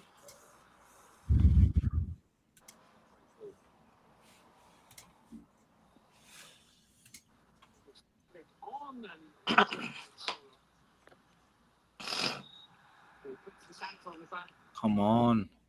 What are we waiting for?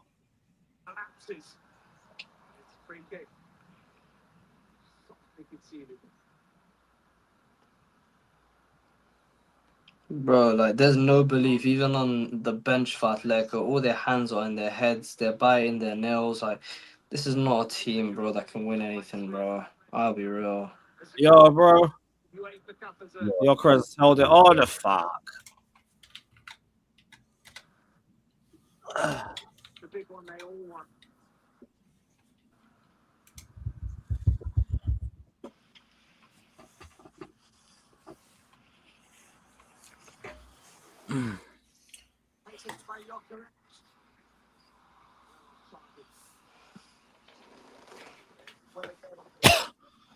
What are you saying, Ruben? Can you hear us? Yeah, man, I can hear you now, bro. Alright, perfect. What are you saying, bro? You all good? Yeah, man, good. Good. This shit's giving me fucking hella blood pressure, bro. I hear it, but Atletico just don't look like they're scoring. They're shit, bro. Oh, you got. I don't know how they didn't get that penalty from Calafiori, though. You man caught life with that. Fucking tell me about it, bro. Those are my boys watching it, but his missus come home, so I just like, I'll go yard then. Oh, Gabriel's gonna knock a minute or two now. Hey, Lewis, were you able to go to the City final 21? Because I remember there was a lot of COVID restrictions. I think you had a double jab if you wanted a flight. Yeah, I ended up going. I was like, when's my next chance I'm gonna go to a UCL final? And thank God I did that. Because now I actually don't know when my next You one have to will do be. like bare stuff to get in the country, bro. No, you just had to do the PCR test 48 hours before and after. There's nothing more than that. Thankfully, I didn't have to get a jab or nothing. That's fair enough.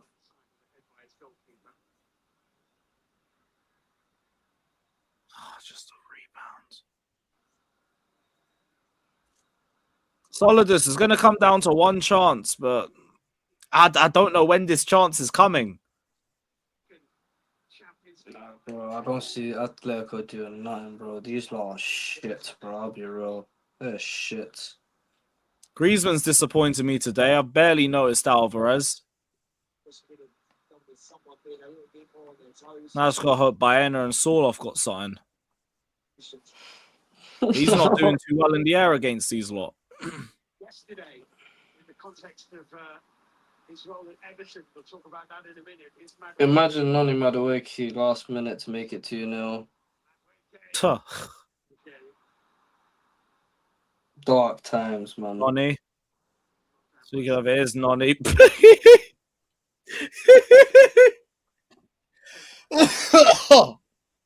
Very much more measured, calm person than he is as a coach. Man thought he could stand on the ball and do some skill. Nah. You're not that guy, bro. Just get to the byline and put a cut back in. Oh, fine. Look at that touch as well, man. You're not him. You know, Noni, yeah? Like, since Poch, she hasn't improved as a footballer. Yeah, I'd get. It's just been the same Noni, really. Oh, this touch again. He's got a horrible first touch today.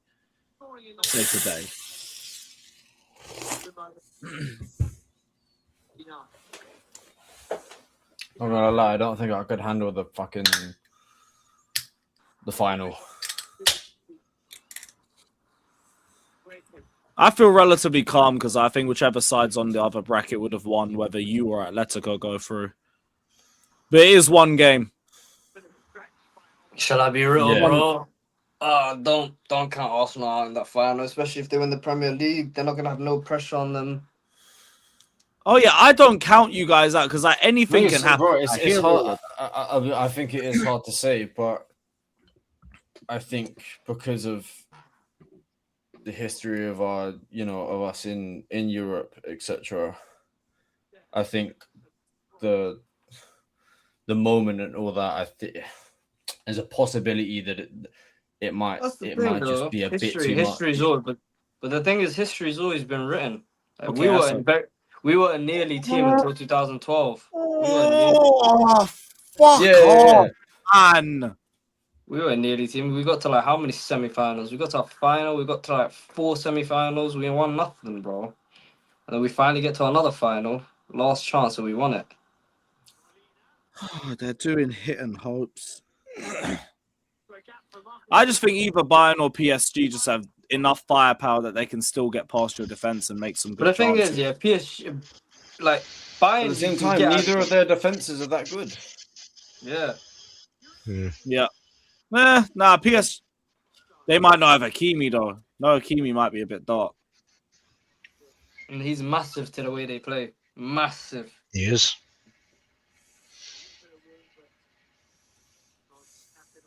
Yeah, Pete. Who the hell do they have as a replacement for Hakimi? I just realized. I don't remember. Let me check. Did he even play his last game? Let me check.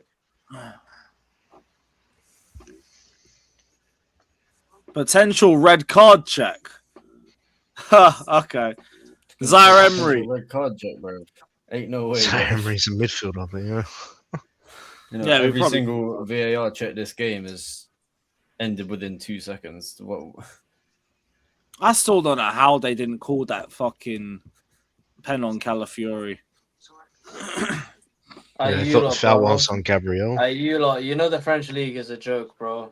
I was just looking at PSG's latest game against thing. What's it called? I think it's who's it? Lorient. Okay, they played Mayulu right back, bro. Yeah, like they rotate heavily in most of those games, but bro, they were that's playing just the league that you're Beraldo in. centre It's back. a They great were playing benefit for them. Fernandez and Lee in midfield. Lee, the winger, was playing midfield. Bro, this ain't. Well, that league is finished, bro. Farmers League for a reason. Dembele, yeah. like I think he's got like 830 minutes or something like that in France. Yeah, bro. They don't even. Bro, they have a second. Bro, the Lee and Barcola play more in the league, and then in the Champions League, Due and Dembele and Savić are playing. Flipping out, bro. Imagine. I always tell people if you're in that Martinelli's league, coming on. Trossard off. Bro, Trossard should have been off for Noni, not Saka, bruv. I want a bit of extra time, bro. There's no drama in this fixture, man. I want a bit of extra time, something, bro. I don't give a shit about the drama, I'm not gonna lie. Yeah, I hear it. You just gotta pop this up and just go. I don't give a fuck.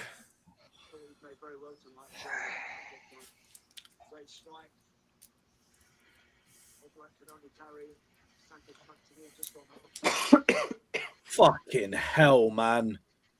You lot are hopeless. I'm telling you, bro, these lot are shits. Imagine that we're playing for Mate, how you Atletico. man drag 2 red cards out of this lot? I know, right? It's fucking stupidity. And also the refereeing decisions. Oh, man. Look, I'll say one thing and I'll say again, right. There might have been a fucking, a pen or whatever, but I don't give a fuck considering the decision to overturn last game. Oh, the Eze one? Yeah. Yep. Oh, brother, they're already putting the crying women out. It's over. It's over. This is the I wasn't sure about that Eze one because I couldn't tell the the problem I had was it was given and overturned. Where was the significant evidence of error to overturn? I saw one angle where it actually didn't even look like he got his foot. I saw that. I don't know. angle Did you as see that well, one? But I just don't. I just don't understand. I don't get it because it's the way it is evidence to overturn. The on-field decision was the on-field decision. Well, to be honest, I don't think there was enough to completely overturn it. I mean, that's just me. I just you know that's how it's always been. On-field decision. If there's a VAR recommendation, it's to overturn with enough evidence. For me, that there wasn't enough to. But this is what the problem with that rule is. It's way and it's subjective. Yeah, but I don't think there was enough to overturn. But that's the problem, is what you don't think someone else does. And that's what creates this grey area. It's happened with us as well. Do something. Do something. I saw get to fuck. Oh, you fucking bum. Oh, fuck off. Oh my gosh. That was the moment I've been waiting all half for. Fuck you, man. Fuck you, man.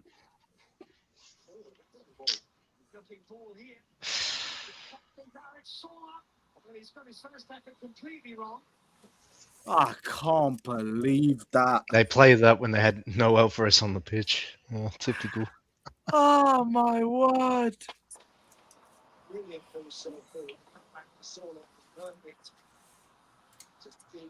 Fucking hell, that back pass nearly killed them too.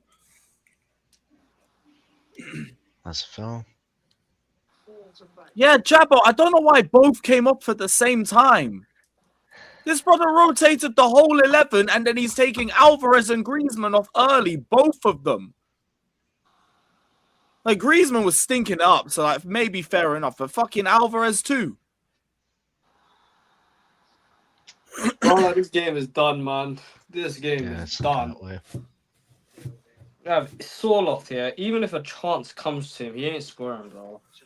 I can just tell. Well, if that's how he's taking them, then yeah. Even if a chance comes to him, he ain't scoring him, bro. I don't see who the fuck.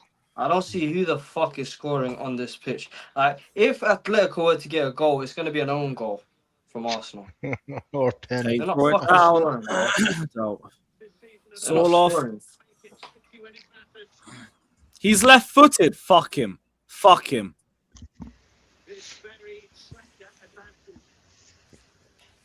Ah, mate. What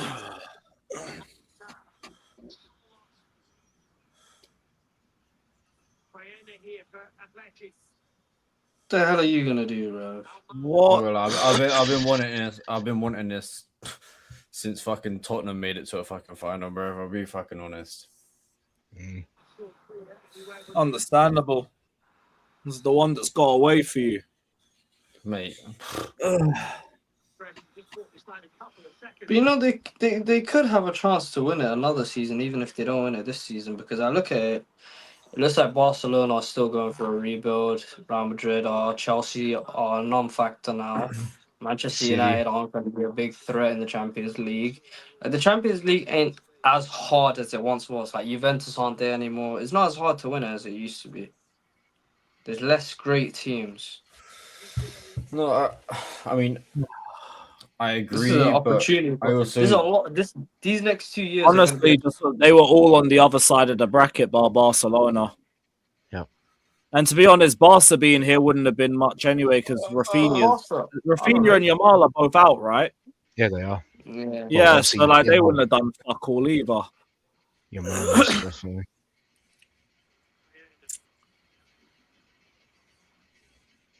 I wish we got a final last year of Barca versus PSG. That would have been a good final.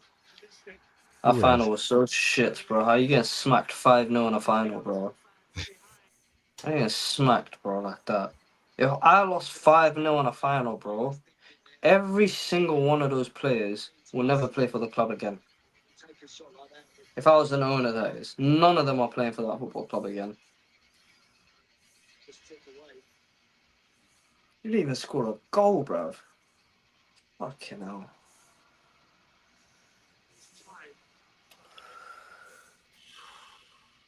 And Look at all the games out.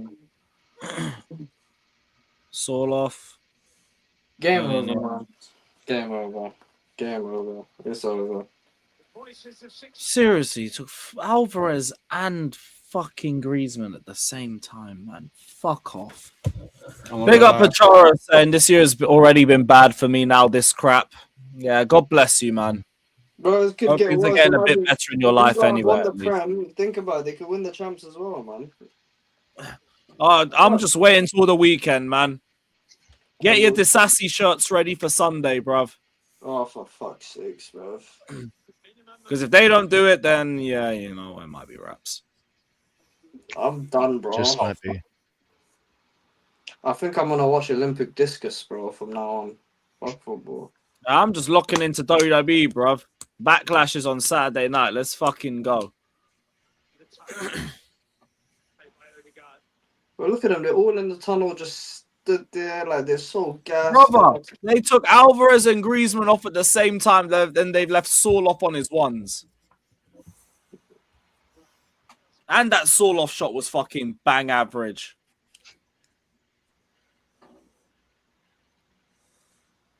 Simeone can't play in anything but a 4-4-2, innit? More or less. Yeah, I can rely on PSG or Bayern.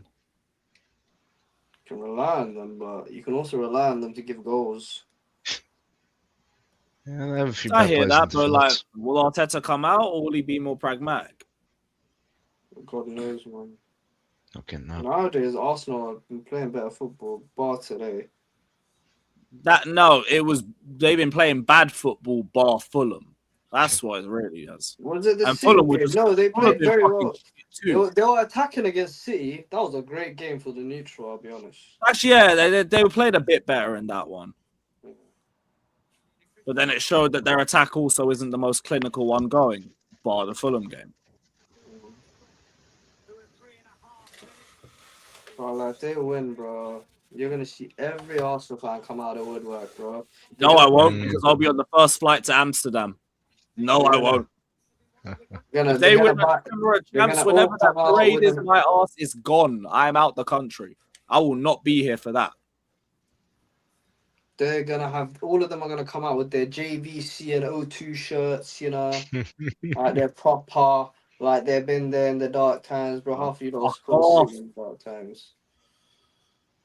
It's over, man. Just blow the fucking Hey, whistle. Simeone got a yellow too. Okay. Simeone's Oh, and Arteta. Yeah, Brendan, like, I'm not, like, mad because of any worry about them winning the Champions League. It's just more Arsenal losing and getting knocked out would have made football a bit more, like, enjoyable for me. Yeah. It's been a horrible 24 hours. It's been fucking dreadful. I hate this. It would have just raised the mood a bit.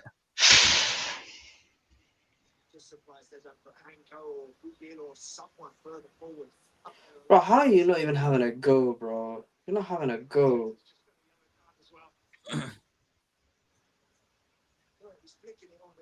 There's no one there.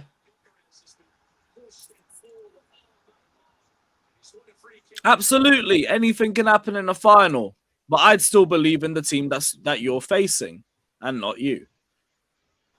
This is shocking, bro. Oh, you're Chelsea. All right, fair enough. Well, I hear it. There's a chance, but same way. I know which team I'm believing in. Yeah, the pictures of them all walking past that UCL trophy. Don't worry. There might be a happy ending after all. The greatest photo in Arsenal's history is when Robin van Persie got a guard of honor at the Emirates. That's the greatest It's thing. always going to be Thierry Henry walking past the UCL. That's the one for me. I mean, their king couldn't do it. Our king did, innit? Yep. Their king couldn't do it. Yo, Nathan, you were about to clap back. I heard that. Bro, yeah, bro. Now they listen, Arsenal, as much as you hate them, they got one hand on this trophy now. One hand on All right, that's a yellow. He threw the ball back. Oh, it's 30 seconds left. I've finished. Yeesh. It's over.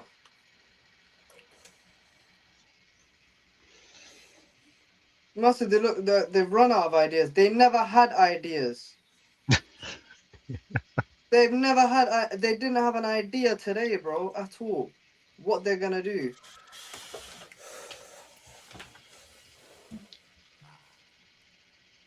Noni Madueke is gonna be playing in the Champions League final, boys. Nicholas Jackson could as well. Imagine Kai Havertz scores for them in the final. What was that? Imagine Kai Havertz Again. scores for these men in the final. Yeah, that is a mad comment. Noni Why Madueke in are the you? Champions League I don't final. want to imagine these things. That sounds terrible. Well, it's an incredible possibility. Nah, he ain't gonna be starting. He's gonna be one of the first few off the bench, innit? Oh shit! Yeah, this will be 20 years Unbelievable. to 2006. Yeah, Unbelievable.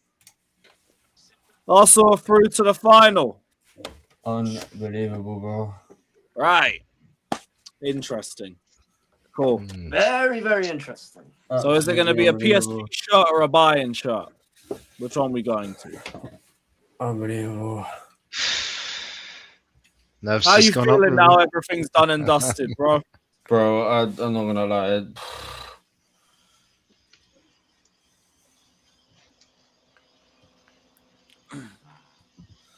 If they win, bro, we're finished. Now, all I'm waiting to hear is who the Swear to fuck? God, Who if the fuck have I Bayern got to and- try and Who you're watch facing? 90 Listen. minutes of football against? Liverpool Oh, done a that's where I'm favour going to for get the some love for the sport back tomorrow's stream. Thank God. Yeah. Yeah, Liverpool Bayern done a PS. favour for the footballing community in 2019. PSG or Bayern Munich need to save football. They need Trust. to save football. They need to save football. I'll be honest, I'd rather Bayern. I'd rather you face Bayern, to be honest, because PSG have a lot of fixtures being pushed back. And they'll probably make up that between like your last game of the season and the Champions League final. Look, bro, guarantee you, if PSG make it through, they will file a request to League One and they will just cancel all their fucking games I mean, they've cancelled so until many. fucking September. Let me see how many games they've got left to play. PSG. Let me know. Like, if PSG fucking like manage to hold it away, When's bro, the final? Is it going to be on they'll the? play their last 4 league games next When's season. the Champions bruv. League final going to be? Is it going to be on the 24th or something? When is it going to be? I think it's the 31st. Okay, so PSG have 4 games remaining, including the 30th. one. 30th. Yeah, so yeah, they've got 4 games remaining, including the Bayern one, and I think they're comfy in their table right now.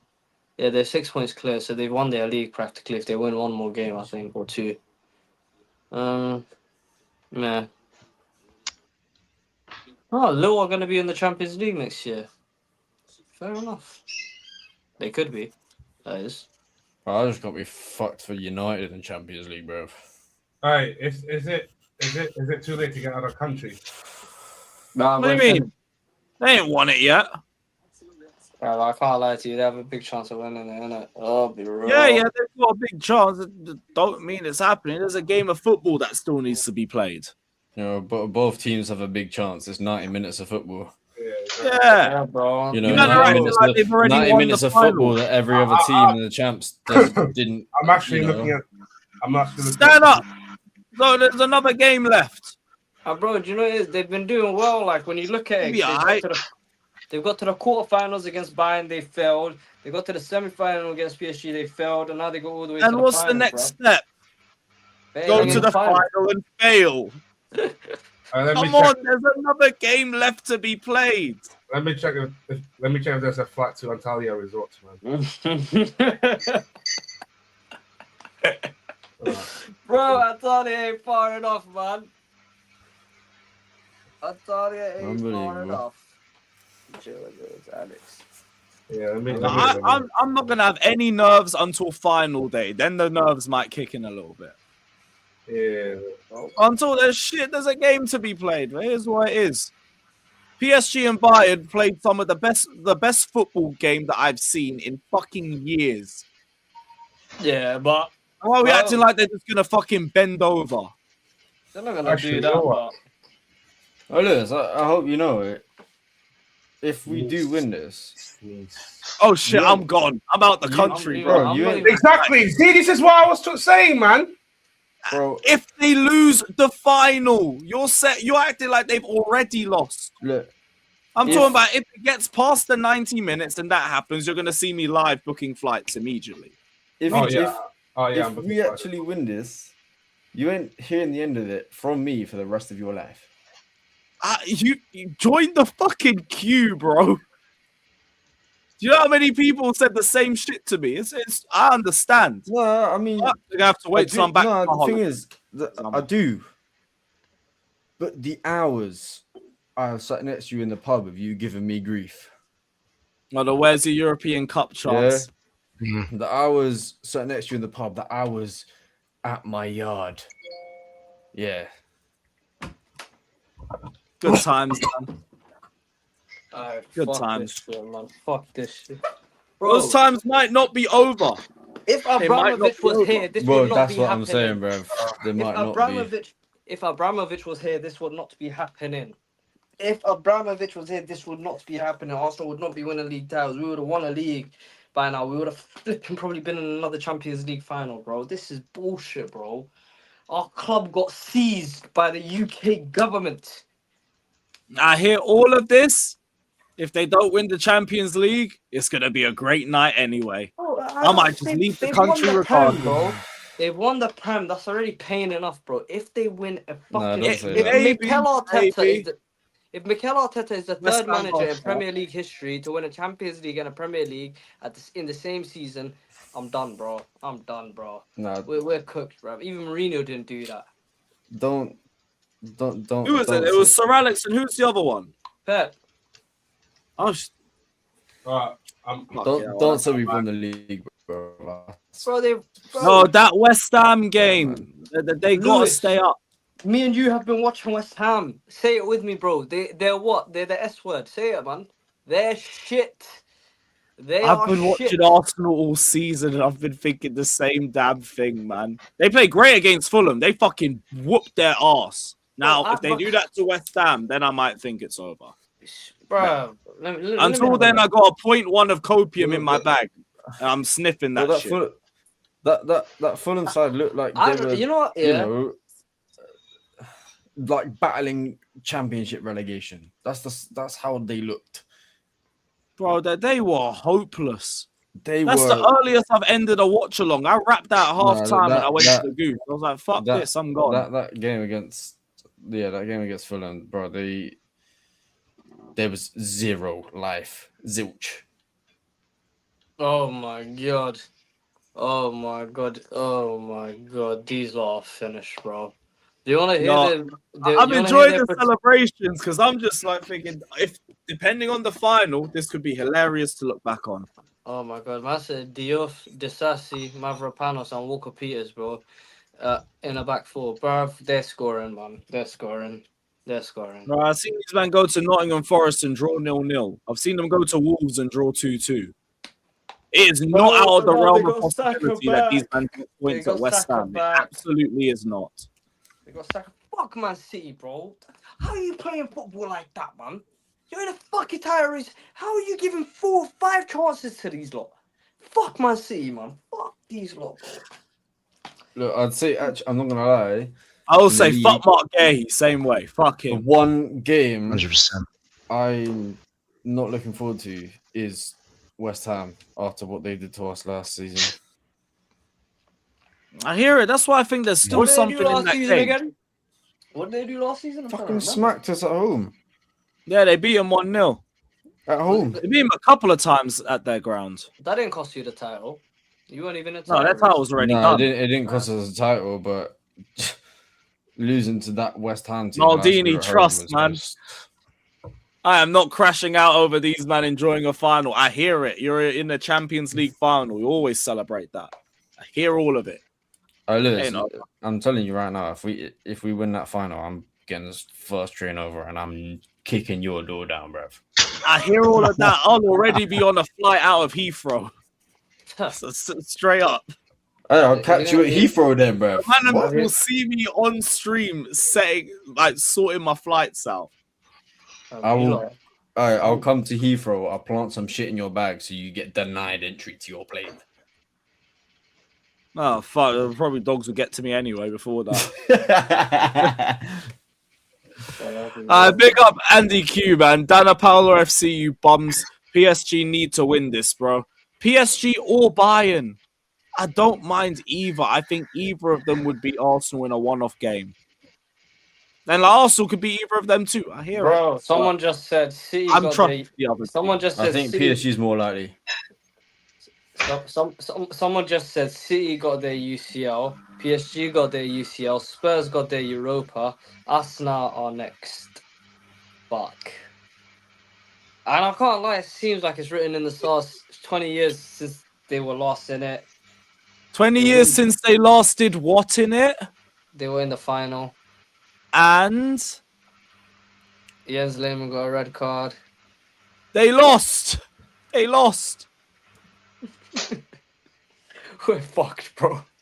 Hey, listen, we're fucked if these lot win. You've already given up, bro. That's what the problem is. It ain't over. I'm just trying to think about it, bro. I'm not gonna lie. I'm just thinking about it, yeah. You're thinking worst case scenario. I'm thinking best case scenario. Your glass half full. Yours half empty. I'm half full. Bro, you know, after we won the Champions League in 2021, I went to Stamford Bridge. I saw people on traffic lights. I saw people on bus stops. Bruv, I don't know what these lot will do, bro. And that was our second time winning. The whole Emirates area will just be a write-off. Straight up. Right, Islington will have some sort of fucking. I don't even know, bro. That place will be partying until the parade starts and then afters, but I won't be here to find out. I'm just muting every word on my Twitter, and then I'm off. I'm off to answer. Hey, boys. Bro, We need to have a serious discussion, yeah? Where are you ranking Mikel Arteta in terms of managers in Premier League history if he wins the Champions League and the Premier League this season? The Champions League wouldn't matter with the Premier League. Why? Because you'd be ranking him amongst Premier League managers for what he's done in the Premier League. Okay. Bro, but you'd also be ranking him amongst Premier League managers that have won a Champions League. That would be. He'd still be bottom. I mean, yeah. Of all of them, he'd still be bottom. Unless he wins the Premier League, even Di Matteo would have won more. So, yeah. But I can't lie, PSG are dodgy, bro. Like, they gave up 4 goals, bro. That high line, Gyökeres just one ball in behind. That's how he made his name for himself in Porto. I don't know, man. This is fucking shocking, bro. How are you acting like they've already beaten a whole PSG or Bayern? No, they That's haven't. what I don't get. They haven't. Do you know what it is? Yeah, I'm just preparing for the worst thing, innit? I'm preparing for the worst. Injuries and all that. Let me check how much a trip to the Falklands is. Let me have a look, bro. Fucking Falklands, bro. The Falklands, you know. Oh, that's mad.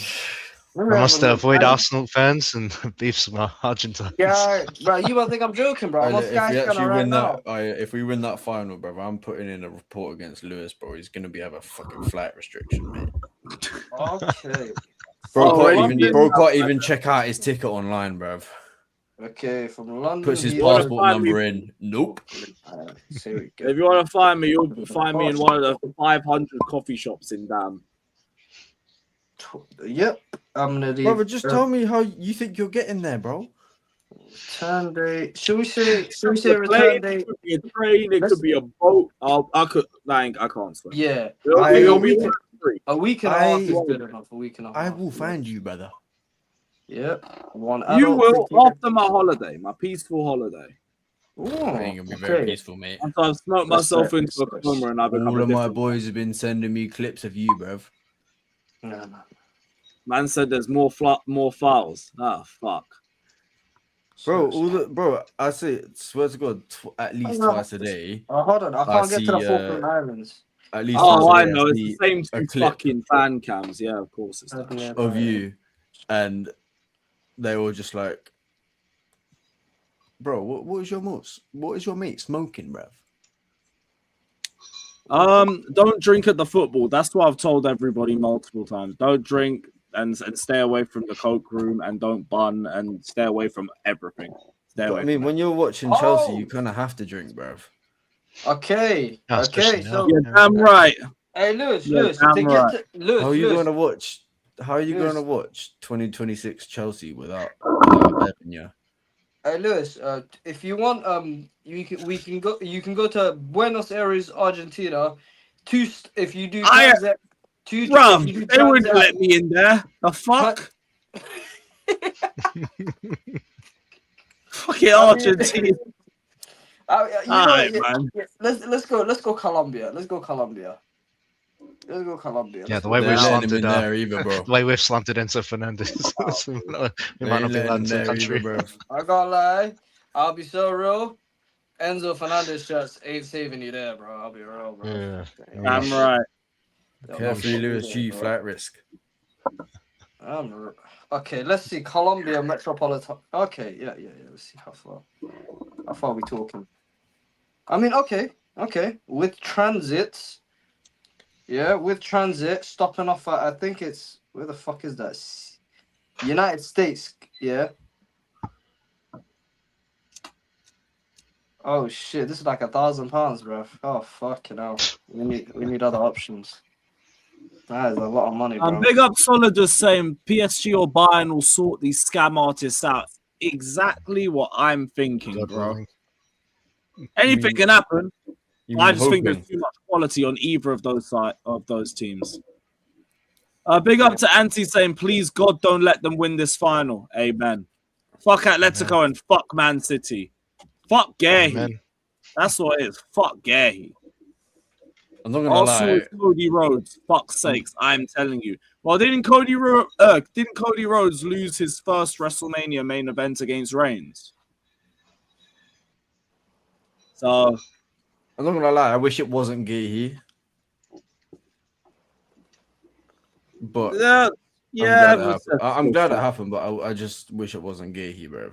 No, I can't lie, boys. You can't get to the Falklands, bro. I think you need to get a boat there, bro. I think it's a hard place, bro. I reckon your best bet's Thailand, brother. Oh yeah, that's good as well. Yeah, it might be. Yeah, that's a good one, you know. My mate Matt might still be there. I'll go link him. Let's have a look at Thailand, mate. Phuket. Let's have a look. Couple bills. It depends on the transit, innit? Let's have a look though. 1 week. Just go through the Middle East, bruv. It's cheap. Bro, bro. That's a risk. Imagine your ticket gets cancelled. You're stuck here. Lewis staying in the UK is a risk. Yeah, you're damn right. Okay, yeah, affordable deals. Let's. Nah, bro. I don't need the Faroe Islands. Nah, I don't need no baggage, bro. Let me save some money. Let me see, bro. So I'm getting the fuck out of here, bro. Okay, so with transit, yeah.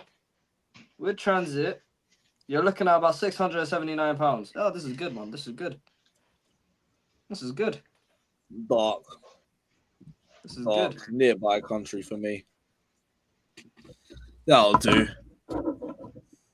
There you, man. I'm going to wrap this anyway and get ready for the gym. We'll be back tomorrow for the football side. It's been great having you on, man. Big up, bro. Big up, man.